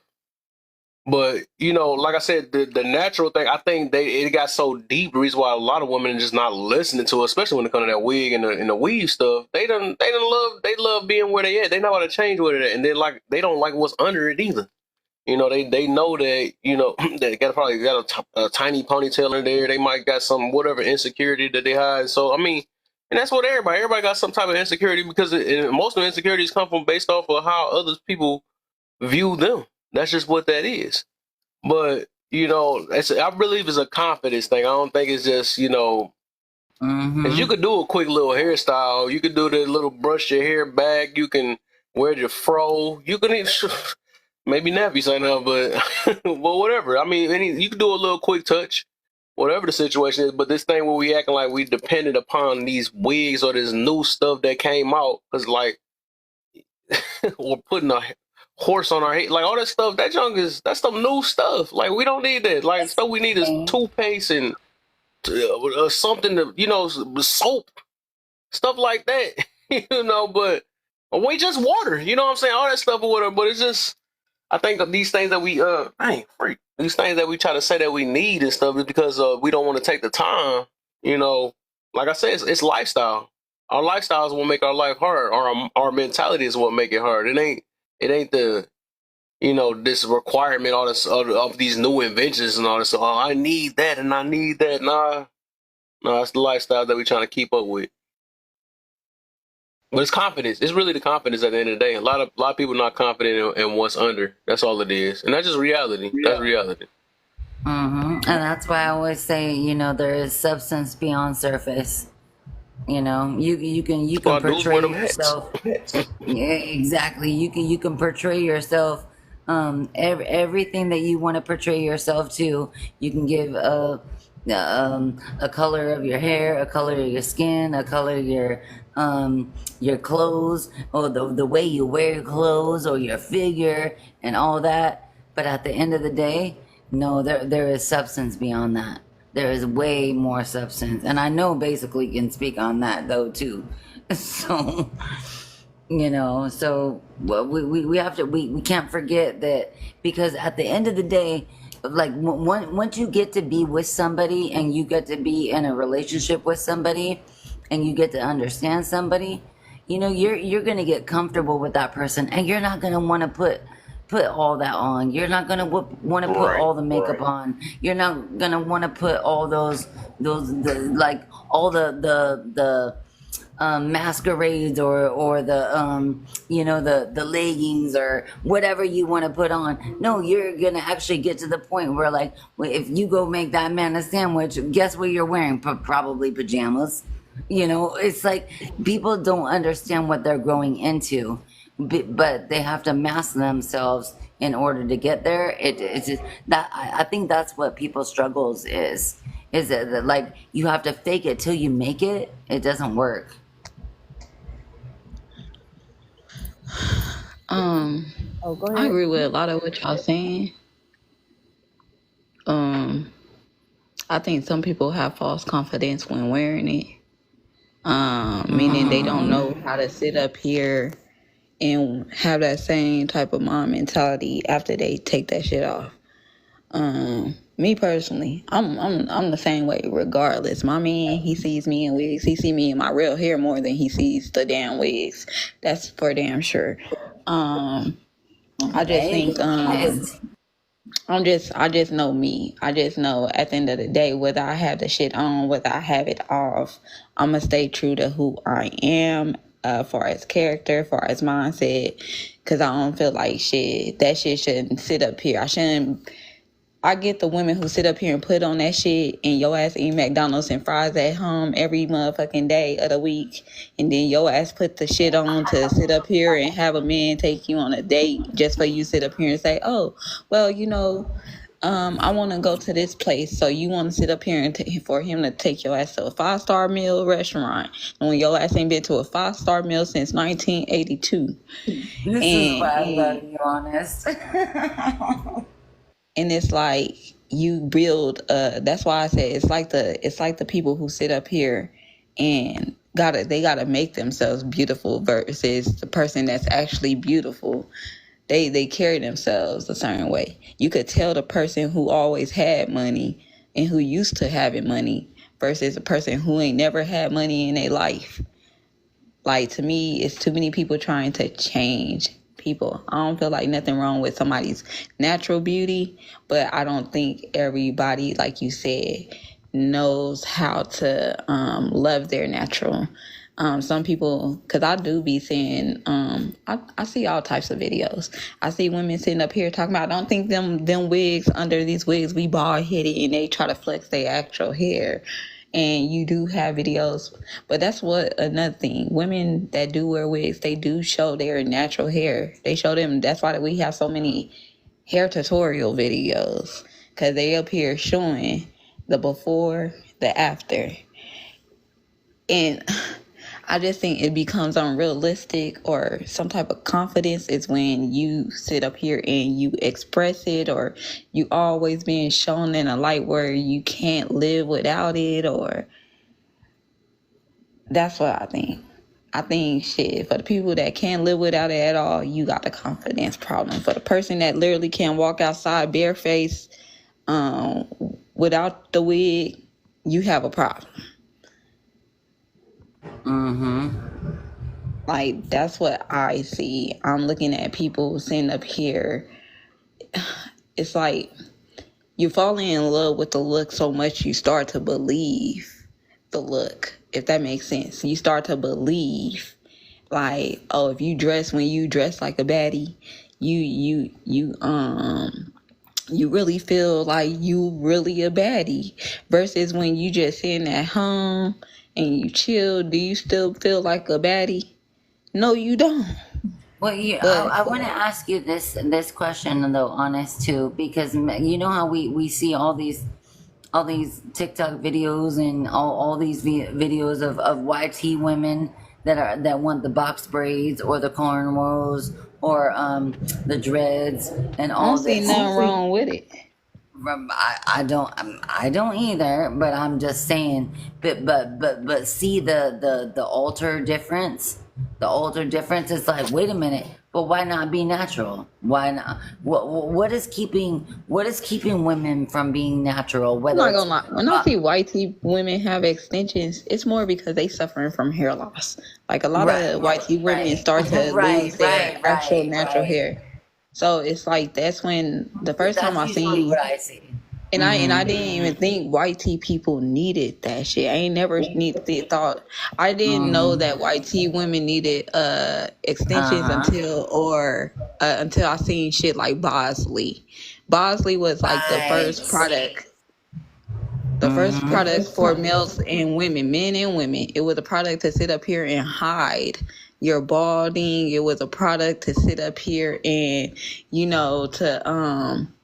to basically to bring back someone's confidence after losing it, because it just, like, let's say you always had thick pretty hair throughout life, and let's say somehow you got alopecia and your hair start falling out, right.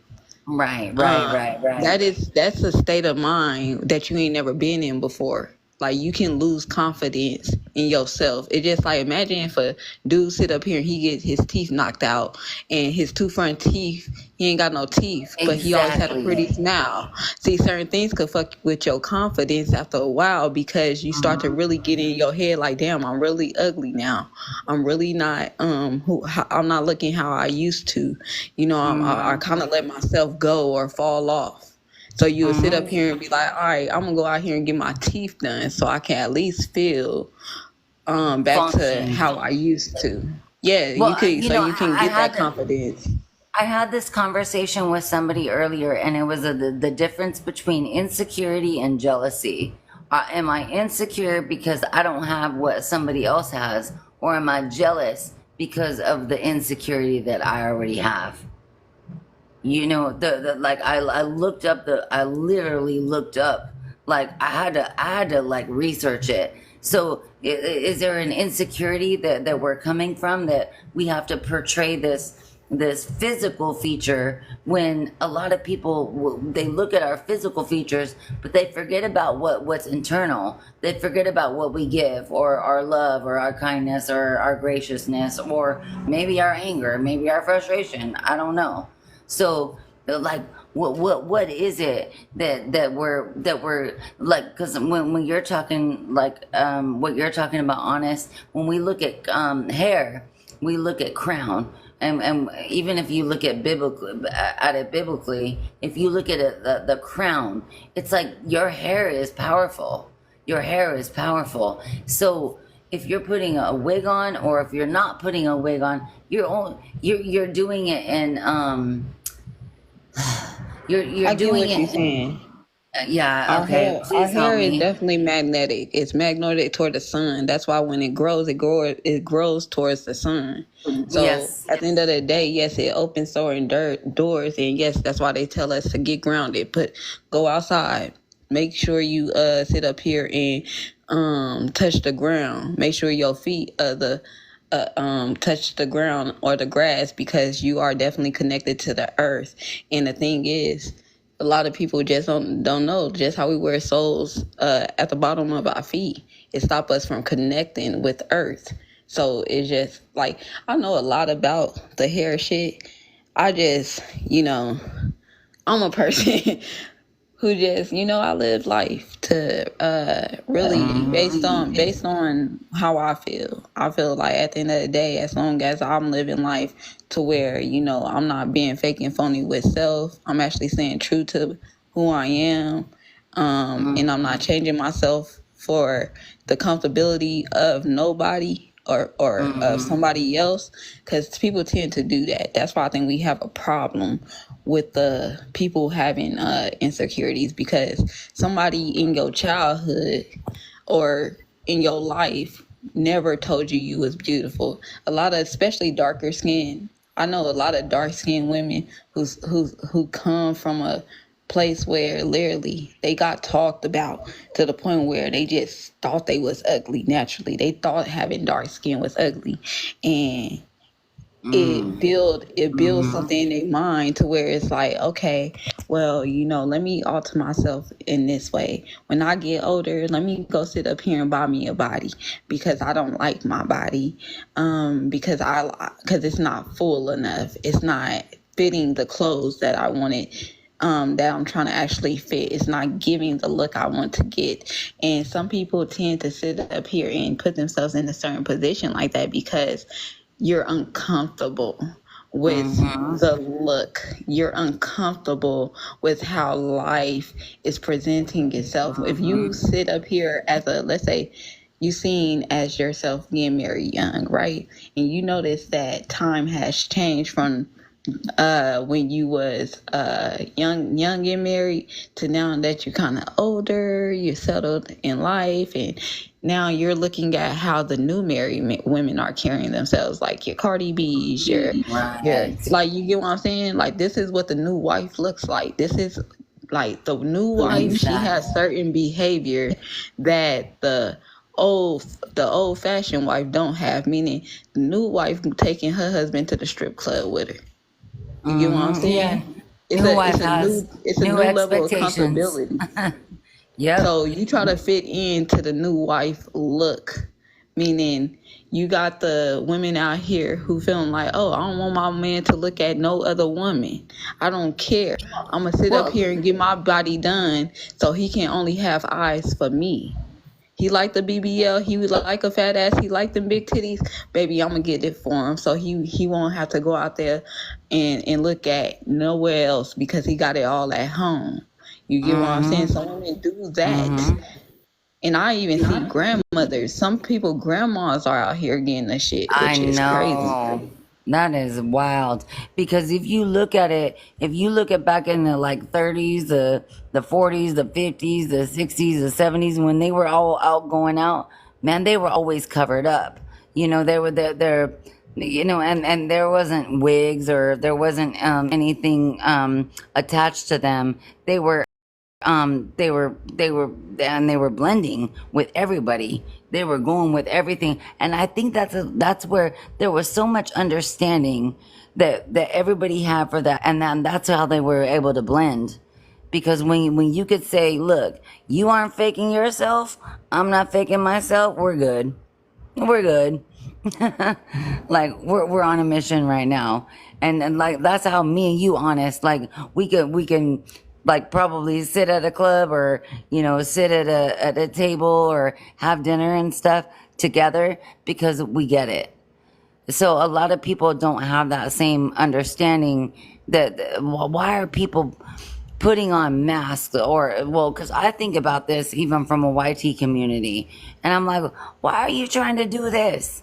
And then black people put it from this community. It's like, well, why are you trying to do this? And then they're fighting with each other.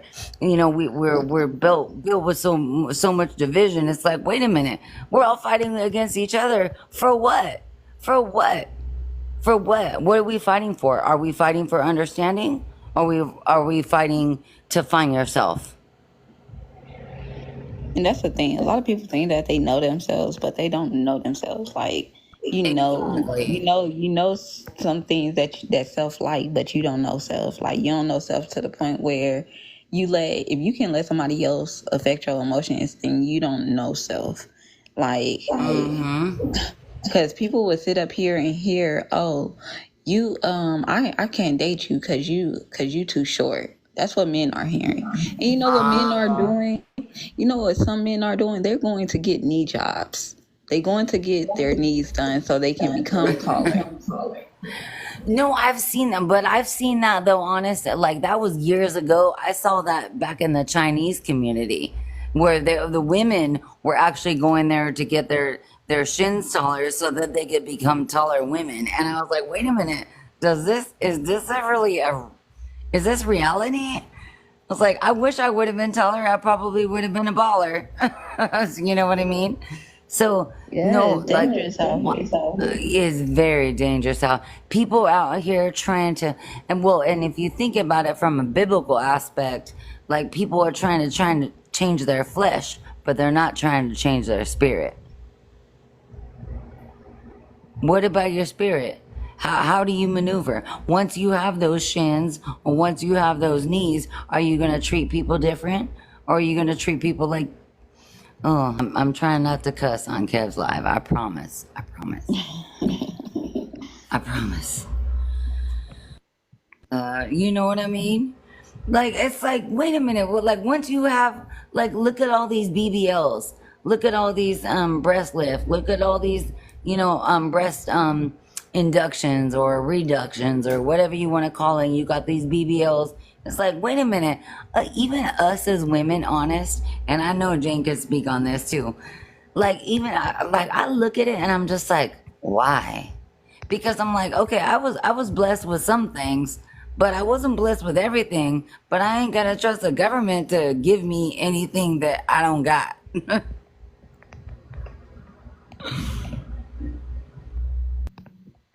Why do you think that there are so many, like, what is the reason for women I want to say this word nicely, voluptuating themselves? Is that a word? Voluptuating? Is that a word?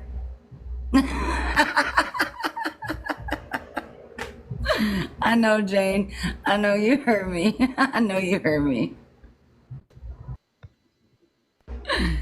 Is that a word? What is the reason for the expansion? Okay, I'm gonna use that now, Broderick. I'm gonna use that, voluptuating.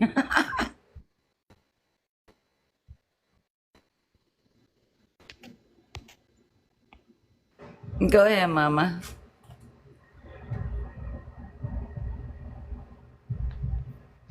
Do you think they're not understanding themselves, honest? Oh, you got one bar, but Mama.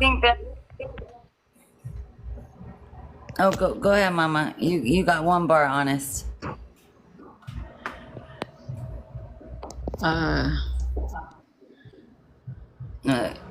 Understand themselves. I said, why do you think that women are trying to expand themselves, like with BBLs and getting bigger breasts or bigger butts or bigger thighs, or what do you think the reason is for women doing that? I called it. What was the word I said, Broderick? Because he's like, it is a word now, voluptuous. Voluptuating. I hear voluptuating, pokey. Just Okay. it's no need for it. I mean, the only thing I can say is really just trying to catch up with the wave or something. But I mean, we don't really want it for real. We don't want to see, because the health risk behind it and all of the stuff that comes up out of it. Women don't really need to do it because it wasn't never really meant for women to get it done. That was it's always existed, but I mean, within our community, it was never really needed for real. You know what I'm saying? But that was at a time where the music wasn't promoting it. Our celebrities at the time weren't doing it. So, I mean, it's really just whatever you listen to is going to control you. And then depending on how you look at yourself, I mean, that's just what it is. That's what people are doing now. It's a trend. It's something that's I think is going to take over in the next 20 years. I mean, we already see the progress of it now. The next 20 years, and with this gender switching shit, man, come on. It's gonna get ridiculous out here. It's already ridiculous right now.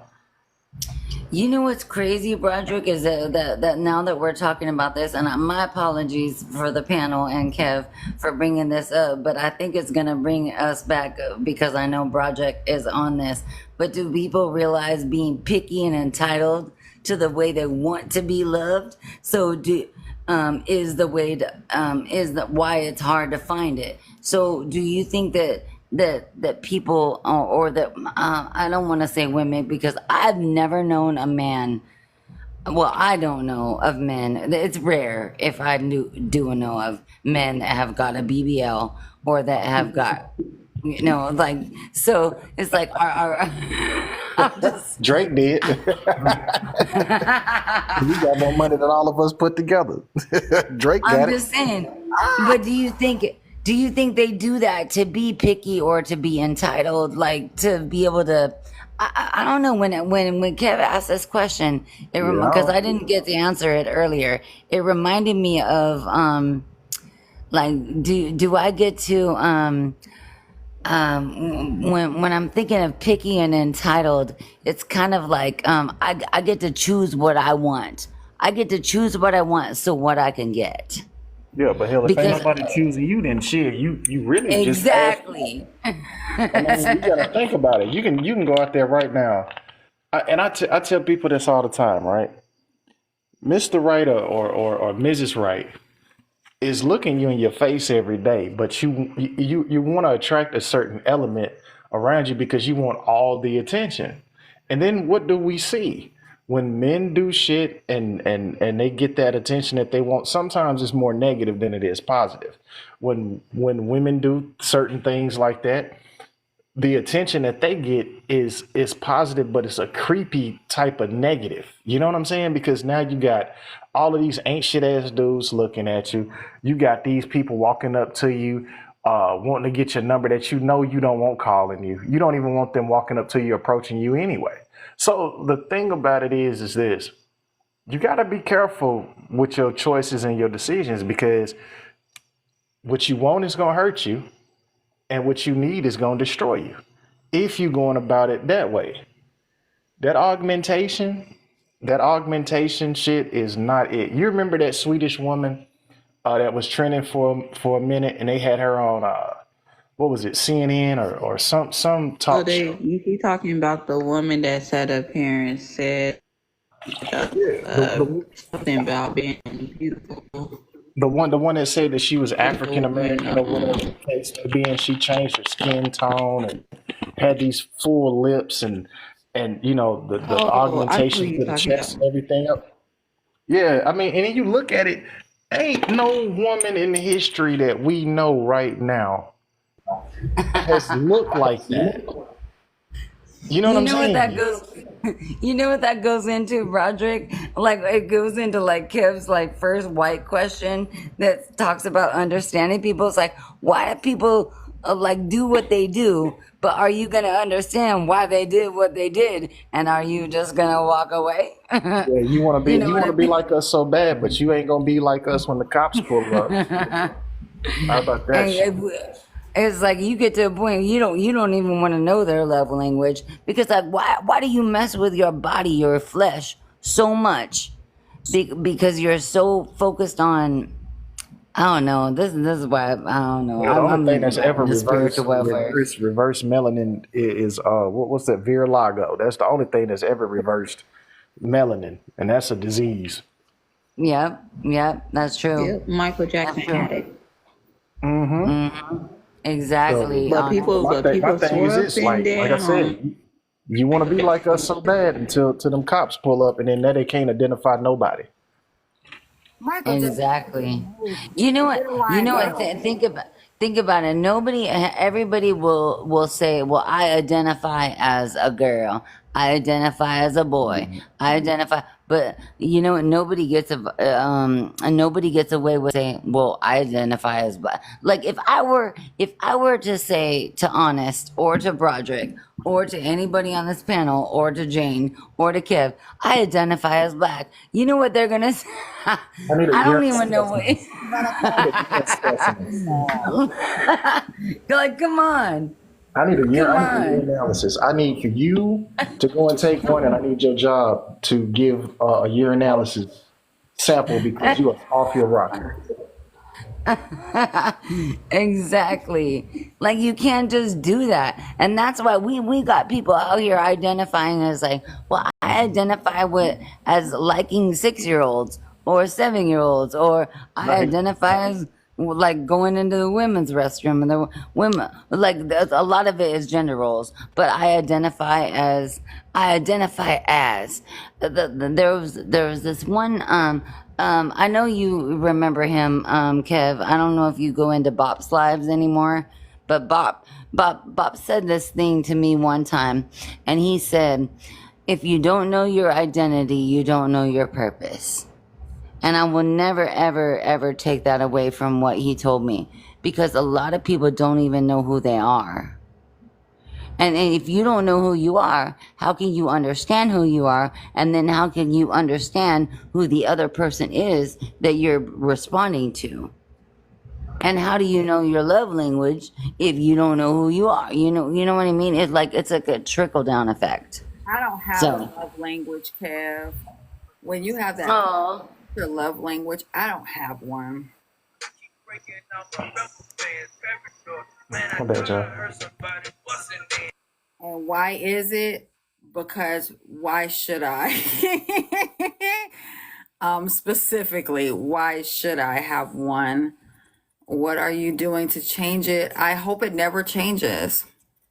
I don't even know them fully. I just know them when I see them on a screen or something. I don't want to have them. Well, I want to be able to have all of them, but I don't want to focus on like, oh, my love language is what is it called? Gift giving?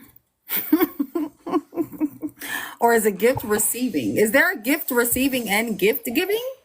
no, that's what I was talking about earlier, Jane, is that a lot of people think that just because that what they like for their love language doesn't mean that it's not the love language that somebody else wants, or somebody else desires. So if you like gift giving, are you going to give that gift to that other person, even if they're not a gift giver love language? I guess so to speak. Okay, so there's 5 words of affirmation, quality time, physical Girl, you need to send me your email. of service, It's mm-hmm. and receiving gifts. Oh my gosh, I definitely don't Yeah. like the last one. Yeah, it's good quality of time, affirmation, words of affirmation, physical touch. Oh, what's the other two? Well, Sorry, I don't. didn't the young lady come in here? I think it was Kay that said that this was for like 20-year marriages, those that have seen the test of time, they have changed throughout the years, and now they are these different people sitting in front of each other, and just nothing is working, or from the beginning nothing worked, but they kind of just stuck it out and just dealt with it. And I think that that works for them. But Oh, acts of service. dating or vetting someone, like imagine Thank sitting you, at the Cheney. table and all of a sudden I'm like, I like physical touch. That's my love language. Like, Yeah, mine too. Mine too. Believe me. crazy. You Like, hold my hand, open my door, like touch I me, don't like hug me, physical touch. love me. Like I'm good. I don't like physical touch at all. I'm really Set her up, got her. Ha! Caught her. No, yeah, you I can't don't do like that, it at all. Kev. Caught you. I just noticed that I was in the middle. But I'm She's saying like, like, no, I wasn't saying I was. Well, even Cheney said acts of service. I'm like, hey, your acts of service may include physical touch. what is it like doing helpful things for your partner? Like what? Like if I'm tall, but if So acts of I'm service. short, I reach the Well, top. like, hey, I'm gonna take the trash out, even though you don't want to take the trash out. You know what I mean? Acts of service. This is where people get. This is why I don't like the love languages. They're a basic. They're a basic step of like, they're like. It's kind of like the honeymoon phase, It's like, oh, are you gonna take the trash out? No, I'll take the trash out. No, I'll do this, or no, I'll touch you, or no, let's spend quality time. Look, do you know how many women out here that actually do not mind that their men actually will play video games all day long just because they're at home? I'm A lot taking, of a lot of women don't even appreciate that. I'm taking the quiz, and the second question is, it's more meaningful to me when someone I love sends me a loving note, text, email for no special reason, or I hug someone I love. I don't like either one of those. So where's like option none Hold of on. Read that again, because I'm gonna help you. I'm gonna help you through this because I do this with a lot of people. So, okay, read it again. What's the first option? someone I love sends me a loving note, text, email for no special reason. The second is I hug someone I love. Have you ever done either? Have I ever done either? Mm-hmm. I mean, I've sent text messages like "Good morning." Okay. Have you ever hugged? And what was the second one? I hug someone I love. Who do you? What do you prefer? One or the two? Neither. I don't You don't like either one? know. So let me ask you a question. Oh, that's powerful. That is shit. So what? Okay, so what, That's a As powerful far as one, which what do Mama. you one, because the prefer? question is, what's more meaningful? Well, both of them will be meaningful, but if I was to pick which one is more meaningful, neither one, because that's like done with intent. Well, So would what? you was the want? two Would you options? want both done? What was the two Would you options? want Hold both on, hold done? on. What was the two options? Someone Understood. I love sends me a loving note, text, email for no special reason. That's not more meaningful. I hug someone I love. I mean, what's more meaningful to me is leaving me the fuck alone half the time. Like, if you love me, leave me alone. Like, don't bother me all day. Well, okay. But I like the if the note. person Ain't that gonna you lie. I love, like the note. if the person that you love was gonna leave you alone, but when they didn't want to leave you alone, what would you rather have? Them shut up and lay next to me and leave me alone. Jane, I'm gonna kick your ass. I swear on my I'm mind. not gonna lie. You I deserve like it. it. I'm not I gonna like lie. it. I don't see I nothing. love I don't you, see Jane. nothing. If Hold I'm on. looking at the game and they're reading a Like, book or hold vice on. versa, just don't talk to me. Just like be there. That's meaningful to me. We're Okay, sharing time. be there. So maybe them being there was maybe them being there. They're just Yeah. giving me a hug in the bed. Oh God. You know what? This is No making my reason. balls Like, act up. is it gonna lead to something like nasty? No, well, why does it have to be though? especially when you're with somebody. Oh my Even goodness, cuddle. So help me, at this, help okay, me! so at this I point, need hold on some a minute. men. I need some men to come. And honest, help me out. Help me I'm out, trying to. Jay. I'm trying to. Hold on a minute. So let me ask this question. Let me ask this question to Jam. Okay, let's say you meet a person, right? And you meet a man. And okay, so let me ask you this question. If a man approaches you, what do you what do you want from a man? What do you really want from a man? If he's just approaching me, Like when you see, like if I'm okay, not me, but if a man is standing in the room and you lock eyes with this man and he walks over, what do you want? Like is if the man in the room, what okay, so question is, what do you want? What physically that or visually that you see, or what do you want to see around you every day as far as a man is concerned? Like what type of man do you want? oh my gosh, okay. Dirty boots. I'm being Dirty honest. boots. I'm So he has a sorry. job. Dirty Right. boots, so he has a job. Okay. Love a man with dirty boots. Okay. Um, I don't really know what else to describe. Dirty boots. Like, So you want okay? So you do okay? Dirty boots. I mean, like a damn hobo or no, construction like worker. I mean, he like has like a manly job. He's a okay, a construction manly worker. job. Okay, so he can work in construction. He could be a truck driver. He could be a roofer. He could Right. be a gardener, or just work outside all damn day. But the dirty boots is point one, right? Yes, I love dirty boots. Okay, you love dirty boots. Okay, I so love to rub my man's yeah, feet from those dirty boots at night. Ooh, okay. see? Ooh, Okay, see? so you're more physical. You want to touch than rather be touched. Yeah, I like to be the initiator. Like, I like to take care of the person Ish. that I'm with. And that's what we were talking about, Jane. That's what I was talking You about got earlier. that is A fair. lot.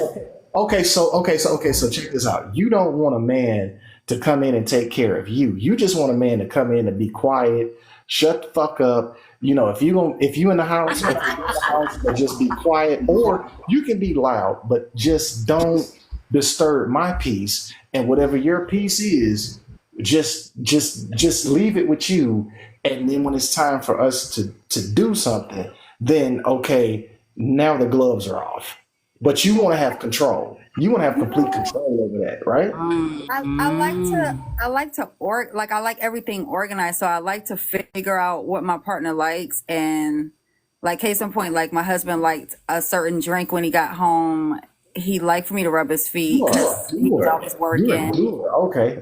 Like Okay. I get it for me now. to run his I bath get it. water. He liked for me to have his dinner out. Like he liked that. So I got into a routine of just, okay, this is what peace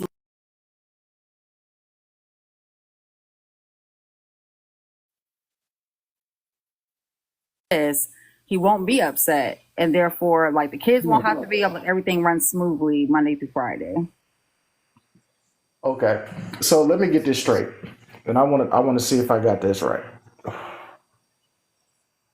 You want to provide everything that the man should be deserving of. And if a man works a good hard working job, when he comes in, you want to be able to say, okay, look, I got dinner done, the kids is taken care of, bath water is run. Hey, I got some new shampoo and body wash for you. Go on and get tidied up. Dinner will be done in the next 2 minutes. But I know this man is going to take a probably 15-minute shower, 30-minute shower, however long, your preference, however you want to clean your damn body. Come out, eat. Kids are probably going to bed after that. And then you just want a man that you can have that's there to sit in silence and that be it. No, he can talk, but I like to decompress. Like I like to decompress, so I feel like after a long day. So silence is the best option because there's just like, okay, we can chatty, but then after that, after we come to a resolve, it's just like, okay, cool, I'm done. I'm exhausted. I've said what I had to say. You said what you had to say. There's no conflict. So then we can sit, watch a movie. Nobody says shit. Yeah, like And then Primarily because we can talk, we can have small talk. I'm not really a big oh, I got conversation. you. I understand. I understand. See, that's how. See, you got to ask them certain type of questions, and you get the answers that you're looking for. I got you. Yeah. I can fucks with some shit like that. Yeah, it just makes things smoother, because I only date black men. So he went through a lot at work. You know what I'm saying? Like, I've only married one man. He went through a lot at work. He didn't get the promotions he was deserving of. So I would read his face. I would tell him, text me if he didn't feel like talking, or call me before you get home so I could make sure like his water was hot and everything. And I would already have like the kids in bed. Everything would be nice and calm. And we pretty much listen to jazz music for like 2 hours. And sometimes he'll just fall asleep to it after he's taken his bath, ate, had his drink or whatever. And that would be on Monday through Friday. But Saturday and Sunday, we would plan things like on a Saturday, we would do something he likes to do. And on Sunday, we would do something I like to do. Right, Jane. And is this okay? So let me ask you this question: is that man still around? No, he's deceased. Oh, No, yeah, she's a widow. Yeah. yeah. And I think that's what like we It's gonna be have to hard hear. for Yeah, for Jane is that to come she's in and never feel- gonna Yeah. find a man that she can give to like that, because he received it. He received it a certain way too, because Now it's he just now. Yeah, I he get it. gave So it.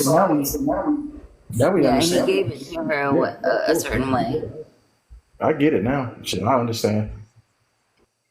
Hmm. I read the lesson plan. I saw the example. I see what it is. I got you.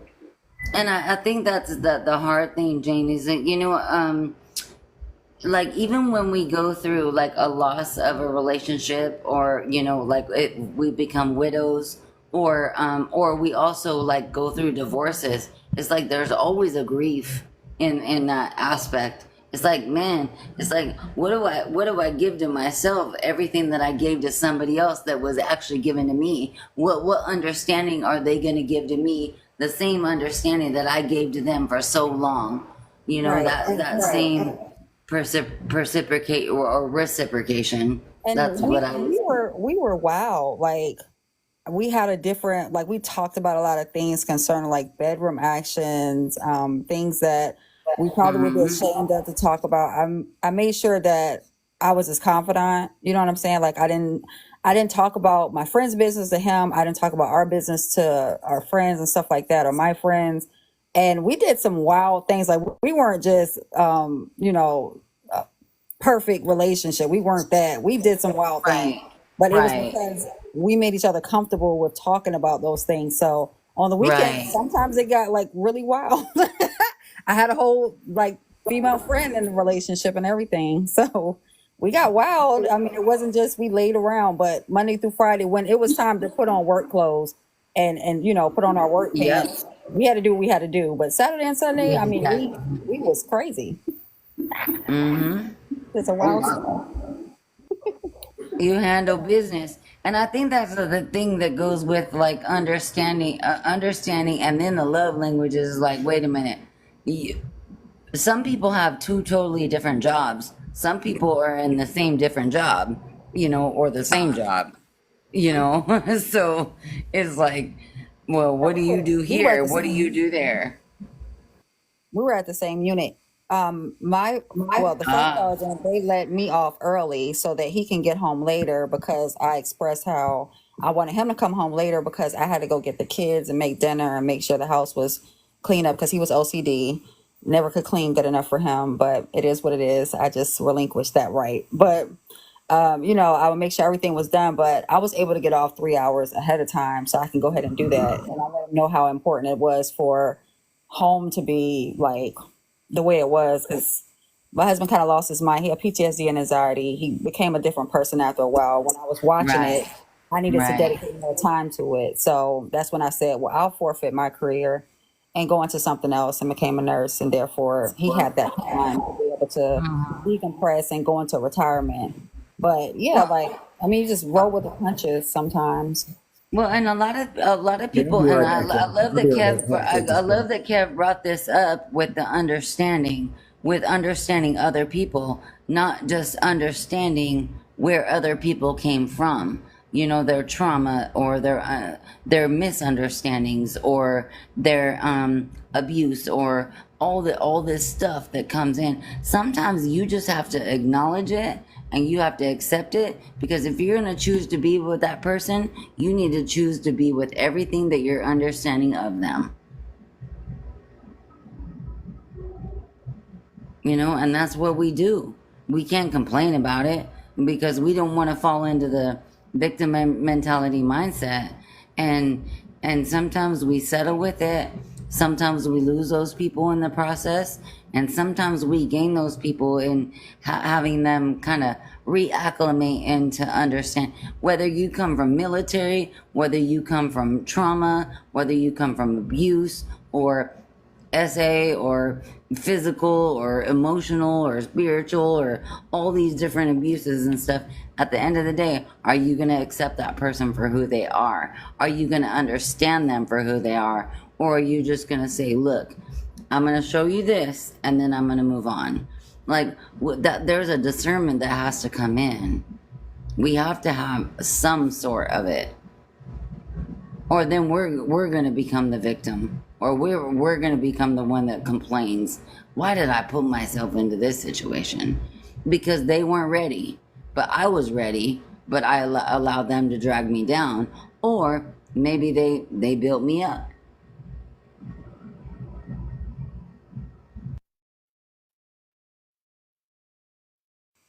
What's Gemini's love language? Yeah, Gemini, what's your love language? And Kev, what's yours? And why?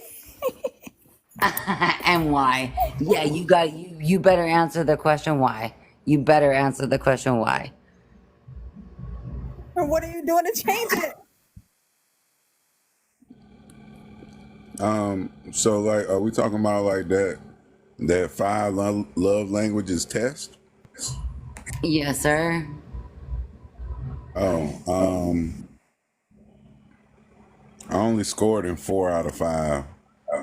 No, but what was the highest of it? So you can score 4 out of the 5, but it shows your from the 1 to the 5. It shows like what's most I guess priority or majority. Think about it from the NBA, like you're ranking it. You're ranking Yeah, it. so gift giving was dead last with I think I might have got like 1 point on that. Then it was acts, was it acts of service? Acts of service. Okay, that was second in line. No, that was 4th. Okay, Then or fourth in line. Okay, quality time and third. yeah, quality time tied with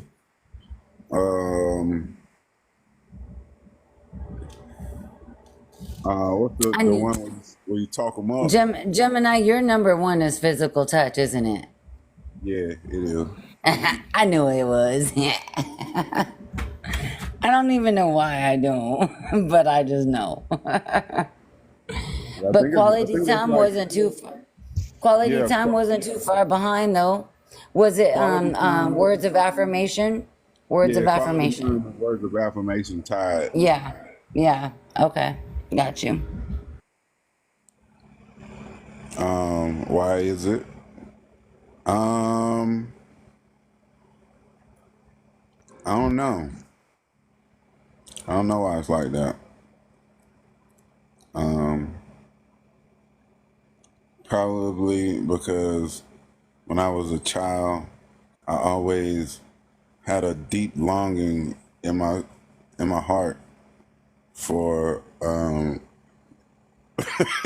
no, I'm bullshitting. I'm bullshit. But no, I really don't know. I have no earthly idea. I'm not really doing nothing to change it. Like, if somebody wanna, give me a hug, cool. If you don't, cool. You know, Somebody want to get physical, cool. If not, cool. I'm not really pressed about changing it or augmenting it in any fashion. I guess it's Kevin's turn. Come on, Kevin. No, here's my thing. I want to ask you a question, Gemini, and I don't know if I was being, if somebody were to want to give you a hug, or to want to give you quality time, or to want to give you words of affirmation, how would you receive it?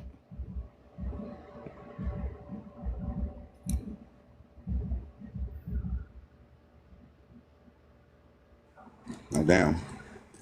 Probably would be good to get off mute and start talking. I don't know. I'd be appreciative, and I don't know. I don't know. I'd definitely be appreciative because, like I say, I like them. So, I'm with the program on that. But outside of that, I don't know exactly how I would respond. Because it might be a stranger trying to roll up on me and give me a hug. You know what I'm saying? Stranger. Always expecting Or like something going wrong. I'm just saying, or like, some rando dude might roll up on me. It's like, nah, bro. Yeah, no, we ain't doing that. You know what I'm saying? So Well, my love language is, I'm gonna say this. Let's go, Honest. What's my love language? My love language is bringing my man a plate. I just like serving him food for some reason. It makes me feel good.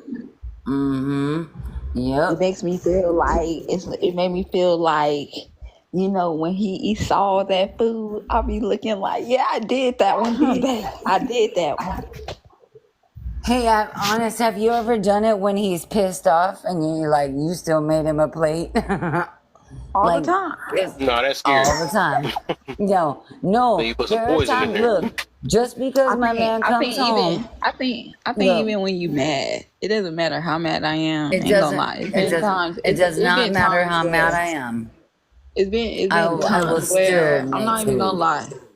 It's been times where I will wake up, right, or probably don't even be asleep. And it could be like 3:00 in the morning. I start cooking. Exactly. Like literally, and it just, I don't care how late it is. At the end of the day, you want something again. I'm just that partner. I look at either I could fulfill the task that my partner is asking, or I can't, because it's like I don't feel like them asking is difficult. So let me ask you, Honest. Hold on. It shouldn't be a problem just by them asking. A lot of people want to make things a problem just by you asking, hey, babe, can you sit up here and cook some? Could you put some on the plate? And you would catch an attitude. Why you wait so motherfucking late? Why you sit up here and act like you wasn't hungry? It's like, goddamn. If you just gonna catch an attitude about it, I'm sorry I even asked. Like, damn. Hey, Honest, have you ever, while you made your man's plate, you ate too? You're like, ooh, this tastes good. You ate I don't too. taste my food. I don't test my food until I'm No, like Chef not Ramsay. until after. No, yeah, I'm like Chef Gordon Ramsay. I want to hear the results. Yeah, you taste it first. You taste it first. But after you taste it, I'm going back in the kitchen. I'm like I just made But I me do some taste, good. but I do taste some of my food, some of it. Like, but for the most part, I me do too. try to wait. Yeah, me too. I always give my man. I don't care if he's like, "Hey, babe, we need like a midnight snack," and I'm like, "Okay, let's do it." Nice. And I'll throw some things together, and sometimes it's so weird that I just had this conversation with somebody the other day. We were talking about how food was a way to somebody's soul. And I was like, Wait a minute, but it's also how you make the food. It's also how you put it together. I figured out what mine is, I guess. What is it? I guess it's acts of service. Yes. That would be an act of service, yeah. Because it says make their meals, take on a chore or two around the house, draw them baths. You're happier when someone helps without being asked. Oh, and ain't gonna lie, my other one is giving massages because I'm real good. I like to lay him down and just rub his back, rub his head, rub his body. I don't know, I'm just really that person. I like to caress. I like to feel.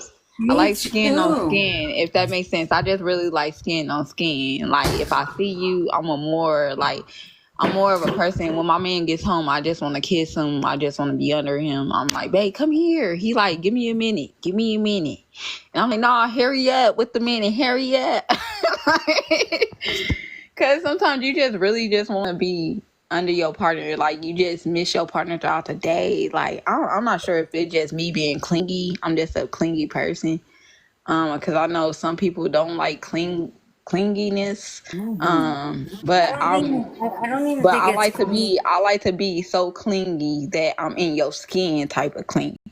Well, I don't even think it's clinginess with a lot of women. A lot of women are like, my man don't rub me, my man don't love on me, my man don't caress me. It's like, but do you caress him? I like all of them, but receiving gifts. I think that's the only one I can't do. And be genuine about it. I think all of them are very important. You know what I'm saying? I think that after you get married, they all will tie into one another, like how important it is. It's like the foundation to a marriage, right? But the receiving gifts one is kind of weird. All right, I think some people are scared to sit up here and receive things because they have a fear of somebody trying to either throw it in their face or take it back. I think I had a hard time receiving gifts because I was dealing with people who would do that to me. But when I had got somebody who just, who want to pop up and surprise you every now and then, you be like, oh man, that's you making me feel special. Like you open me up to something, okay? Like, oh shit, that don't even sound right. I need to check with my work. You knew I was about to unmute on that one. Ain't gonna main thing, man. You be making so much sense. It's that main thing, Tom. That main thing. Honestly, that's okay. I just find a problem with receiving gifts because I don't really celebrate shit. Like I don't celebrate Valentine's Day. Like I celebrate things because I have kids. That's about it. Like if it was just me and my spouse, then it's my birthday because I was born. You know what I'm saying? Like I'm more excited about my kid's birthday than I am mine, but it's my birthday because I was born. Christmas is made up. I like Halloween because of costumes. Like I just, what I'm supposed to say, oh, woo, like you bought me something with the money you earned. Like, I don't really think it's about even taking back. You know what I'm saying? Because if you give me something, you take it back. It's a material. Like it's going to break or it's going to get old or it's going to spoil regardless. I think that's my man's love language. I think he likes to give me gifts. That's what I think.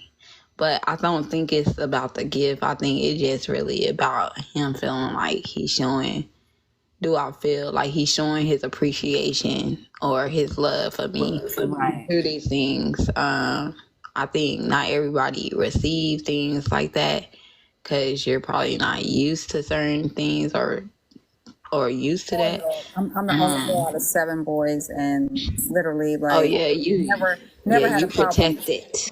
But it's always been weird. Like I've never had an issue with if I buy my man some shoes and then he buys me some shoes. Like I just see it as you need shoes because you have feet. You know what I'm saying? Like I see it as oh yeah. Or like if I go out and get a cologne, like he loves Creed and I love the smell of Creed. I used to spray it on my sheets, right? I still do.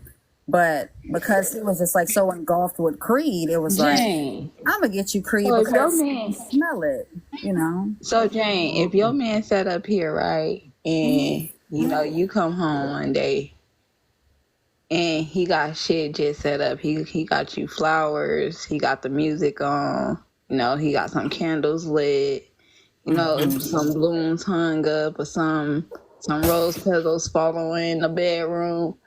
It's like, would you not feel special? I would say, oh, that's nice, you know.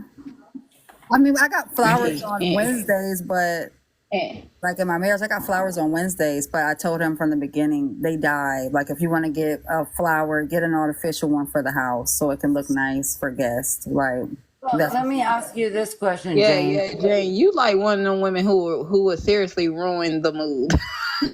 So I was probably no. did. Hold on. I was Like, just oh gonna man, you ask got him. these flowers. Yeah, you should have bought I some was fake just gonna. ones. I was just gonna ask a nice question to Jane. What do you expect from a man? I mean, what do I expect? What do you expect from a man? Overall, I can't. That's a broad question because it would be a specific man I would not expect anything from. You know what I'm saying? Like, if I like you, I like you. I expect to be your friend. Like that's a hard question because I don't get to know people with expectations. It's like we can meet up and you can look very nice and I could be attracted to you physically, but we just don't click. So it's like we should be cool, but I expect to be your confidant and your friend, and I expect to, be able to communicate properly. Like I don't know. So, Can I ask you something, Jane? Jane, let me ask you this: have you ever ran across a person that you felt like you wanted to keep? Like, I mean, on the level of you literally couldn't see yourself being without this person. My husband. Have you ran across that? My husband. Yeah, I married the person that from the very first minute I was smitten by him because he was an asshole. It's always the asshole. Yeah, he was very blunt with everything, and we went out to Wendy's on our first date. Like it took me a year to go out on the first date, and we went to Wendy's, and we didn't think twice about it. He was a friend to me first. We were friends to each other, so it was like the relationship was like secondary. Like the romantic relationship was secondary because we were friends. Like, Hey, that's how it starts. No lie, because that's how I met my man. Like, we literally Started off started as off close best friends. friends. yeah, but we knew we were attracted to each other. We met each Tell other in each other the club, everything. so karaoke right now. we met in a I club. love We met that at song. NCO club, so it wasn't like we met and it was like we're gonna be cool with each other. It was like we met because you fine as hell, and he stopped and looked at me. We locked eyes. I gave him that smile that I was taught to give when I'm interested, and he bit it. And he told me the first conversation that I met somebody else in the club, and you was the first person to call me. So I like that shit. It was like you're honest. Can I ask you a question? I'm a Have Gemini you ever too. been in the military? Yeah, I was in the army. That's where I met him at. You got PTSD? Who, me? Uh-huh. I do I've always too. been that way though. I've always been that way. Even No. like my first like official relationship, or I guess it's official, like my high school sweetheart, we were closer friends than we thought about each other romantically. That's why we lasted the entirety of high school. We just went to different colleges. I love that for you. No, well, really, I'm asking because, like, the way you describe, the way, especially like the gift giving, like, it's just the shit weird to me too.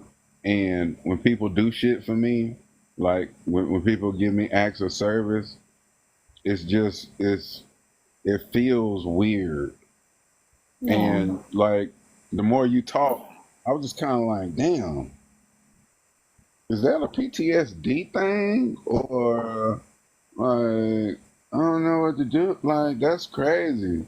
Cause I mean, like, damn near word for word, that's how I would have answered it. So, oh no. Yeah, and we did like I don't expect Valentine's Day to happen because I don't celebrate. So primarily I ask those questions like, do you celebrate holidays? Because or do you keep up with anniversary dates? Because I don't. So if that's important to you, that's probably gonna be a problem because if you surprise me with all this stuff you think is gonna woo me for Valentine's Day, I'm not gonna give you the reaction that you're looking for because I just don't celebrate. Yeah. Like that shit is every day. Like you can't say good morning to me every day. You can't, you know what I'm saying? Like you don't want to make breakfast this morning just because like well, we gotta wait for a specific day. You should Right. celebrate the person that you're with every day, no matter what way it is. Now, if someone gives me a gift, of course I'm gonna accept it, but I'm not gonna have a response that is not gonna be genuine. You know what I'm saying? I'm gonna have a sincere response. Yeah, And I people appreciate around me, they know how I'm gonna respond. It's like, oh, that's nice. Thanks. You know. I appreciate you know, even, remember thinking about me enough to get me something. Right. Yeah, and then that's it. I'm done. Like, hey, what we doing tonight? Like, I'm over it. Right. And then when I give gifts, like my stepmom, I buy her like stuff from like edible arrangements while she's sick or whatever to eat more fruit. And she'll send a text and be like, thanks. And that's warm to me. That's like, okay, you know, I didn't do it to receive anything back. Did you Yeah. get the fruit? You know, is it good? Like they said it is. I don't know. I think those are things that you primarily talk about like on a first date. Like if it's something that you know everybody else does and everybody else responds in a certain way, the majority, and that is something to talk about on a first date. Like, do you believe in those things? Will you be marking down the first 30 days that we've known each other? Because that shit is insignificant to me. Like I'm not counting the days. Yeah. If I am, it's a problem. Big one. Yeah.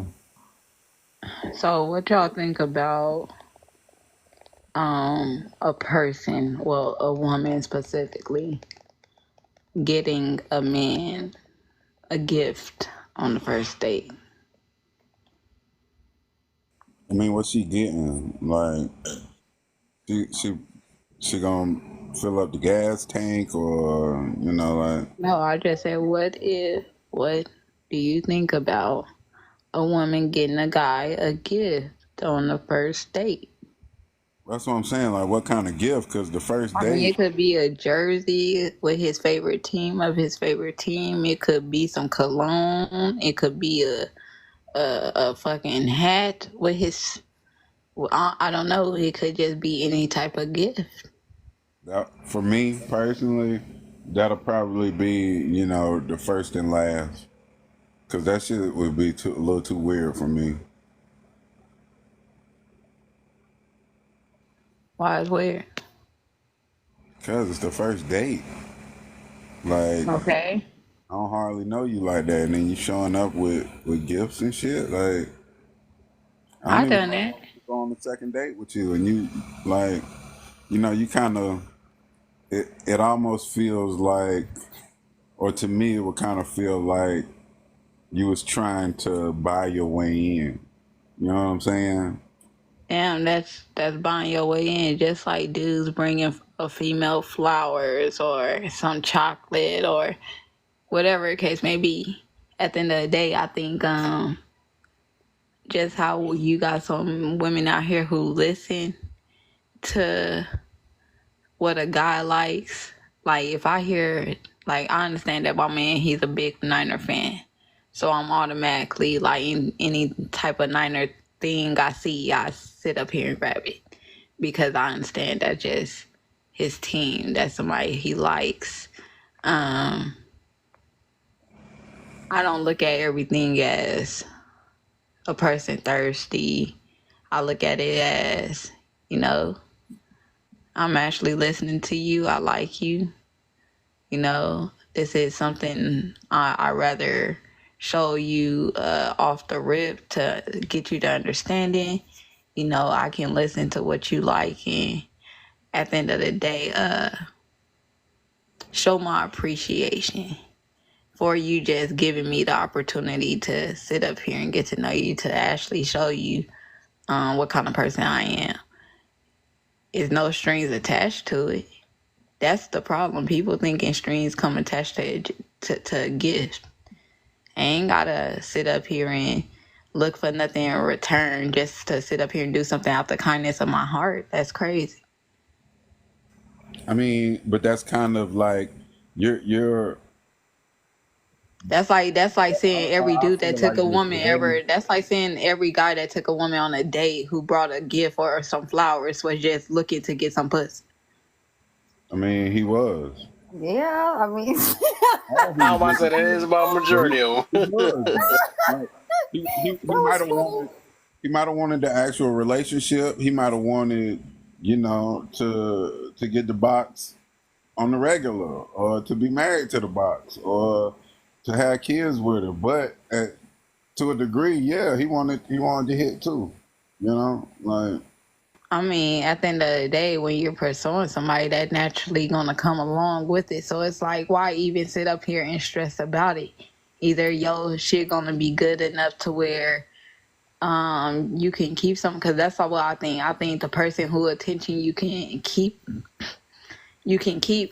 they'll sit up here and naturally want to do that with you. It ain't something that you got to sit up here and try to force yourself to put yourself in a position to get that.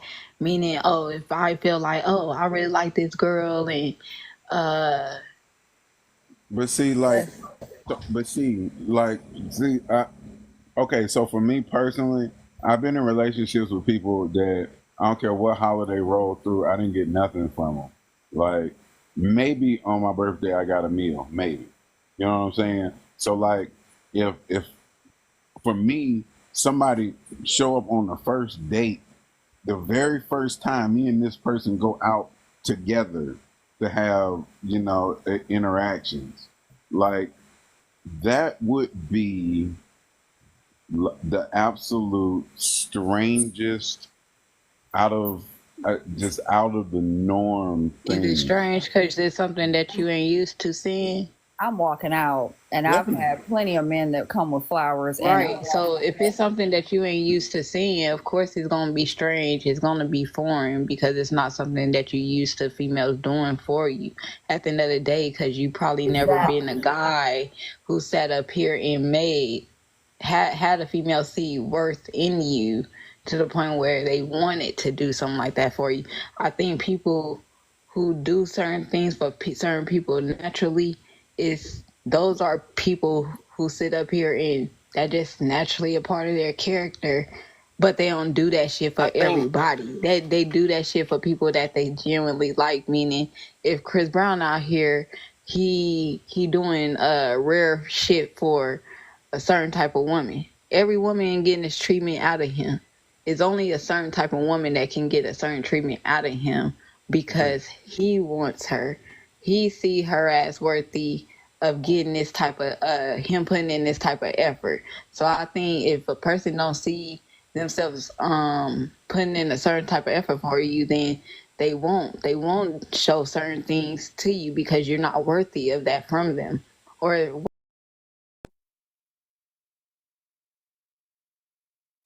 like on a first date, like what makes them worthy? Like that's to I me mean, it that could be the was a conversation. to It me could be that the was like a conversations you had with that person. You could okay. connect with a person on a level nobody never connected on.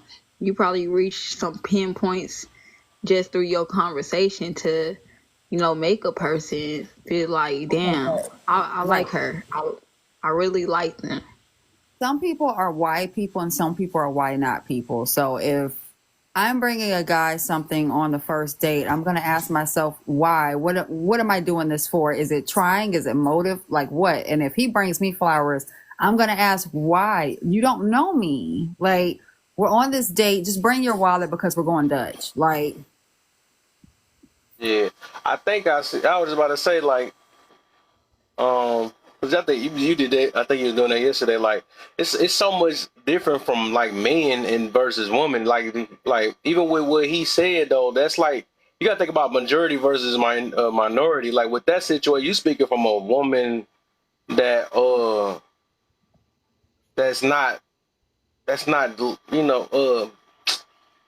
rare. I'm just saying it's rare, right? That's a rare situation. I don't think a lot of women do that. Like if they did, we wouldn't have to be speaking on this app about what we speak on now, though. So I think you speaking like on a women that might be like you, but we know there's not many that's like that. That's come up with the genuine. We're gonna automatically kind of expect something like, what the heck? Women don't hardly do that. A lot of women just don't hardly do that. They don't. Even the what somebody was just saying, with the first date thing, like that is kind of weird. Like we used to women, you got to do something for them first. That's like literally how the Because world even pushed it out for men in general. Like we got to be the ones that take them out and do this or whatever. But it's just like basically I guess you would say you have to like know more of yourself and know who you dealing with. But overall, yeah, that'd probably be like some randoms. I don't know. That'd be random though. I think what I'm speaking more about is meaning just how we sit up here and say, oh, you got dudes out here got to put in a lot of effort to get the chick that they want, right?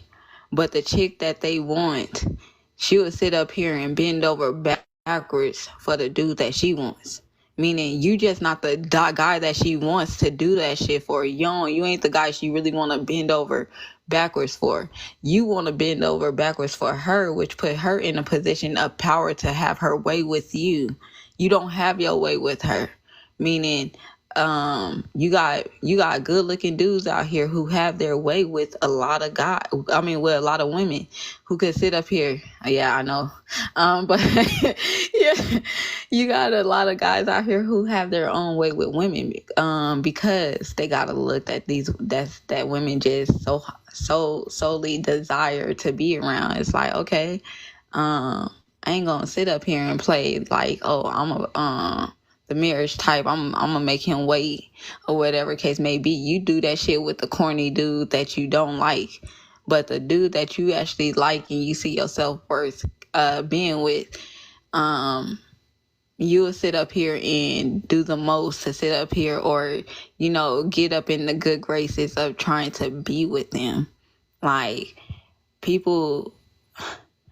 Like I said, the women that's sitting up here taking their money to sit up here and spend that shit on people like Chris Brown, you got to realize this dude's on Chris Brown level, but the dudes that's on Chris Brown levels every woman ain't coming out the pocket for $1,200 for them dudes.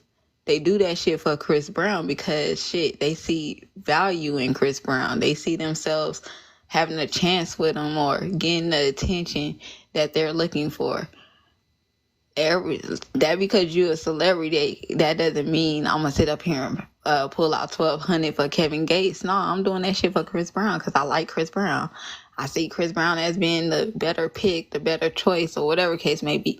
So I think it's all about, like Kev said, it's all about who you choosing, who you're entertaining, because you got those people who would play in your face like they ain't like that, but honestly, they just not like that for you. Right. Because primarily, I like stoic men. And the stoic man will probably sit there and be like, huh? What? Like, what are you doing this for? And to be honest with you, like, people call them alpha. They're stoic, right? And it's certain situations that I had to learn that with a stoic man, it's like anything that will make it seem as if you're trying to take over everything, it's just like, nah, that's not going to work. You know what I mean? That's not going to work. And they won't fuss, but they'll push back like, that's not the one. You know what I'm saying? So bringing a man something like, I mean, I'm not knocking you, sis. Like, you do you, but I've never done that. I never thought about doing that. Yeah, because I'm about to have a topic on it tomorrow. Because it was a girl who just went viral for doing that. She went viral because she said when she go on a date, she'll sit up here and bring a gift for her date. And I was like, hey, I did that shit before. I even paid for my first date. Because he ain't have the funds to, but I ain't care whether you was my man or my friend. If you ain't got it and I do, I'ma take care of everybody. That's just how I'm built. And I know a lot of people ain't built like that. Like, is it like almost okay? So I paid for my man's rim to get fixed because he had low pressure tires and he went over a pothole. Like, is that similar? He had a little dent in it, you know. He couldn't put a tire. I don't feel like paying for something for a guy is bad. Like, I think women just live in a society where we're used to being greedy and mooching off of a motherfucking man.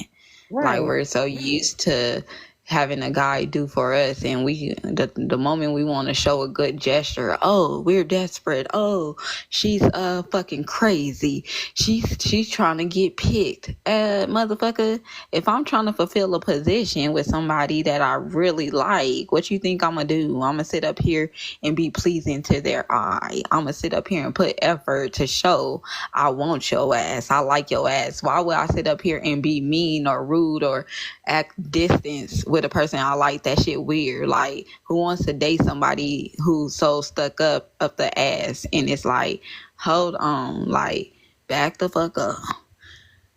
That's why you having problems, because you don't know how to sit up here and get along with your partner, because you want to sit up here and have a problem with everything that they do for you. You want to see, like, and sometimes I was that person. It took me a while to not be that person, to sit up here and be like, dang, why are you sitting up here doing this for me? Why are you sitting up here? And sometimes it's like, why not?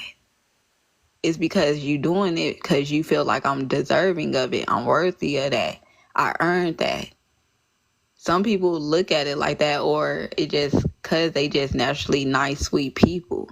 It's like, if you ain't never met a sweet person in your life, that just means you need to surround yourself with better people who's not so selfish. Because it sounds like a lot of people be so used to selfish people who sit up here and do something for you, and then you wondering why you asking questions out here like, oh, why you do that for me? Because you're not used to it. That's why I'm doing it. I'm doing it because I see something in you that's deserving of this, that I want to show you, hey, I'm not like them people like that you're used to being around. I want to show you something different. I want to show you that you do deserve nice things as well, because I see that you do for others. That's true. I want to ask who haven't been around selfish people. I think majority of people that we know is selfish. There's a lot of people selfish. I think overall, that's what. The more I think about that, though, because like I said, it's a reason why we talking on these platforms now, because there's so many selfish people.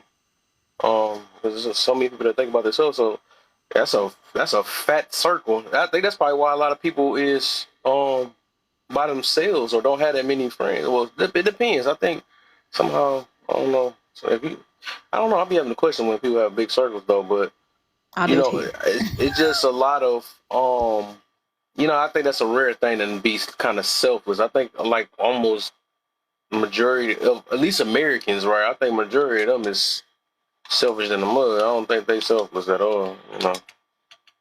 You can tell like when they get mad at our topics and stuff. It's all about them. Well, it ain't fulfilling me and it's hurting my feelings. I don't care about my kids, and well, they ain't gonna say that, but we know what that means. I wanted to answer number 4. Number 4. Do you know how to love unconditionally? I like that one. I do. I like it a lot. Yeah. Yeah. Yes, I do. I know how to love unconditionally. I think unconditional love is genuine love. I think it's one of the most purest love you can have for somebody. When you love unconditionally, it's like whether we work out or we don't work out, I love you enough to still want to see the best in you, to still see, you have accomplished things. I still want to see you accomplish things even without me. Even if you feel like, let's say you want to leave me and you feel like you and your ex are are destined to be. I can love you unconditionally enough to sit up here and say, even though you in love with the next person, I can appreciate you being a part of my life journey, and I can love you enough to understand your point of view to where I'll let you go be with that person, even if that means living life without you. You get what I'm saying? Like, I still love you enough to sit up here and let you do what you do and be who you are and go follow what you want. I think unconditional love is when you can love somebody past surface base. Meaning, if I got what you just because you cute, can I love you past your looks? Can I sit up here? If you sit up here and you got caught in a damn fire and you got burned up real bad, could I still sit there and love a person that I once looked at as gorgeous? Or, you know, if you stop walking, can I still love you? If you sit up here and, you know, go missing, do I love enough to go up on the search to go find you? A lot of people say that they got unconditional love, but yo, a lot of y'all love be very conditional, because you will sit up here and leave the moment somebody not making you happy or meeting your wants or your needs.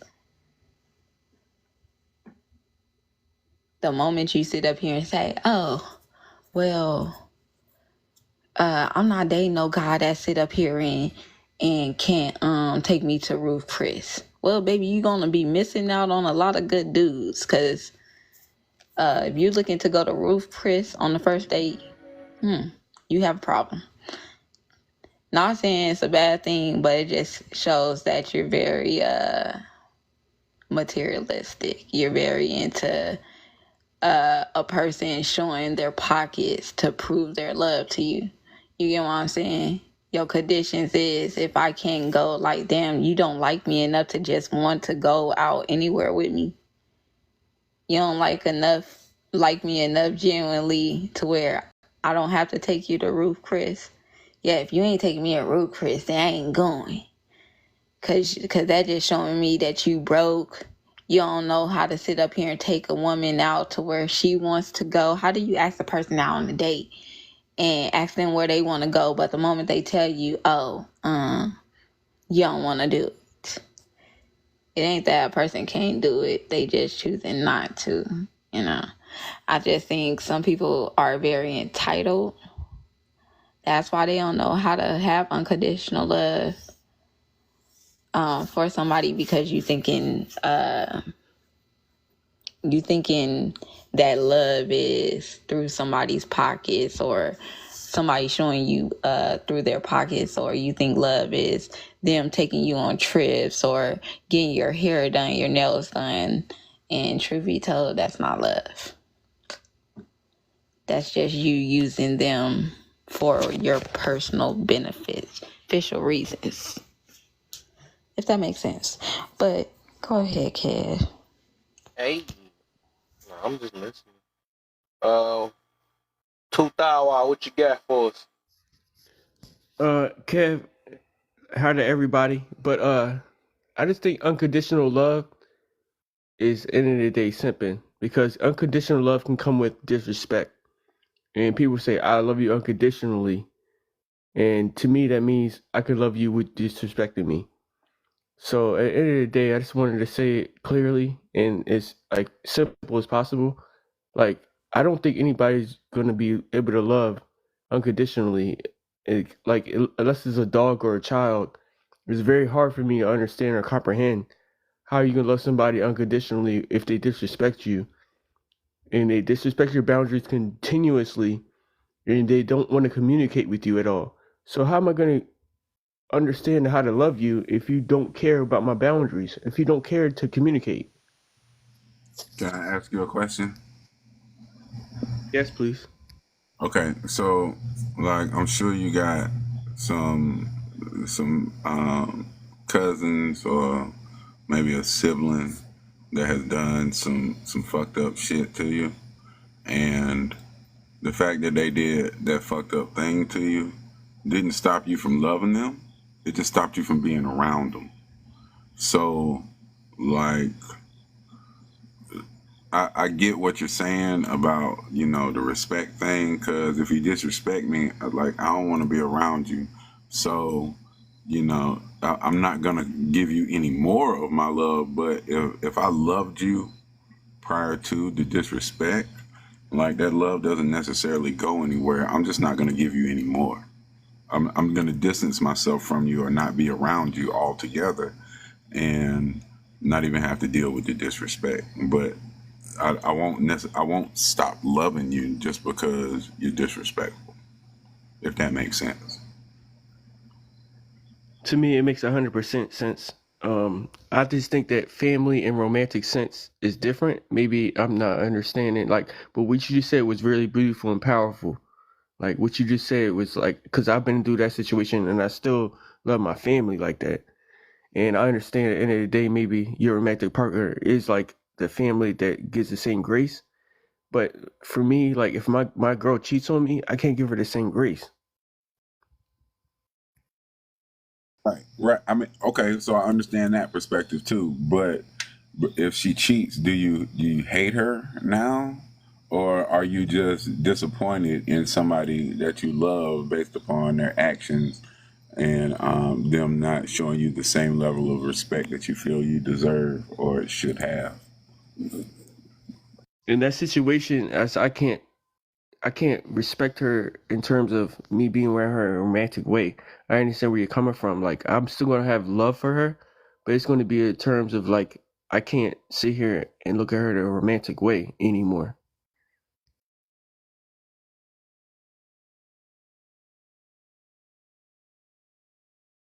Cool.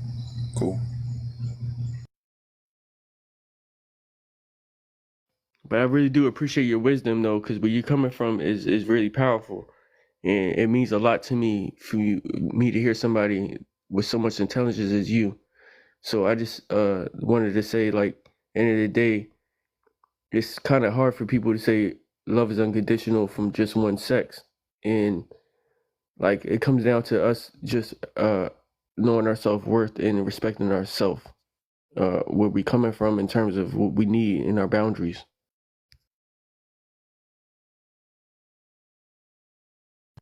No, I agree.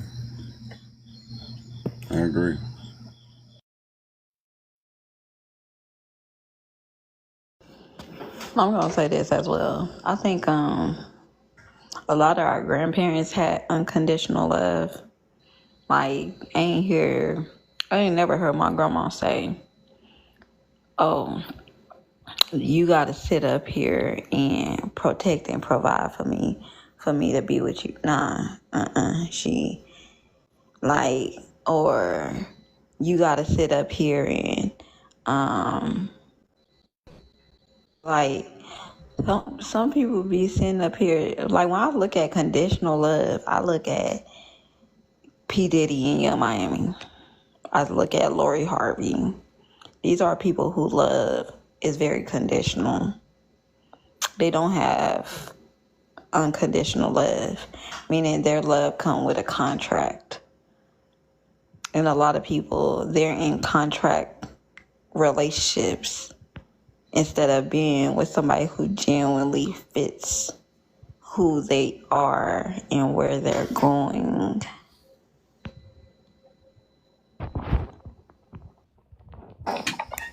It's like people sitting there talking about, "Oh, I love you," but the moment you sit up here and a person don't they do something you don't like, oh, you ready to walk out. And I think anybody that's really ready to walk out on somebody at the beginning stages in life, you just showing that you never will have unconditional love. Because if you could leave before the ring, that means you will leave after the ring. If you could leave before the marriage, that means you're going to leave during the marriage. So at the end of the day, be careful because it's dangerous.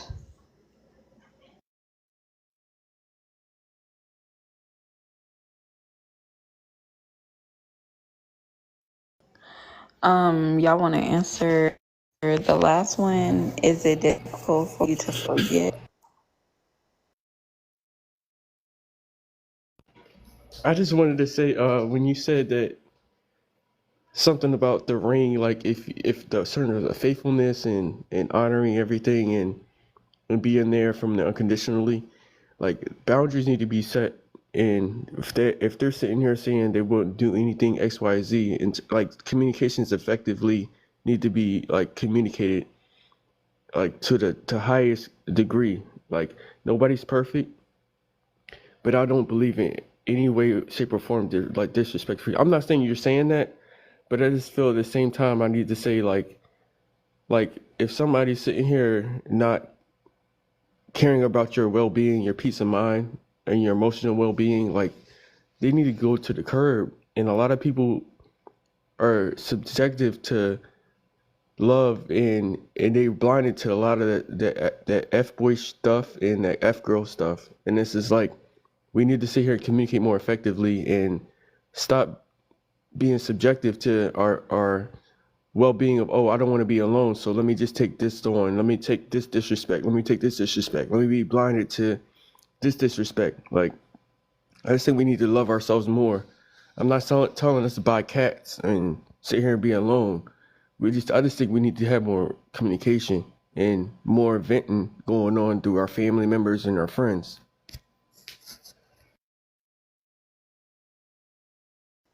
Wait, you said people need to start venting more to the family and friends? Yes, because I think family and friends can get us out of that rut, because a lot of us be in this relationship, oh no, we don't need any family members and we don't need any friends in our relationships. And people say that all the time. This is like, really? You So don't. who are your friends and You who are your don't. family? Like, who are your friends You and your don't family? need you don't need none of the people in your relationship. And I say because when I'm a firm believer in when it's too many mouths on a situation that people not in, at the end of the day She it's said, hard for them to understand. Oh Lord. Um yeah, it's gonna be too hard for them to understand certain things, especially when they're looking from the outside in. I think that's what makes relationship difficult because you got encouragement from your friends who have negative thoughts on your partner. You got you got negative opinions from people who sit up here and who's been waiting for your relationship to fail. That's why I think it's very important to not have family members or friends opinions on your relationship because I don't know, from my personal experience, me not talking to my family, me not putting them in my business, what we go through, that shit has worked out a whole lot better because I see the family members who sit up here and they do run the family and put family in their business. Guess what? They're going neck to neck with the family right now.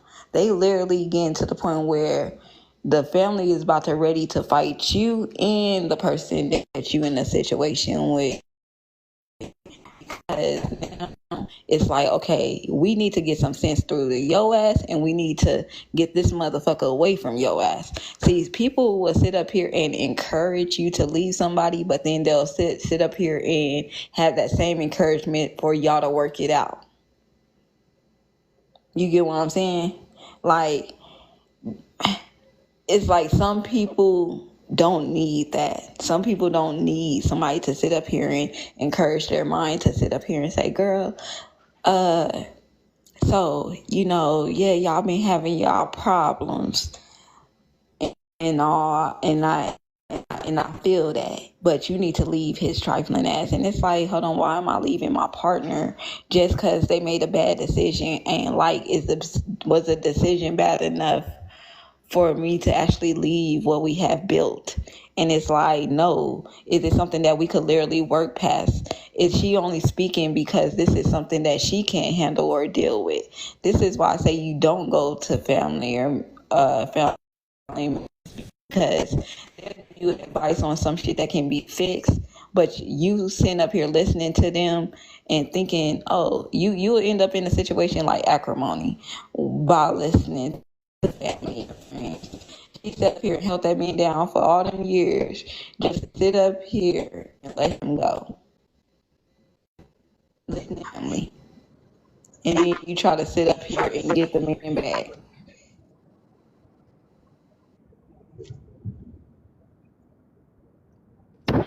I agree with you 100% in terms of like certain family members and certain friends. I don't think those certain family members and friends have the same dynamic of relationships that you may have. So the ones that I do, I keep my circle close. Like I have 10 friends. I only told 2 of them who have been in a certain situation that I have been in to sit here and express, well, how did you deal with it? Like what was going on? My family, I can't do it to a lot of my family. I only do it to 2 of them. And that's always going to be my mom. And it's going to be maybe a cousin or a brother of mine. So I know everything's going to be different. It's not going to always be the same. But I was just speaking anecdotally.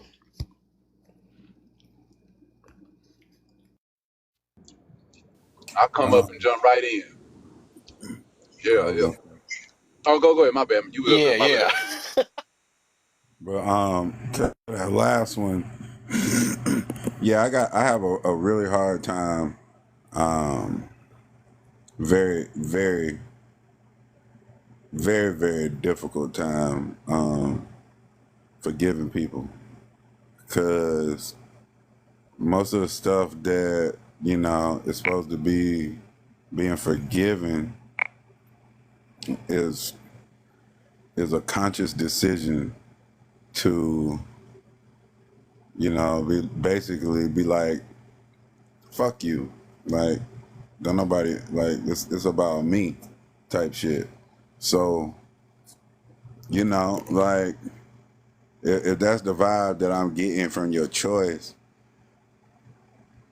I can't in good conscience or any variety of logic in my head, like straight just forgive you for that, because you wasn't thinking nothing about me, so why am I supposed to care about you at that point? So yeah, I forgiveness, man, like ooh, that's a rough one for me. I have a very difficult time with that.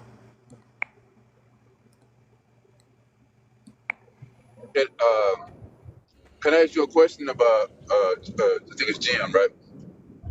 What is Yeah. it about forgiveness that, like, is it that you don't want the person to know that you forgive them, or could you just forgive them on your own without them knowing? Like, what part are you having, I guess, a little difficulty with?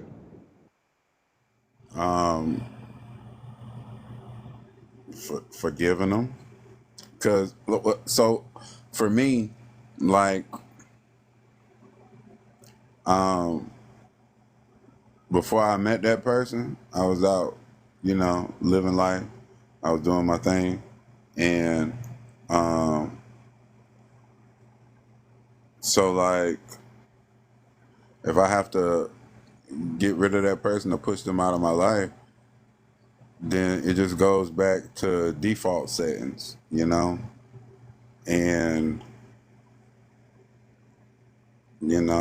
don't know. It's just hard for me to care about somebody that don't care nothing about me. I don't know if that makes sense. If I'm answering, Yeah. I might not. No, I get it. I guess I would say to help assist with that, I learned about forgiveness is, and it's everybody say this shit, but I think it's more detailed to it. People say forgiveness is not for them, it's for you. And I started to do like some deep inner thinking on that, right? I realized that I couldn't forgive anyone because I was still holding on to the feelings that I felt when I felt like they done me a certain way. And in return, I start acting out in a way that's not naturally me, like how I normally am every day. When I think of how that person did me, moving forward, I allowed that person to dictate how I move and treat others moving forward. Then I realized that person still had power over me.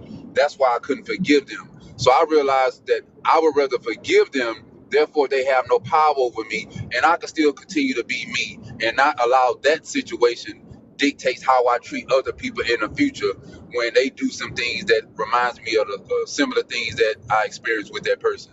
I don't know if that make any sense, but I mean, I feel you, but like, I don't think that, like, I'm not gonna treat Nay bad because it's just me is treating me bad. You know, like it doesn't it doesn't roll over to the next person. So yeah, okay, I get it. You saying that okay, you saying that you just have a hard time forgiving. It's not like somebody else is gonna pay for it. It's not like you be on your mind. It's not like you be like, damn, how they do me like that, and you constantly thinking about it. You just saying once somebody do something to you, it's just what it is and you move on. Like it ain't no feelings attached, right? right. Okay, I get that. I get that. Well, that's forgiveness. Who did it? That was perfect timing when that and that happened on his stuff. He must have really rang a bell over there, boy. Hey, you gotta teach me that one. He said, "Got that right." So, how much longer are you staying Nay. on? How much longer are you staying on? I don't know. I'm trying to stretch it. How many times you done fell asleep already, Nay? Go ahead and be honest. Go ahead and be honest. Well, I was on this Did other I just see live. my... Hold up. I might be up even longer. Did I just see what I thought I seen? Like, I I think I was on just this seen... other live, but I actually did fall asleep. Like, I came back here. You better come back home. What?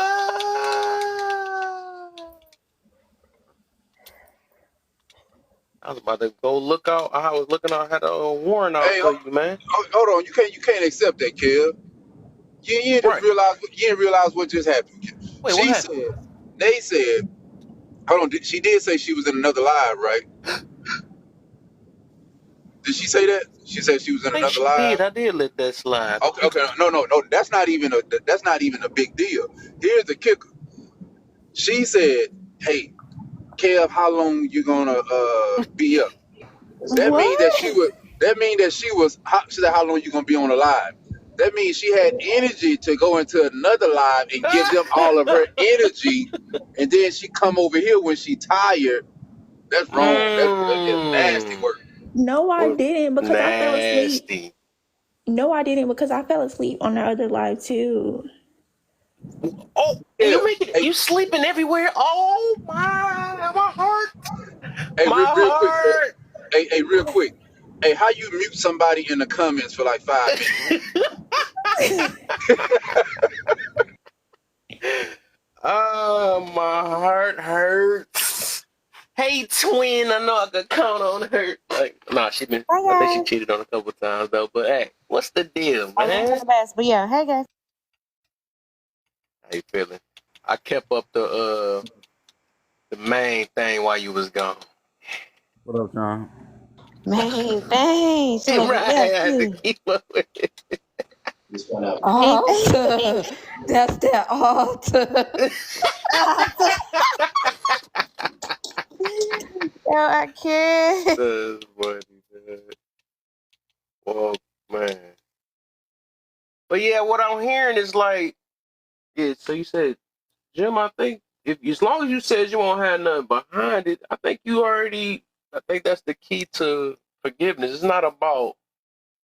That's why I go back to them and get that word out again. That genuineness thing. Somebody hate that word, but with the genuine, right? It's not about is this other person gonna do this to me?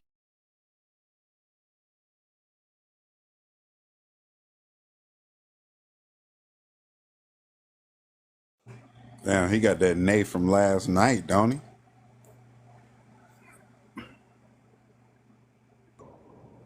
Soon as he started.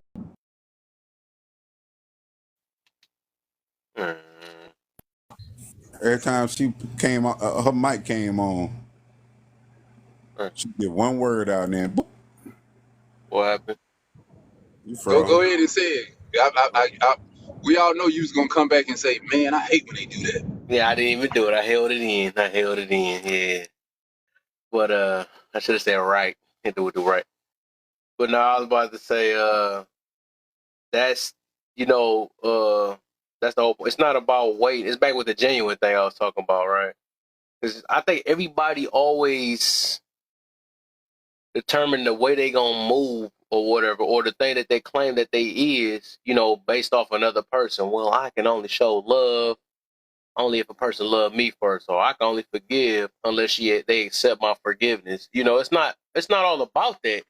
You play your part. It's not about because they gonna deal with what they gotta deal with. But as long as you sitting there waiting on another person for you to get validated off of what you feel like was in your heart that you need to get rid of, that means you'll never get rid of it because you're waiting on another person, and then they might not say it the way that you wanted to. So that means like basically until they come back in the way that or they verify that they forgave you or they that they love, whatever the situation is, it's like you gonna be having that on your mind, weighing on your mind, and we don't even know if that person done let it go a long time ago. They done living their life, partying and all type of stuff, moved on, even if it's like an ex or something like that. They done doing their thing, is sleeping in the bed, and you still thinking about them. You know what I'm saying? Thinking about every time y'all come around.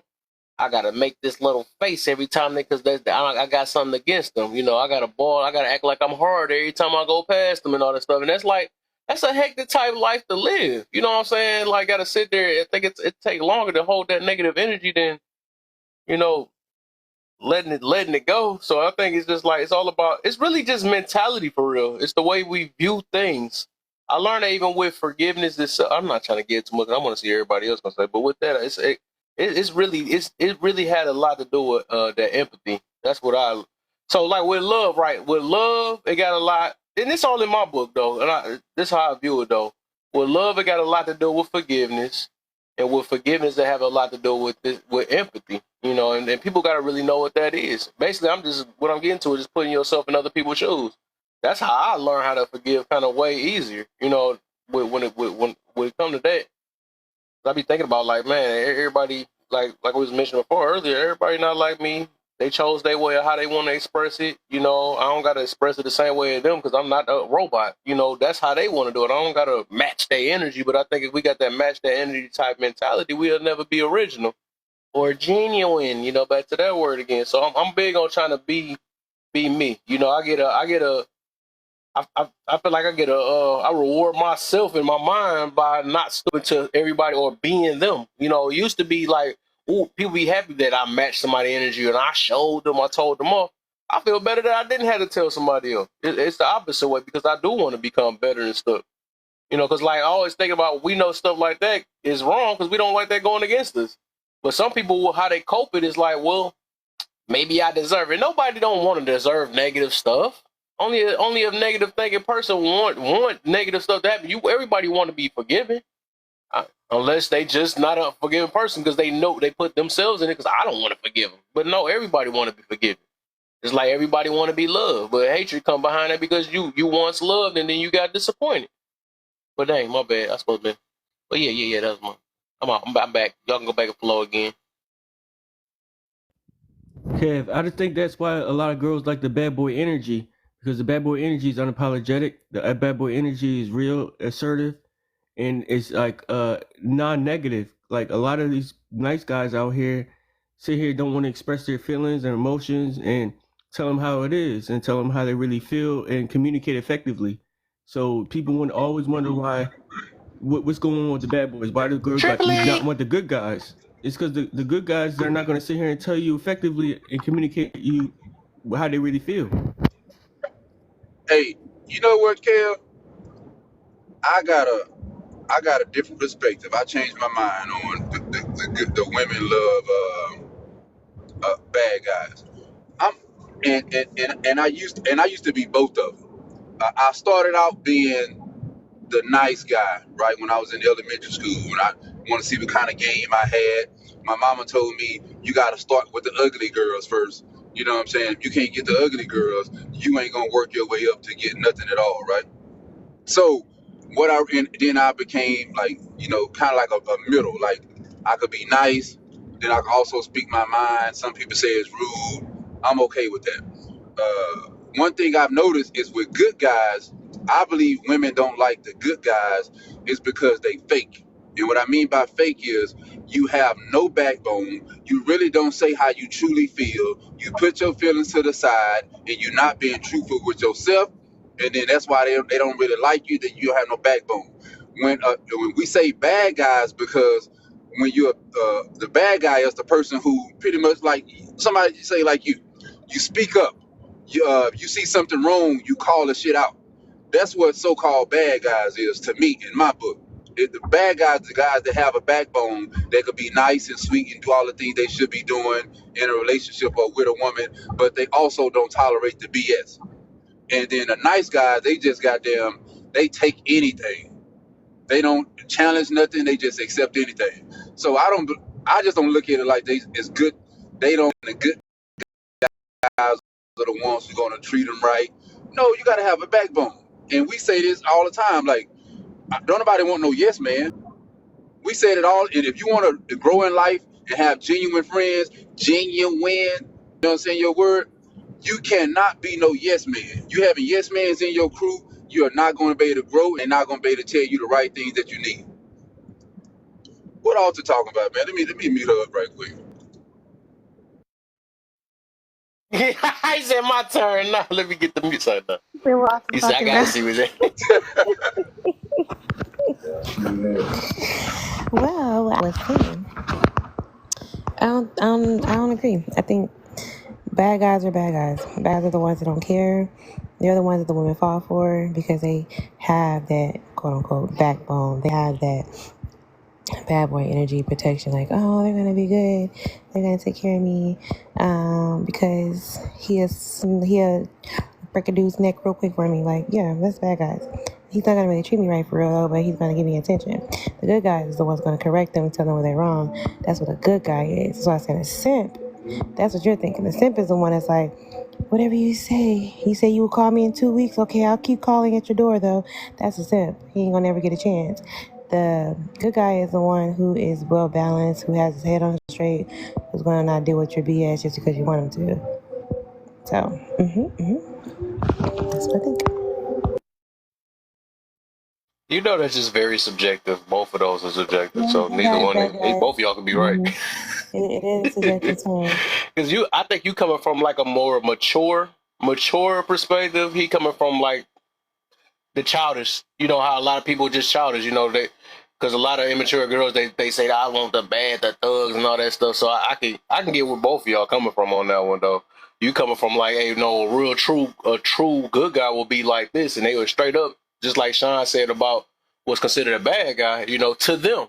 But like we got to think about the two different type of group of people we talking to. So he right on the people that he talking to, and you right on the people you talk to, because that's how they view it. That's literally how they view it. You know what I'm saying? So that's how I look at that one. Okay, I just wanted to say, like, I agree with y'all, and I hear where y'all coming from, but like my bottom line, what I'm trying to draw the line is that no woman wants a dude who's not going to sit here and stand up for himself, and no woman wants a dude who's not going to sit here and have his own mind. Like, she doesn't want a dude that's going to always. Why you change your name, Naeem? Huh? Why you change your name? Because Naeem? my girlfriend right now is always scoping on my profiles in my wow. TikTok, and I'm trying to what be discreet. What you be doing? I'm not doing anything, but wow. I have a lot of friends that come in and like from left and right and get them into my I'm sorry, they're trying to get into my profile or my profile, and I don't want to accept him as a friend, but she sees that I'm accepting him as a friend. I don't know how she sees that, so I just changed my name and told her I'm not on. So it seems like I'm cheating. It seems like I'm cheating because I'm being secretive, and I apologize to her, but she doesn't know it. So I just want to keep it peaceful because I love this girl. You got to apologize. You and Nate owe Kev an apology, man, because Nate treated Kev live like an after hour. She went to the club. it was jumping, and then she came over here for the after hour. And you using Kev Live to be cheating and stuff, man. Y'all on some crazy stuff tonight. What's going on? I'm glad. See, call it out. Call it out. I'm not even. I'm letting all that. Hey, they only letting. I'm letting it slide. Not slide, but I'm not noticing because they got me while I'm playing the game and stuff. But you right. You right. I got me about to ask all my mods where they been, or all my peoples where they been at. But Kev, I really think women do want nice dudes and good dudes, though, Kev. I just think they're not around a lot of us, though. They not around a lot of good dudes. Hold on. You a good dude? I'm gonna be real. Women don't want that shit. Hold on, man. Hold on. You consider yourself a good dude, right? I consider myself a good dude because I don't believe in like cheating. Wait, And I don't hold believe on. in like You gotta treating her understand. bad. Hey, how old are you? Are you like 23, 24? Nah, bro, I'm 38. 30. Okay, so you 38. So you consider yourself. It ain't nothing wrong with you saying you're a good guy, but I want to see, do you, like, I'm pretty sure everybody on this panel would disagree based up. Y'all the same age almost. Yeah, based upon what you just said. You consider yourself a good guy, but you had to create a TikTok that your girlfriend don't know about, and you know it feel like you cheating because you said it, but you consider yourself a good guy. That's shit that bad guys do. I agree with you 100%. That's why I said earlier, like, I consider, but at the end of the day, I'm not perfect. At the end of the day, I need help. That's why I'm on TikTok. That's why I'm trying to get different perspectives. Maybe I need to change. I'm trying to communicate with her effectively, but her emotions sometimes run over her. And like I have like friends that are invited into my profile page that I'm not even accepting. And like there's just like scammers that are coming into my page, and like there's scammers coming, like there are women who have naked. I know it's scams, and I'm trying to effectively communicate that to her. In reality, I'm a good guy, but in TikTok reality, like no, I'm not a good guy because they're still coming into my page. And Do you take that it's woman just on easy. dates, or do you take that woman on dates, or y'all don't really go on dates too often? We go on dates. It's not often. I'll say dates like 2 times a month, so I don't think it's Okay, often. yeah, that's the problem. Yeah, that's the problem. You got to have a date night every week. I You appreciate gotta it. have a date. You gotta have a date night during the week. You gotta have a date night during the weekday, and then every other weekend y'all gotta have some time where y'all go out on Saturday where everybody out there having fun. So you gotta mix it up. Weekday, and then the following week y'all gotta do something on a Saturday or Sunday. You got to date that woman. And you gotta continue to date. Don't get comfortable with having 2 dates a month. That's a recipe for disaster, if you ask me. Take out the drink, voice your concerns, say the shit that you want to say when you're sober, and she probably accept it more if she got a little drinking and y'all out in public and she in the atmosphere. She be willing to accept some of the stuff that you say. But trying to have those hard conversations at home, yeah, you in a world of trouble. Only dating 2 days a month, yeah. That's like a non-custodial dad that's paying child support, get his kids every other weekend. I appreciate you, bro. I don't know. Any woman that's sitting up here doing some stuff like that and got you sitting up here sneaking around like you a little kid or something, that shit sound like she don't trust you at all. Like if she feel like I think any woman that's questioning her man's loyalty, that says a lot. It says that she either seen something that broke her trust in you, or she just naturally have trust issues. Like you got with somebody who wasn't healed from a past situation, so now they are pouring certain things onto you. But because I'm like, how you dealing with somebody that you can't talk to, like who's not trying to be understanding? It's like they purposely trying not to be understanding, or they're just a person who sits up here and just really naive to believe anything a person tell them about their partner. Like that's what she sound like to me. Like somebody who's easily believe things about you that's not true. Because you're questioning too much. or if she's feeling like she's searching for wrongdoing in you. I hear you, and I just wanted to ask you: do you think it's because she's doing something herself, and she's just projecting? More Hell than yeah, likely, yes. hell yeah, Yes, more than hell likely. yeah, yeah. Goddamn, hell yeah. Oh Cause man, I my had bad. a friend. I've been drinking. My bad. No, Cause I no, definitely had I I had agree. a homegirl who literally, her man literally came home tripping out, like accusing her of cheating. Well, I promise you, I was with this girl the whole day, her and their kid. And when I say he put hands on her because he thought she was cheating, I said, "What the hell?" It threw me off because I was like, that's crazy. A person would really come home and trip out on you like you've been out cheating all day on them, and she had to call the boys on them because she like in reality he was the one that got caught cheating. He was cheating with some chick in the freaking apartments that she was staying in, and how we found out because the girl came around the corner trying to check him for I guess like not messing with her no more, like trying to cut her off, like trying to smash and ditch out on her type stuff. And the crazy thing is I said, damn, he really put hands on her for no reason.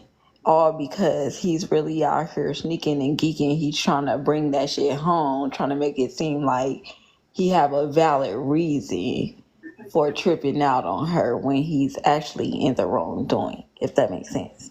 Like people will project some shit onto you and bring that shit towards you when they're really the person that's really doing the creepy stuff.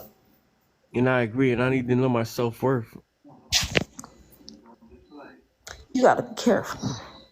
Cause that's real. Like I ain't think something like that was real, but that's real. Like that person could really sit up here and trip out on you and put in their mind that they think that you done did something or are doing something to the point where they'll trip out on you. Like I don't know.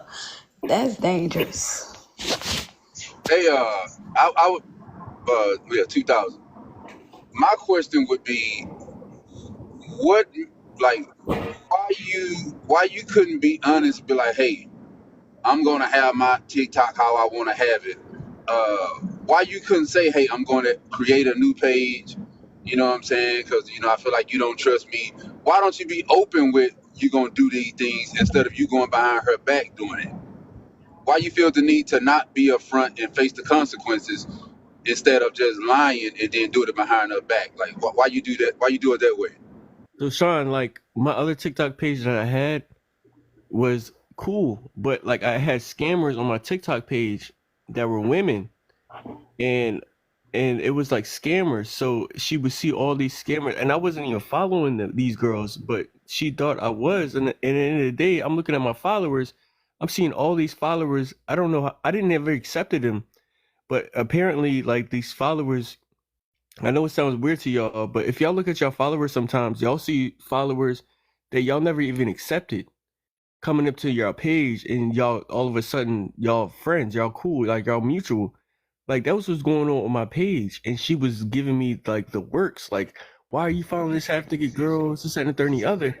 I'm like, I'm not doing it. I don't know what you're talking about. I'm not following these scammers. Ask her, okay, well, let's put your, like Kev, I think Kev said this, put yourself in her shoes. Let's reverse this right quick. Let's say everything you saying is true, that it just so happened you ain't follow these people, but they following you and you didn't accept it. It just happened to be right. Let's just go with that. Even with that being said, you have to be honest and understand that it still paints a picture that a man that's in a relationship have a bunch of women that following him. So these women are not following you just for no reason. You could say scammers, but ain't no woman going to believe that all these women follow you that's scammers, and most of the people that do the biggest scamming is men. So it don't even, so what if she had that, like, you know what, these are scammers and it's nothing but men? You as a man would question that yourself. No, You wouldn't believe her. So with that being said, even though you may not be doing anything, I would believe, or if that was me, I would believe that I owe that to my woman to make sure she feels secure. because I created that space. It wasn't like she was insecure and I'm gonna be like, okay, she just insecure, she should trust me. No, I created that environment for her to be insecure in that situation, so I need to fix that. Instead of you fixing that, you create another page that's gonna pack more problems that you have already. So you kind of making bigger problems for yourself, and I don't see the point of that. Like if you create more problems, so why not just tell the truth? I agree with you, Sean, 100%. And I like this girl so much, but she doesn't want to understand anything I'm trying to say most of the time. Maybe I'm not compatible with her, or maybe I need to break it Hey, off. you heard that, Because Kev? Hold on. You heard that, Kev? That's why I say I don't like that love shit. It's a feeling. Look what that man just said. That man say, I love this woman, but in the same sentence, he lying to her. Boy, that shit is scary as hell. That shit is Oh, scary. I told you. Do you really love him? But I agree with y'all. Well, people Accountability just use it to fill in the blank. Accountability is what I need to be about. And accountability wasn't, because I be on lives a lot too. So it's not just these little scammer things coming up every now and then. It's also me having to follow another girl's page, not having to do so, but okay, everybody follow somebody that's you're on TikTok live with. So I'll be following them as well and not doing my research on that girl and seeing her pictures behind the scenes and maybe not follow them, but the hosts, I'm cool with them. They're like, yo, follow this girl as well. Follow this girl as well. And that's like 90% of them that which she's really looking at. So there'll be some that's scammers, but 90% of them is going to be the ones that I'm on TikTok live with. Oh, I like what she's saying. My host wants me, I'm subscribed to him. Let me go ahead and also follow her. And it's to a point where I trust my host and I trust what the guest he has on the panel. And that's where another problem comes in at. So I'm just sitting here trying to explain to her, and I think her emotions. Oh, wait, hold on. You said you trust the host, right? Where's the trust that you have for your woman? Where's the respect that you have for your woman that you'll just delete the shit? Like, you don't have no ties to these scammers, so why not just why don't you unfollow them or block them? Like, why do you feel the need to? You sure you 38? Yeah, I'm 38. So my other TikTok I had, I left it there, and then I reposted it back up. And so when I reposted it back up and I started deleting, I had 1,500 people that I was following. I put it down to 500, and it was still the posts I would like on TikTok in general that I was pushing follow to, and they maybe changed their post to a girl or whatnot because I liked the videos they had and I thought it was funny. And I wasn't really aware, like, oh shoot, they might change their post, they may change their pictures. And so that's where a good amount of it also came from. So the scammers were like 2%. The followers from TikTok panels was like a healthy 90, like a healthy 90. The other 8% was me just liking a post Hey man, on hold on. TikTok. Have women told you in the past, maybe your women or even male friends, that have anybody said that you sneaky? Have anybody ever told you that, man? They have. But it Yeah, was not that many of them. But it wasn't that many of them because I didn't do it so often. Yeah, man, you seem very goddamn sneaky, man. Like, you seem scary, sneaky. Like, you on a panel telling people you love this woman, and at the same time you following all these goddamn strange women, and then you lying to the woman, and you didn't even drop down yet with the fake page. At least you should make us think, okay, he finna delete this motherfucking page. You still up here talking about the lying woman you love.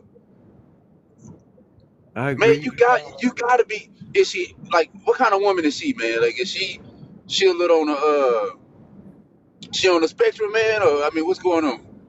She on the short bus? I wish she Nah, I was ain't say no. sometimes. Hey, hold on, nah. Hey. Nah, I don't mean no short bus, but I'm saying like she think like you seem sneaky. Like, I might block you, man. That's how sneaky you seem, man. Like, why do you feel the need to have all these friends on TikTok? Why are you seeking women validation on TikTok? That's the big problem. No, I hear where you're coming from. At the end of the day, I'm gonna hold accountability for myself. I'm Hey, learning. hey, hold on, man. You gotta understand, like, I'm pretty sure Kev catching on, the women is catching on what you're saying. You keep saying this word accountability, and you're not going into details about the accountability. You just saying the word accountability, and you ain't going into no details of what that would take, what it would require, what steps you're gonna do to get there. You just saying, I gotta take accountability. Wait, Like, Sean, Good to question, be Sean. fair, it also sounds like it's not that she's actually probably going off the walls like you say she is. It sounds like he be doing some sneaky shit and she be calling him out for it.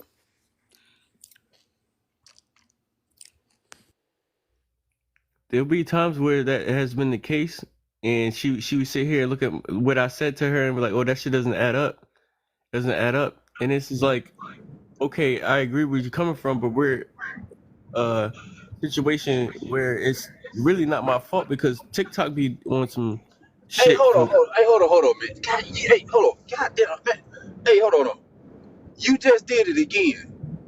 You don't explain nothing. You went into detail. Watch this. You go into details about everything except the things you need to go into detail about. You went into detail about how you became friends with these women on TikTok, how your host told you you respect the host. Your host told you to follow this person. You did that, and you go into detail. But then when I said about accountability, you don't go into detail to that. And then you said your girl told you some stuff, and you was like, "But what about you?" And I'm like, can't explain how can you change any of this as far as you taking accountability. What does that look like for you? For right now, it's me deleting this page that you got right now and going back to my old TikTok. To be honest with you, that's And my brother, hold accountability. on, brother, hold on. I believe you starting off at the wrong thing. You need to get your mind right. Fuck a page. You could delete this page and you still got that mindset you have. You like catfish. You gonna create some more pages. You seem like the type of dude that be on that show Catfish. Like you create all kind of separate accounts and you be catfishing the shit out these women. You might need some help, brother. Sean, can I ask you a quick question? It's gonna take me 5 seconds. Have you ever had a Yeah, page? Have you ever had a page though, Sean, where you had like followers that you didn't even like? You're following the same person that you did not want to follow, or is it just me? My page glitching up. I think it's just your page. Cause anytime I get a follow, I get a notification. And if I go to the profile and they only have goddamn 16 likes or some shit, man, I'm unfollowing that. Well, I'm gonna block them. Well, Sean, at the same time, I'm not like gonna if lie, TikTok has done that to me, but it's not followers. It'll follow other people from my account that I did not follow. I have to go unfollow people all the time. that's what I'm trying to say too. At the end of the day, like I'm trying to unfollow. Like I was telling Sean that earlier, like I'm trying to unfollow like 10, 15, 25 girls. And it's Nah, still I Hold on, don't do that, one girl that this will come up there, and hold I'm on, like, I don't know what you're talking about, baby. Like, this, why are you tripping? hold on. This how your story sound crazy. How come no random dudes follow you? How come TikTok said, you know what? I'm finna fuck up 2,000 life right now. I'm about to have all these women follow him and I ain't gonna send no man his way. So TikTok blessing niggas like that. TikTok blessing men to just TikTok be like, man, you know what? He ain't getting no women. He ain't getting no love at home. Let me send some women his way. They ain't send no dudes your way at all. No, I haven't seen any. Yeah, you following these women, man. Yeah, you seeking these women. You Yeah, doing because what you doing right now. You on this panel and you about to follow Slim. You about to follow Honest. You about to follow Nate and you about to follow Alter. I could tell Kev, tell him right now because you the host and he trust the host. Tell him host to go ahead and follow all these women and he gonna do it. Now I need you to go follow my peoples that's in the. That's my boy Naeem, my boy. That's why I ain't seen him in so long. How I know if you ain't lying to me, I mean, Naeem? Say no. catfishing in 2024 is crazy. Like, if you're still doing that, then I don't know what's wrong with you. Like, I don't know. Let me just put it this way, make it simple. I only got 3 partners my whole life. I'm 38. And she's the second girl I've ever did anything Hold on. consistently We with. still So we I'm not still out waiting here on DMing. accountability, brother. My We still waiting accountability, on I'm you wrong. to explain. Sean, I'm wrong. No, we still waiting for you to like go into detail about why do you feel the need to be lying when the truth shall set you free? Why not just tell the truth? I agree with you. And why you keep lying to us? Turn your camera Because he on. don't want to be with his girlfriend for real, for real. That's really what it is. He want an excuse or a justifiable reason to say, you know what, she tripping, I should be doing better. Instead of just breaking up with her because he don't want to be with her because he don't think nobody else gonna pick him. Hey, real quick, I'm just came up to say this one, well, 2 things. 2000. Who let LJ up? You know I fuck with Kev, bro. Oh, okay. First thing is 2000. You gotta stop lying, bro. Just tell the truth. And Sean, you gotta stop being so funny, bro. I'm in the middle of working out, and you almost drop a 65-pound dumbbell on my head. I really don't be getting this. Only Kev, the only live I get on where I'm starting to let loose a little bit, man. Yeah, no, you funny as hell, bro. All right. Yeah, hey, y'all be easy. Stop shooting him bell though. Exactly. Like, so it's like, okay, so it's like another man like can sense out like a man that's trying to like lie or play. Like, I don't know, but what are you lying for? So I told you what he lying for. I'm keeping it a buck with y'all right now. Like, I'm dealing with a girl right now who is just like not all the way there mentally because she's dealing with her baby father. Oh, you manipulating? That's She's dealing not with her baby what father, okay? Her baby father be on her TikToks and shit. So I had to switch my page because the baby father found out about us. So And Hey, hold on. on top of that, it was her. So wanting you a to side talk to me about- you a side nigga? Oh, this is getting worse and worse. Yeah, you a side I'm dude? a side nigga. I'm a side nigga. Hold on, hold on, man, because I gotta get to go right. Hold on. So you on TikTok? You just wasted our damn time. A woman questioning if you lying and cheating, and she's the one that's cheating. Like, what the fuck? Why you just played us like that, man? No, I'm saying before I knew her, before we got involved, she already let me know she had a baby father that she was dealing with. Okay, so you the problem. You ain't got no standards. You want to be. You could go out there and get your own whole woman, but you decide to be a half man and get you a half woman. You right. The dude that she's dealing with, she don't want to fuck with him, and the dude doesn't want to fuck with her. And we just So had hold some on. chemistry. We at So work. you We at work. okay? So you okay knowing that when she's not with you, she's getting her back blown out, and then she come over there to you, and you know she ain't wearing no protection with this man, and I'm pretty sure you over there. Nah, you gotta let Nate say that over Exactly. Like, again. you know, when she know you should get her back beat out. So You gotta say your famous word, Nate. Go ahead. He said black bull out. Show him the like, I real don't word. know how y'all be cool with that. Back beat in. Like, it's the same way the other way around. Like, y'all just don't be having those standards.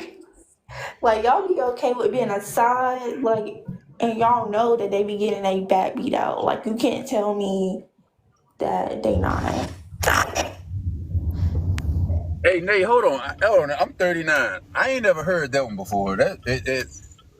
What that mean? Your back beat out? I heard blown out. Like your back beat in. That's what she was. Yeah.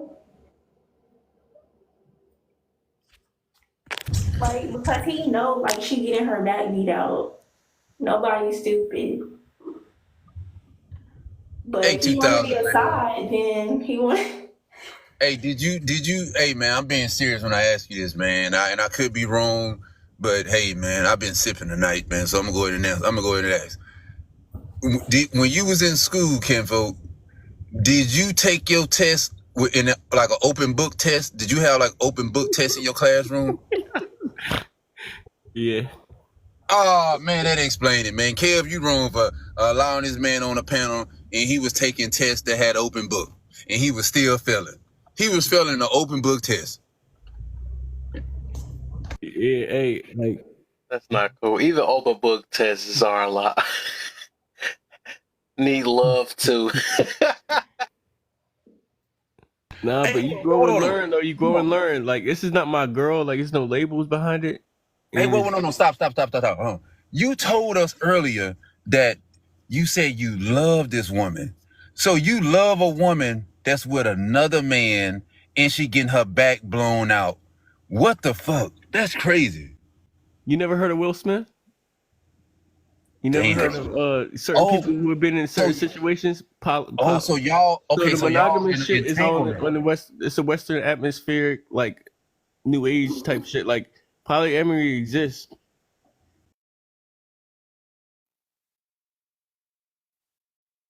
Got going on now is you the side dude. That ain't no polyamorous. Like you getting played, and Will Smith was in an entanglement. So that's what you in right now. You in an entanglement. So long story short, she doesn't love this dude at all. Nah, he's actually August Alsina. Yeah. But it don't but it don't matter if she love him. Like they still doing stuff. I agree. Hey, that woman don't love you. Let me tell you why. Let me go ahead and tell. Be honest with you, man. And you said it yourself, as far as like the good guys and bad guys, right? Right now, the position how you met her, you worse than a good guy, and you worse than a bad guy. You worse than a simp at this point, because ain't no woman is going to take you serious when you lowered your standards as a man, as a human, and decide to get sloppy seconds. Not sloppy seconds if she broke up with somebody and you was on a rebound. She's fucking him and over there smashing you. Y'all over there raw dogging. No condom. You kissing her all in her mouth after she just gave him some sloppy toppy. Like, man, you nasty, bro. You need to go get some help. Sean, can I tell you something? Kev, open the Bible Sean. and get this man a Bible verse, man. He need God, man. Can I tell you something, Sean? So when we got figured out, the baby father found out what was going on because she got a text message from her homegirl, talking about babe and boo. And the baby father then, we was fucking for like 7 months. So the baby father thought she was dyking.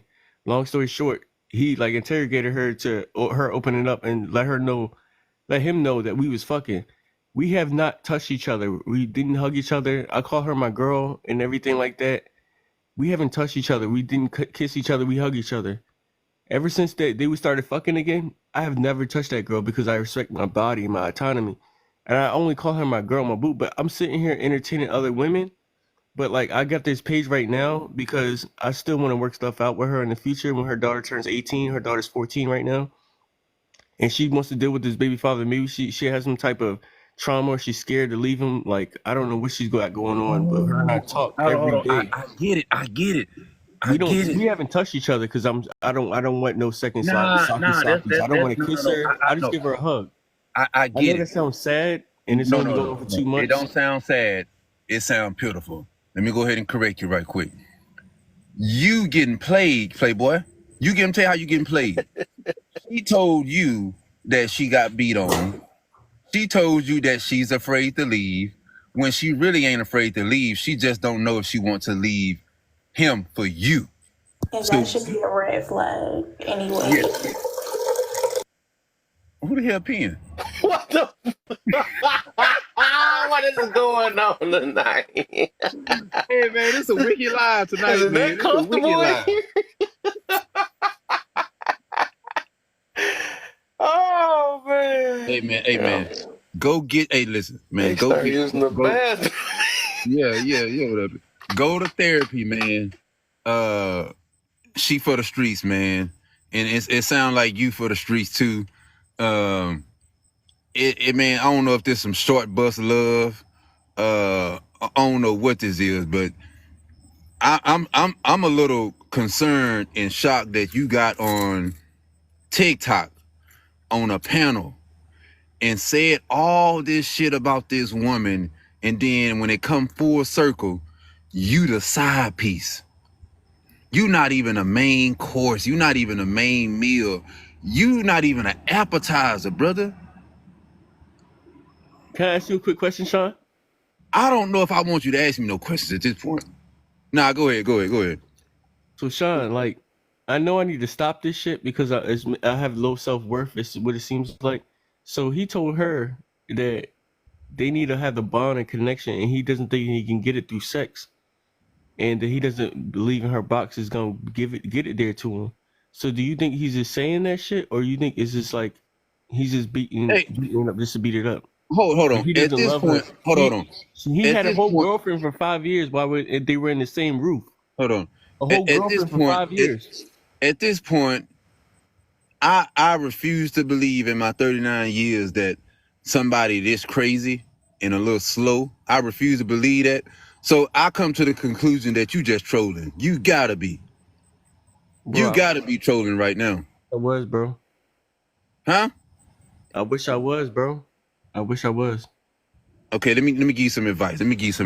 Okay, here it go. This coming from the heart right here. Let me give you some advice. You need to go get yourself together. You need to listen. You need to go. Damn, I don't know what to tell you, man. You really don't need no advice right now. You need to. Damn, you getting played. Hey, show us the picture of how this woman look. We want to see what you dealing with. We want to see what she look like for you to become a side. You're not even a side dude. You a side. Show us a picture of this woman. I don't know if I could do it. I don't got no camera I could do. You ain't got no camera. Man, but you in 1999, you ain't got no camera phone? I can't get on the camera on this live. I think after a certain amount of followers, you can't get a camera. That's it, man. She ain't gonna take you serious with 400. She ain't gonna take you serious, bro, with no 400 followers. That's crazy. I mean, you should be able to turn your camera on like on a panel. I'm trying to.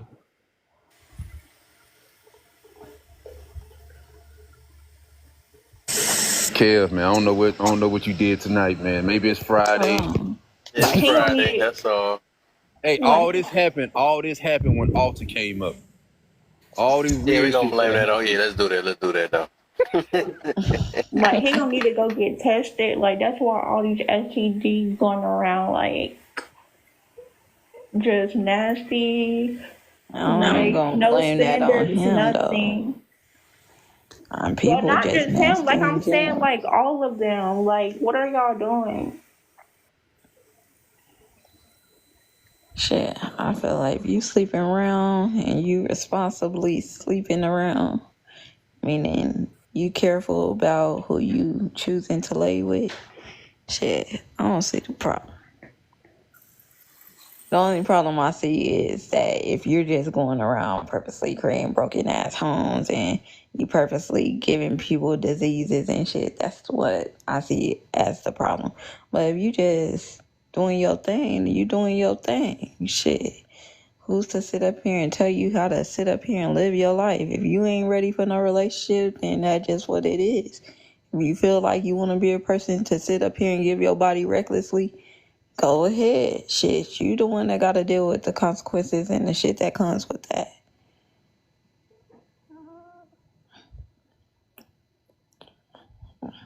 Jesus is who. When it's all said and done, that's who you got to answer to. You got to answer to Jesus and God himself. I don't tell people how to live life or what they should be doing. Like, people, shit, I understand people going to be people. People going to do what they feel. I feel like, shit, it doesn't matter how right you... I think everybody knows right and wrong naturally. I just think people still choose to do what they want. When it's all said and done, people still gonna live their life how they want. When they get off this app, none of that shit gonna matter. Shit, and if it does matter, shit, maybe you somebody that's applying certain things to your life from the app and, you know, you standing on that. I don't know. I just feel like we need to stop trying to control everybody and only control what we can. At the end of the day, shit, I think men always been shown that they been reckless or can be reckless. Women, we just showing men today that shit, we can be reckless too.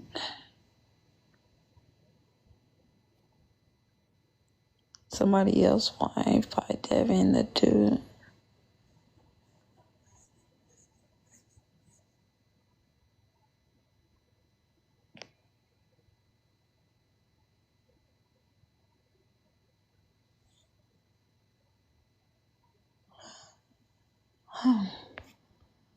Did y'all Yeah, answer the Cap. last question? I don't even think we made it to the last two, but yeah, I don't think nobody did the last one yet. Except Alter. Gemini.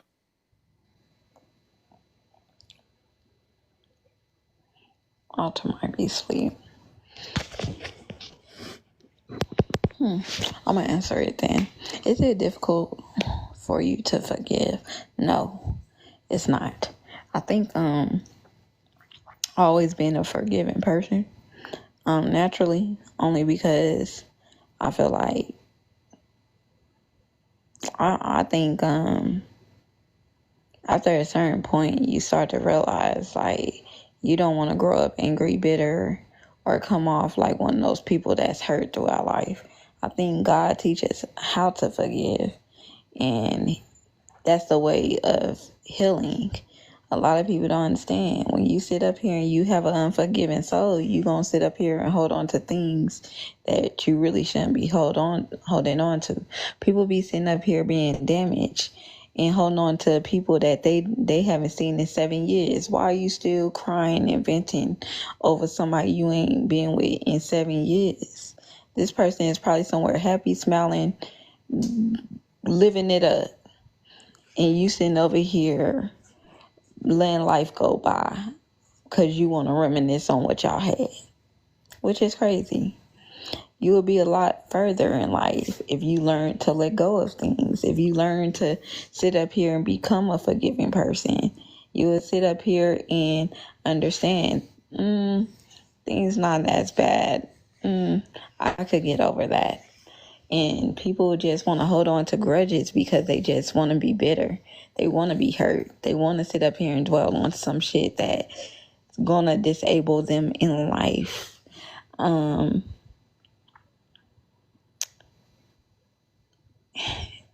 don't know. I just don't like enablers. I think that people sit up here and put things onto themselves to where they purposely damaging self and to where you can't move forward or to get to better, to get to that healing process. People will sit up here and try to literally look for sympathy or somebody to give them sympathy just because, again, they just want to sit up in that hurt. Like, I think people who really have a forgiving soul, they don't hold on to shit. It's like, okay, yeah, that happened to me. I'm going to move on, but I'm not going to forget. I'm going to know what to look out for. I'm going to know what to be aware of next time. When you forgive, you learn from what you forgiven. I think, yes, it takes time, but it shouldn't take too much time when it comes to, you letting go of certain things. I think, and that's what I had to learn. I had to learn, like, the people that done me wrong, I let God handle them. Because I understand it wasn't my battle to sit up here and fight, no way. You get what I'm saying? It ain't my battle to sit up here and change one's mind. Nah.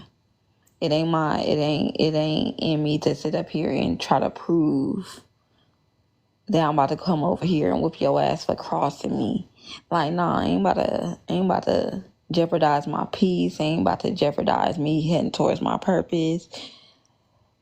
And let that sometimes we can't let the small things affect us from getting to the bigger picture. And I think that's where we're living in. We're living in times where people want to let the small things affect them from getting towards their purpose, to their goals in life. So, yeah, you got to have a forgiving spirit. Thanks for having me up. Hope you have a great night and beautiful night. For sure.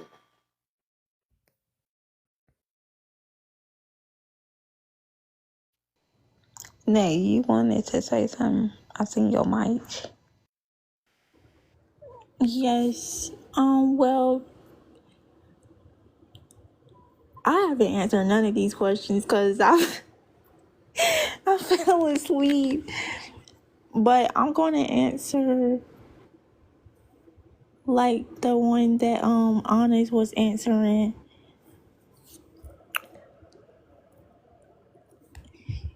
Well, I'm just gonna say for me personally, like it's not difficult for me to forgive. Like I already like forgave people. Like, but you can forgive, but like not forget. But like Honest said, like it's like I'm not gonna like dwell on it. Like okay, like that happened to me. Like so, what am I gonna do? Like so, I'm gonna do different and make like different choices and decisions. So yeah, cause I don't want to be bitter like most of my life, like dwelling on that. But I'm not gonna forget it. Like I'm still gonna be always thinking about that. And I heard like people say like healing is always like a forever thing. Like you're never not like fully healed. But yeah, but you should like know like how to manage like your triggers. So I don't think like it's difficult to forgive. But I just think like maybe if you're still dwelling on it so much and other things, then you haven't forgave them yet. Or if you still have resentment. But I do want to play kind of devil's advocate to a certain extent. I'm gonna kind of double back a little bit. I'm gonna say it is kind of difficult to forgive, especially when you spend too much time being in a dark place. Some people could sit up in a dark place so long, it almost like the forgiveness ain't like, I know two brothers right now who's at each other's throat because one of the brothers got caught with the other brother's wife, and he have an unforgiving soul when it comes to his brother for doing that. And that's why they family going through certain problems, because one brother is trying to make up for his wrongdoing, and the other brother is sitting there like they don't want to, like they just can't. That is something that they just can't get past, is you sleeping with their wife. Because one, you loyal to your blood. Two, it's hard to face to forgive your blood, but you left your wife and you left your brother behind because it was like they did the unthinkable or the unforgivable, if that makes sense. That's crazy. Like now that is like totally different. Like I don't know. Like, I'm gonna be honest. Like I probably won't be able to forgive my sibling because you really slept with my wife. I mean, sometimes women be like, "Oh, I was in the heat of the moment. Your brother was a shoulder I could cry on." I know it sounds crazy, but shit, your brother's still a man. It just like the people who sit up here and you have those homies who would sit up here and slide up under your woman after you done passed away, right? They sliding up under your woman like, oh yeah, I know that was my homie, but you know, I always thought you was beautiful. like, huh? Like, you get what I'm saying? Like, you don't know who to trust. Like, if y'all ever seen the movie Spawn, Spawn was like that. Like, he ended up passing away, and next thing you know, his best friend, who was supposed to be in real close, who's supposed to be in his daughter's I think he was like the daughter's godfather, and he ended up marrying this man's woman, and you supposed to be in her husband best friend. But I was like, that was deep. Like, I was like, I don't want to know how to feel like y'all both was probably messing around when I was alive. Really? Like, that's crazy. Ain't no way. Like, I don't know. I'm sorry. Like, I won't be able to. Like, Ain't I gonna lie, won't some be people able to. mentally get damaged though. Some people do mentally get damaged. I mean, you do have those stories that is like a acrimony type of story, meaning to where a person couldn't face the fact that their lover done slept with somebody else, so they had to unalive the lover, or they had went crazy after dealing with a situation like that. Some people are very weak minded and sensitive to certain situations to where your heart will literally break or be in a space of darkness like for a long time. And that's where I think the people who don't know how to forgive, they sit up here and they just carry balls of hurt with them everywhere. That's why you have ticking time bombs. You wondering why you talking to somebody and they're on edge about everything you say. Oh, who you talking about, me? You talking about me? You ain't talking about me because I know me. Like, you be looking at this person like, what the fuck? Honest. Like, hold on. Why are you making everything about you? Ain't nobody up here talking about you. I could bring up one scenario. Yeah, I remember this time. This girl Marquita. That I remember my ex Marquita. She wasn't ain't shit, and like now you up here bashing this person name that you ain't seen in years. Like, they probably ain't even that person no more. You get what I'm saying? Like, some people have an unforgiving spirit because you probably left a mark on them that was so memorable to the point where they care about you, to the point where they care enough to bring you up because you was somebody who was good to them in their life, and probably, or you was somebody who was and I say good to them because people be doing fucked up shit to good people till they turn no longer good in their book, if that makes sense. Like, if you've been sitting up here cheating on your girl the whole relationship, and then she cheat one time to the point where she got tired of the shit, you would sit up here and be like, oh well, your ass, I could never forgive your ass because you cheated on me. Like, you fucking crazy. All them times a person forgave you, did no wrong to you. Right. Like, but that's also what Kev be talking about. Kev. Like, that's also what Kev be talking about. Like, when he be like people be so offended.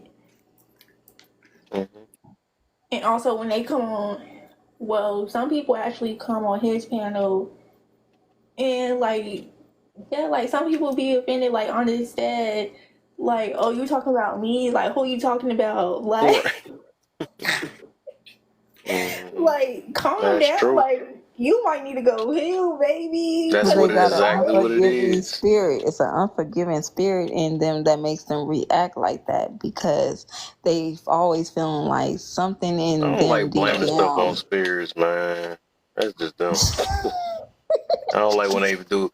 I just don't like when people it's the Jezebel. No, it's the whoever her name is, Jezebel It's a spirit. demon. Teresa It's the or demon. It's the Jerome. demon. That's just that That's like when we blame it Capricorn. on the devil. No, that's you. It's just you. We gonna stop. Hey, ain't The only gonna reason why I don't lie. like doing it because I'm The big on only reason accountability. why I say like it's gotta be a demon or something, because when I hear, like, I had a woman on TikTok tell me, she was like, I pray that you don't ever have kids. And I said, don't wish no shit like that on me, please. Oh, Because that's a demon talking. I feel like that's a demonic ass, people some say demonic if ass people shit to say say stuff. to somebody, because it's People be like, evil. yeah, you get what I'm saying? I'm like, people got to be careful with their words, because you pouring some shit onto somebody that you don't even know. Like, I'm like, don't wish that shit on me. The fuck? People don't be caring when they hurt. It's just be hurt people. It just be a lot of hurt people. That's all it is. And people don't have no limit. Some people.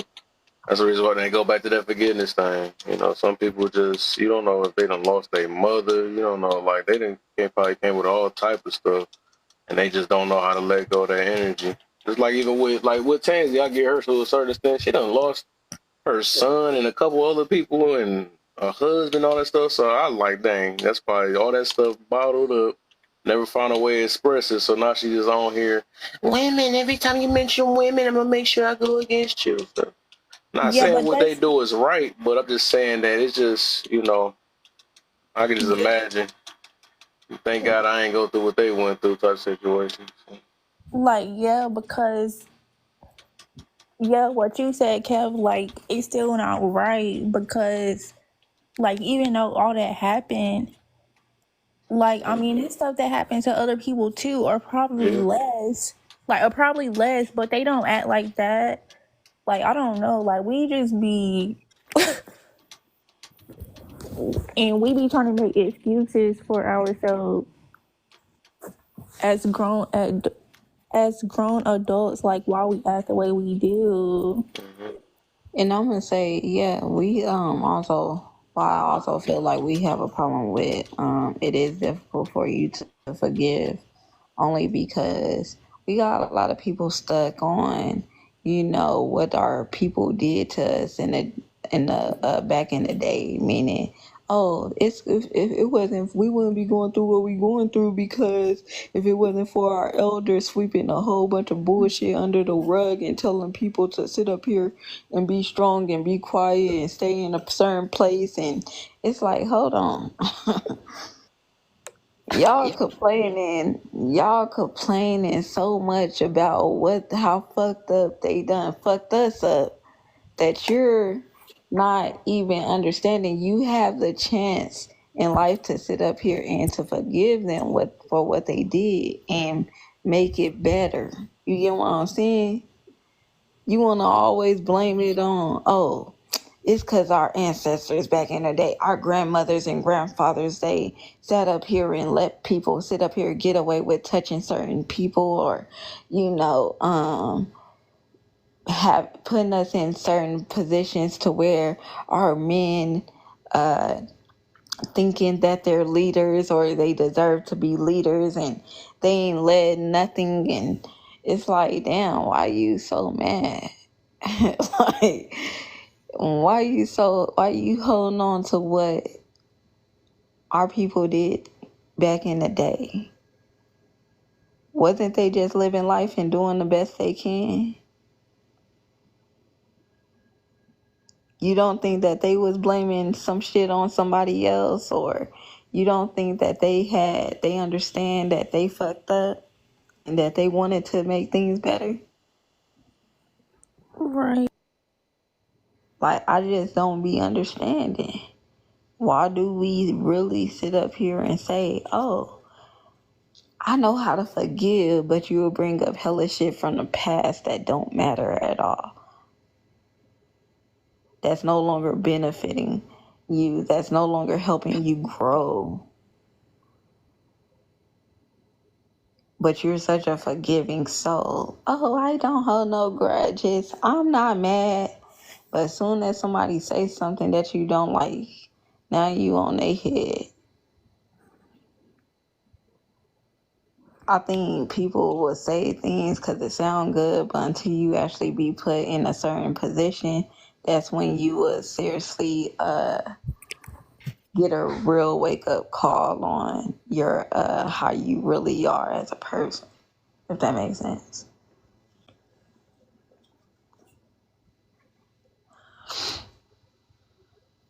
Nah, they do.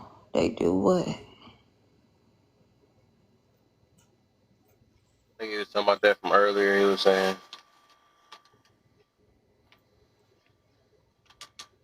Oh, and I said they be blaming it on ancestors and shit. Like, but it's like you said, people who sit up here and blame it on a spirit or something. Oh, the spirit, it was a bad spirit in me that made me say some asshole shit. No, I'm just an asshole. see what I'm saying? Right. I just don't, man. Like they like, yeah, my parents is the reason why I'm the way that I am. No, you're that way because you're putting in your head that you just want to be a stubborn person. You just want to be a person who sits up here and not forgive. You want to be a person to sit up here and blame it on somebody. Cause you can't sit up here and be like, oh, my parents is the reason why I sit up here and rob banks and pum people every day. The fuck? No, you do it because you have a problem with these people. You probably have a mental problem. I just don't be understanding. That's why I be talking about so you gonna blame stuff on your childhood forever and your parents. Like, no, like that's just who you are. Like, that's your character as an adult. Like, that's you. Until you want to change, but people really don't change until they see that they need to, or it's a problem within them. Like, they want to point the finger, like, oh no, like some people actually don't like to hear, like, we just don't like to hear that, like, we may need some healing and stuff like that. Like, people really don't like to hear, like, oh, you telling me I need to go to therapy? Like, ain't nothing wrong with me. Like, I'll go when I want to. Like, okay now. Like, okay now, but I mean, something is wrong with you. Like, I don't know. And I also want to say something to the top too. Do people realize being picky and entitled to the way you want to be loved is why it's hard to find it? Yeah, I agree with that wholeheartedly. That it's too many people feeling picky, being picky. And I'm not saying being picky, being wise about the choices you make is a bad thing. Nah, I don't think that. I think it becomes bad when you sit up here and you try to make it an actual expectation for one to meet.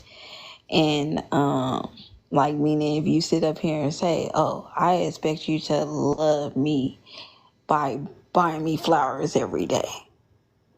And it's like, okay, depending on my funding and who I am in this world, can I buy you flowers every day? Yes. Do I? But in reality, is that the way I naturally show my love for you? No. So even though you want to, fat girl, even though you want me to show you love by buying you flowers every day as a gesture of my love, that's not me naturally giving you the love I want to show you. You know what I'm saying?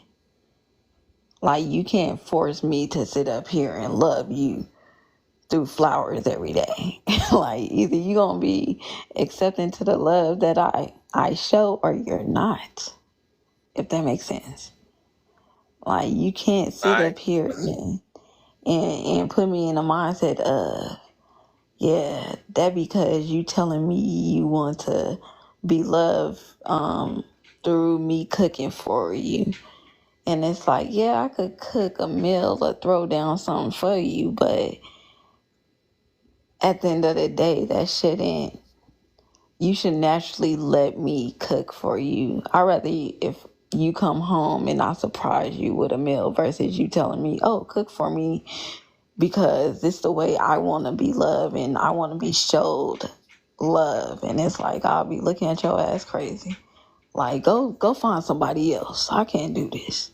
Like, that's how I feel about people who try to tell people how to love them in a way, because it's like, yeah, I get it. It's an expectation to a certain extent, because that's what it becomes. Well, I expect you to love me this way. Like, expect your ass out the door. That's what I expect. Get your ass out the house. Expect your Like, gadget. like people is crazy. And that entitled, like, it's definitely like an entitlement that comes with it. Like, you start to go from, well, I would like to be loved like this to, you need to love me like this. You're crazy. You need help. I'm gonna pray for you. And hopefully you find somebody who can meet all those expectations that you're looking for, because it's not here. And a lot of people don't realize that's going to be their downfall, because you're having too much of an expectation of somebody who more than likely probably can't meet it. It's crazy. Like, I wouldn't sit up here and expect a person to love me a certain way. I would just look at the way that they give they love and not make a choice whether I like to be loved like that or not. Like, people would try to sit up here and force you to change, show your love, or to be a certain way towards them. Like, no, you ain't gotta force me to sit up here and be a certain way towards you. Either I'm gonna sit up here, either you gonna accept how I come and how I give my love, or you're not. You can't sit up here and tell me how to love you. Yes, I get that you want to give me an idea on how to love you better. If it's possible for me to meet those requirements, then yes, I don't mind to put in the extra effort to show you I can love you like that. But do I want to, do I feel like it's genuinely me doing it? Yes, it's me genuinely doing it because I genuinely have love for you already. But you telling me it's not making me feel no better, because it comes off like you're forcing me to be a certain way for you, if that makes sense. Hopefully it does. Yes, ma'am. Dang. And that's why I think, like, when I look at that topic, it almost reminded me of that conversation that you had with that girl in my life. Like, on her trying to sit up here and have expectations of, oh, I need you to love me like this, because it's not bad to sit up here and tell somebody how you would want to be loved. And it's like, hold on. Yes, I get you, the aspect you trying to say it in. I see it, but hell no. Like, that's where my mom was like, okay, I see that you're saying, okay, ain't nothing wrong with me expressing to a person, hey, I like to be loved like this. Could you fulfill that for me or no? And it's like, okay, asking isn't the problem. I think expecting me to automatically turn the switch on like that to do it is the problem, if that makes sense. Like, Some people be wanting you to hurry up and show certain gestures or certain things off rip. And it's like, how the fuck do you expect me to sit up here and love you in this way when it's not my norm?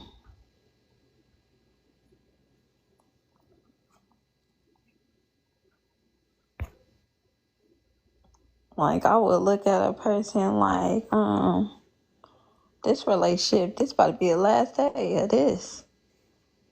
It was nice knowing you. God damn.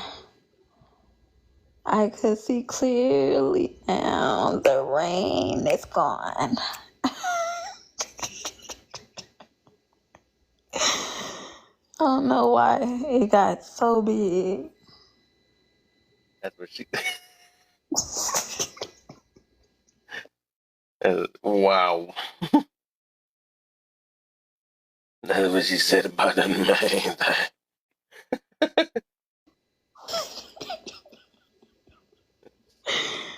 Oh my god, that's so hilarious. Man, trying to fix the box to where it was like, man, I gotta do it. Ugh. I don't like that one. I don't think I had answered the first one either. What's more important to you? Understanding others or being understood, and how do you achieve that? That's a good question. What's more important to you? Understanding others or being understood? I think with me, the old me would want to be understood more than wanting to understand others. But I think as I grew older, I just want to understand others more than I want to be understood, because I've learned that no matter how much understanding or understood you want to be to somebody, the people who understand gonna understand. The ones that don't, they just don't. I think when it comes to understanding others, I think I want to practice on how to, I taught myself how to practice to read someone, if that makes sense. Like, I want to understand who I'm dealing with in life. Like, if I'm around you, I want to understand what's the value of us being around each other. You get what I'm saying? Like, what kind of person are you around me? And are you just one way towards me, or is you like this with everybody that you're around? You get what I'm saying? Because I think when you understand others and their mindsets, you get a clearer view of who they are and if they're actually fit to be around you in your life. And it's like, oh, do you understand that they could be this way one day and be this way another day? Because, people always be like, oh, well, I either outgrow or I'm about to answer this different because I just thought about something. So understanding, so important to you to understand others. Yeah, so I think it's more important for me to understand others only based on the simple fact is everybody is used to people switching up on them. That's why you have people out here be like, oh, I don't understand you. And it's like, I'd rather try to be understanding. I'd rather try to understand others than to be understood, because when you can't understand someone else, you get a clear view on, I think it just shows that shit, you're not selfish. to understand others, if that makes sense. Like, you're not a selfish person to want to understand others. You care about understanding others more than being understood, because being understood, you understand everybody not going to understand you, but you can learn to understand others, if that makes sense. Like, hopefully that makes sense to somebody. I'm trying to answer it in a way where it's like, dang, that's a good question. Nay, where you at? Alter girl, where you at? I think Alter sleep. She But been down, no, but Nate still there. I'm here. I think Alter sleep. So what you think about that one, Nay? What's more important to you, understanding others or being understood? And how do you achieve that?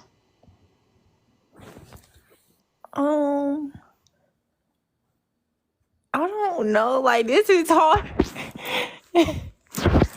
Like, cause I want to understand others, but I also want to be understood. Like,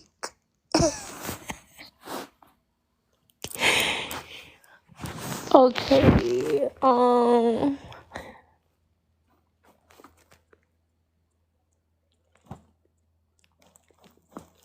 just gonna say being understood, like both, but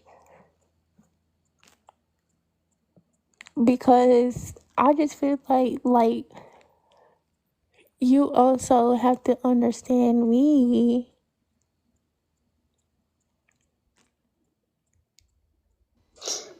I And think understanding others shit. When it's like, the more I read this shit, it just picking at my brain. But I think understanding others is like, you can try to understand somebody as much as you can, but truth be told, you would never fully understand a person, because a person is always outgrowing the old them, if that makes sense. They're always changing themselves in many different versions, to where you're trying to constantly trying to figure out what they like, what they want to do, what they places that they want to go, where do they see themselves. And people are always changing themselves. So especially in today's world, people change themselves so much. Shit, they don't even know what they want to be. They might want to be human today, they might want to be a cat tomorrow. You never know what you're dealing with. They might want to get protected by a man today, they might want a bear to protect them tomorrow. You never know. So I think shit, you can only understand the person so much, but it gets to a point where shit, you don't even care to understand, if that makes sense. Because you start to realize some people are just delusional and a waste of time when it comes to trying to understand, because they just like a brick wall. They constantly, it's like constantly trying to understand a person that you're talking to, but you ain't getting nowhere in a conversation with the person. Like, you know what I'm saying? It's like you're constantly hitting your head against a brick wall trying to understand, if now that I makes def sense. like now I definitely understand, like, well, talking to somebody like that, like, they just can't have they just can't have a conversation. Like, people do just be delusional.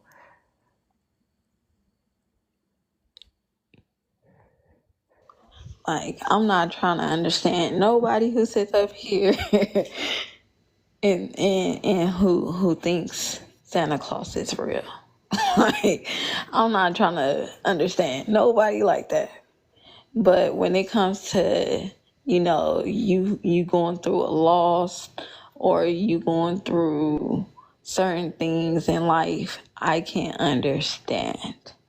I could be understanding. I could relate to hard times. I can relate to, financial problems. I can relate to, losing a parent. I can relate to certain things in certain areas, to where I can understand and be understanding to certain people. But do I feel like everybody understands me? No. And do I think that it's meant for everybody to understand me? No. I think we have certain people who we can get to understand, and those that we just can't.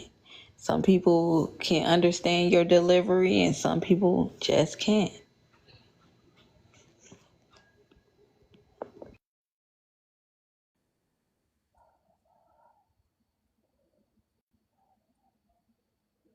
And I think understanding comes with time. Like, to be an understanding person, you have to grow into being understanding.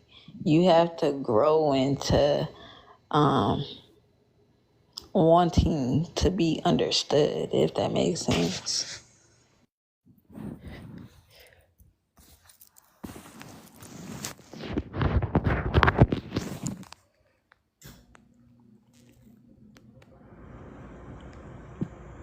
Kev, your Santa real?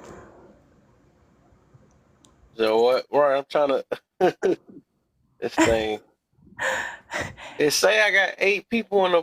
I actually got somebody's supposed to be there. It's supposed to be right. He's supposed to be in the box. I thought it's acting weird. TikToking right now, man. Yeah, I noticed that. I was like, it's buggy. We're gonna rock with that then. He was invisible. He could have been a ghost. He could have snuck us like, hey, you don't never know. You'll never know. You'll never know. Kev, you work today? Oh, earlier today, yeah. Yep.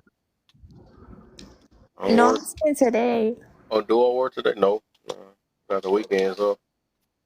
Like, no wonder he's staying on the 6 a.m. You know it.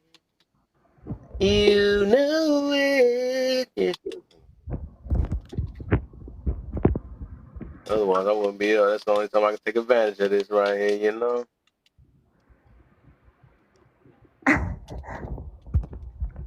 Otherwise, I'd have been asleep. Like you. Sorry, nah.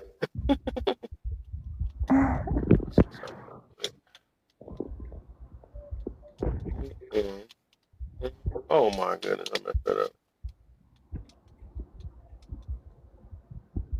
Who next? Who ain't did the understood and understands and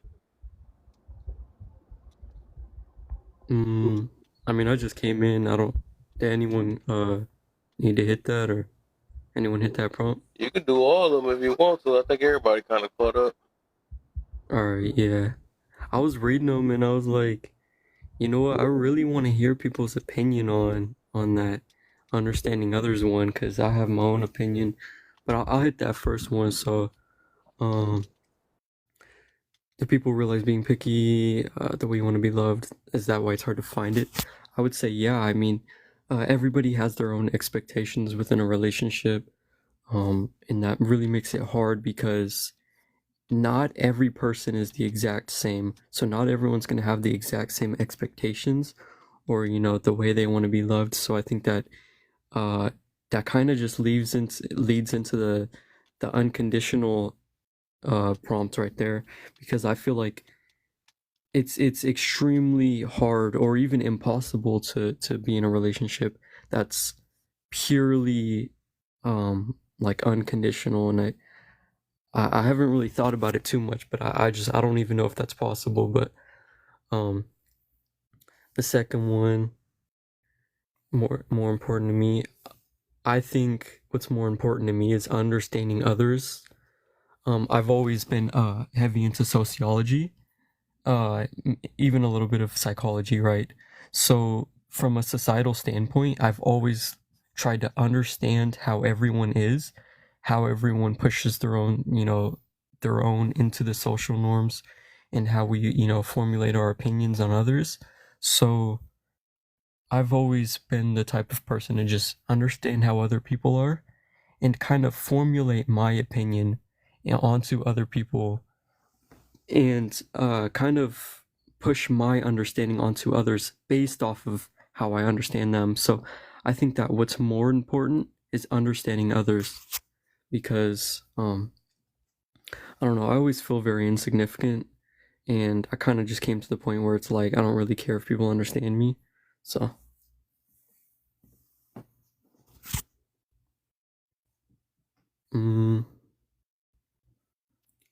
I'll skip the love language one. Do you know how to love one? I'll be honest. I really don't. And I'll say that because, like I said earlier, I do have my expectations. I think that everyone has some type of expectations. So it's really hard to kind of love unconditionally. Is it difficult for you to forgive? Yeah, it definitely is. I'll leave that short.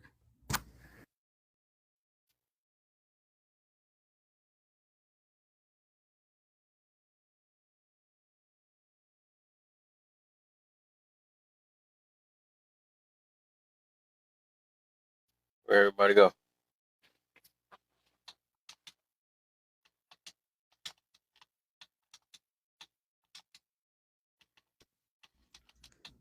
Slow night. Yeah, I'm feeling it. Like I'm tired, but I gotta do something in a bit. So, how y'all doing tonight? Dang, she beat me. That was good. That was good. I just took a glimpse too. I will soon, TT. I will soon. I'm blessed, man. How you feeling, man? You saw me text you. All them shit. I'm doing Dang, I good. shouldn't have looked at my phone. I should have been like, nope, I didn't see it. Dang.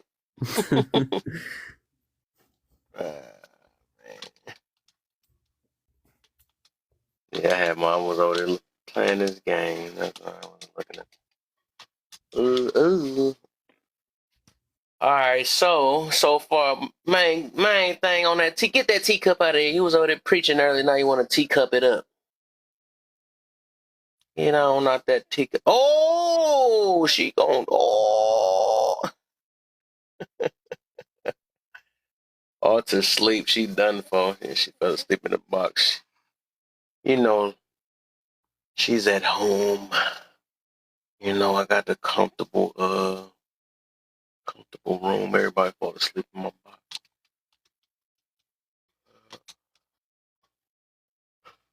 box. Yeah, That's be what real she calm in said here. too. I kind of hate that in other lives when people just be arguing and screaming, and I just like I haven't been on a live in a minute. It's been a while, so I'm glad I'm away from them screaming lives. No, right. I be trying to avoid those. I ain't gonna lie.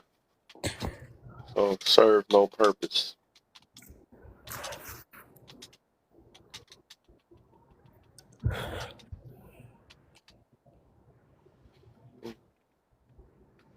Yeah, so for the most part, I do a little skim through there real quick with the topic.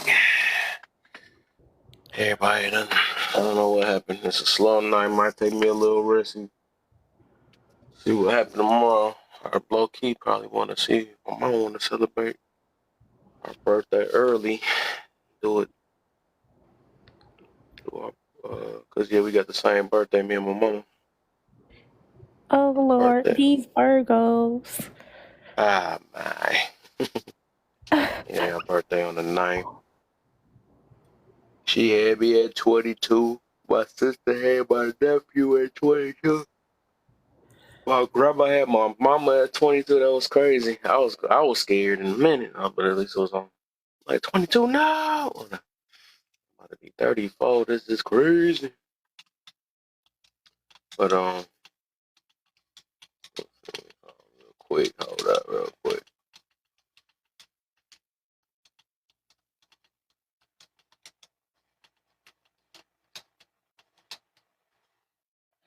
Go to bed and facts. I feel it.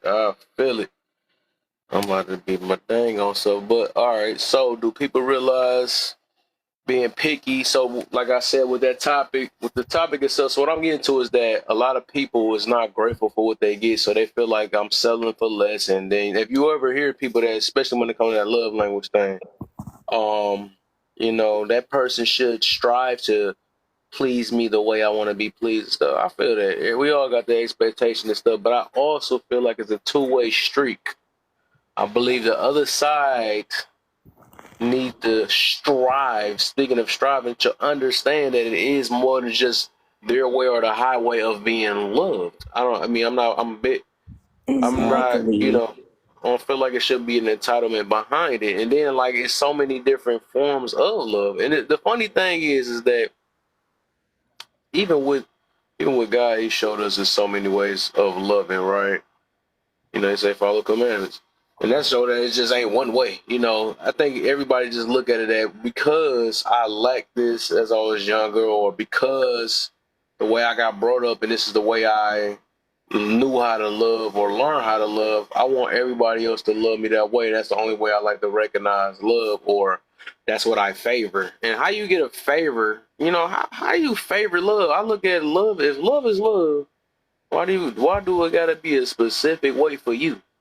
You know, but I think a lot of us, and that's what it is. And then, you know, the funny thing is that's why the second part with that one, right? But I'm gonna skip straight to the love language. My bad. I ain't gonna do that though. But with that, it is kind of like the topic itself is kind of wavering around just the love language and a little bit. But also, I just hear people be like, I need people to love me the way I need. You know what I'm saying? But that entitlement, like I said, it's the opposite. Is just is gratefulness, and I even with that, I'm trying to, you know, get a lot of people out this mentality that they have is this entitlement. A man need to be a man, a woman need to, you know, you be appreciative that you got one that's like the way you want to. Like a parent, I tell people parents don't even have to be parents. You know, they're another human being. They can choose to do what they want, whatever. You know, just be appreciative that your parent did raise you or even had you, or tried their best. But nobody, all this stuff where you telling people you know better and all this stuff, we don't know. You know, everybody, if people knew better, they would be doing better though. But a lot of people don't. Age don't mean you know better. You just don't. See that? We see that today. But so I already explained with the other one. I rather understand others. I'm at that point of life. Because I need to understand myself first, and now, you know, I think I'm big on that because I do want to know who I should have a conversation with. I pay attention and listen to how people talk. I know who I might avoid, who might be worth being a friend, who might be worth even being in a relationship with. You know, it's just so many things with that. I really just understand who I'm talking to. That way I can know I'm gonna limit how much I'm gonna talk to you and or whatever the situation is. So yeah, I'm big on trying to understand others rather than be understood. Understood would be second place though, you know, because I push messages, right? I do lives and all that stuff, and I also do so I do want to be understood, but I realize everybody's not gonna understand me. But like coming first, we had to understand things around us to even become us. You know, like I said, understanding the many different ways of just like with love, right? The many different ways I've seen people express their love. You know, I realize also love ain't got to do with no selfish thing. Love usually is more of a sacrifice type thing, or a thing that you do for somebody to better them. You know, not just like I was talking about, like when if you whooping a kid out of anger, that's not love. You just doing it because you didn't teach them all the way, and then you want to whoop them, something like that. The other one is like, you know, when if you want better out their life, like I was saying that just because you knock your friend out because he was drunk and trying to drive, that was out of love because you ain't want to see nothing worse happen, so you had to put him to sleep because he wasn't listening to you. So stuff like that, I think that's love. You said good night. I don't want to fall asleep on here. Okay. You gonna fall asleep? Good looks, Mickey. But yeah, with that, so that's I would say on that one. Yeah, I rather understand others. What's my love language? So this is a setup for people.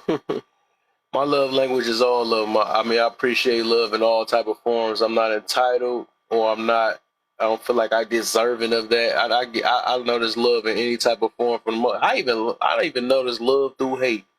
You know what I'm saying? People be, you know, that's why I be still telling people I love them, even though they be saying the worst of the worst things. But I understand everybody went through some stuff. They hurt. You know what I'm saying? They haven't learned how to heal, you know, and I get it. You know, we could tell people to heal, but they really don't know. And I could tell a lot about how I can hear if people was healed for the most part. You know, I could tell when people was not. I can tell people who he is and not at the same time. You know, even though it's just more of a guess, but like sometimes, a lot of times, I could tell. You know, if every last thing that come out your mouth is an insult, every last thing is, you know, you've been hurt. You've been deeply hurt, and you're gonna push it on everybody else. And every time you hear something positive or you got something negative say behind that, you've been hurt. You know, you never learn how to like forgive, all type of stuff with that. So you know, so my love, like I said, my love language is all five of them, man. I just love love overall. I do. Um, and like the deep meaning, not just, and I believe it's more than just them five. You know, people that did their research and looked at books and all this other stuff. I don't care about all that, man. You know, and that's why I said, what am I? So the question with that is, what are you doing to change it? I believe love language is meant to tell you about yourself or where you stand at now. I don't think people are supposed to be their love language, you know, because I believe in change. I always say, ask yourself a question: why am I loving this way? Why is this the only form? You know, so that's how I look at that one. I thought I let somebody else. That's crazy. I don't know what happened. But so with that one, um, it booted me off. Let me close my. Yeah, this thing been tripping all day. I don't know what's going on. This thing it's most definitely been tripping. Oh yeah, for sure. I'm be here for a little bit. Um, do you know how to love unconditionally? Yes, most definitely. I had to condition myself to do that. A lot of people feel like it's impossible, but one thing I learned is once you learn how to love your enemy and forgive your enemy, I think even with that unconditional love come with a lot of forgiveness. And like I also said, with forgiveness, to learn that it take a lot of empathy. You know, or AKA putting yourself in other people's shoes, and that's my forms of learning how to do those both though. But I have learned how to learn because I learned I express my love through me, right? And I would say through God, but I'm just saying as in like I don't have to wait for somebody to say, "Hey, I love you, brother," or you know, or do something for me to say I love you. You know what I'm saying? Sometimes I could say, you know, if I see somebody going through some stuff, I can still say, you know, they don't even have to do nothing. Even if they offended me, I can still say I love you, you know, because I know a lot of people hurt. I think when you get to that stage of when you know better, you do better. I get what they mean by that to a certain extent, you know, because it's like, why stoop down to another hurt person's level when you know they hurt and you understand that they hurt? So why you gotta get them that same energy? I mean, what's the point? I'm not big on that same energy. I like doing things because I wanted to, not because somebody made me do it. And the last one, is it difficult for me to forgive? No. And that's why I kind of switched that. I made that question like that because I'm trying to, you know, hear people out and want people to understand. So, I would say it's not difficult now. It's actually hard to not forgive now because I've changed my mind, and I'm a firm believer of everything happens for a reason. What's meant is meant. You know, you know, once you, and I feel like even with that forgiveness, all that stuff, it helps like build an optimistic mentality because I think everybody have a choice to look at things pessimistic or optimistic or whatever, and then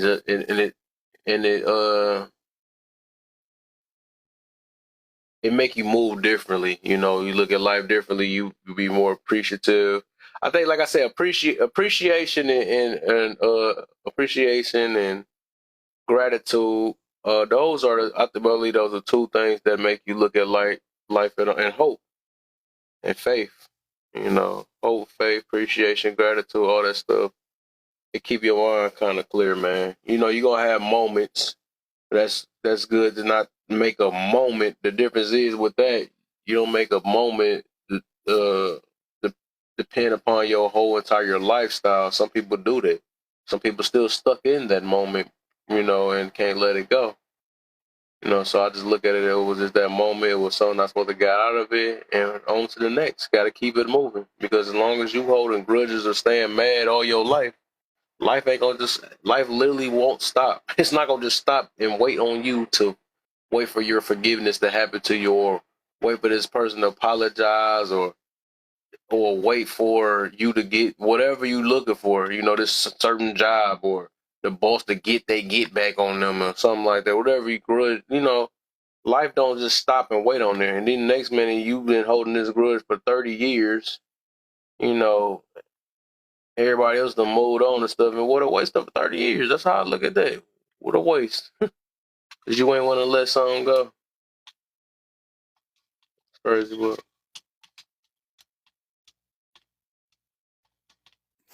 Yeah, and it could really take up your life. And I was gonna say, I appreciate you having me up, and I'm gonna head off to sleep. Thank you. thank you for sure, man.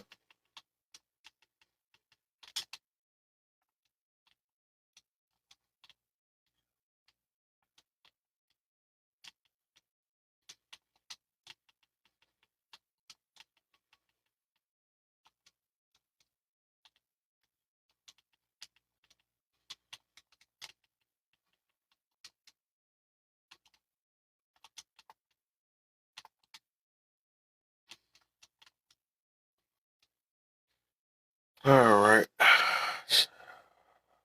Dang, I was trying to wait for her to come back. Might end up calling it.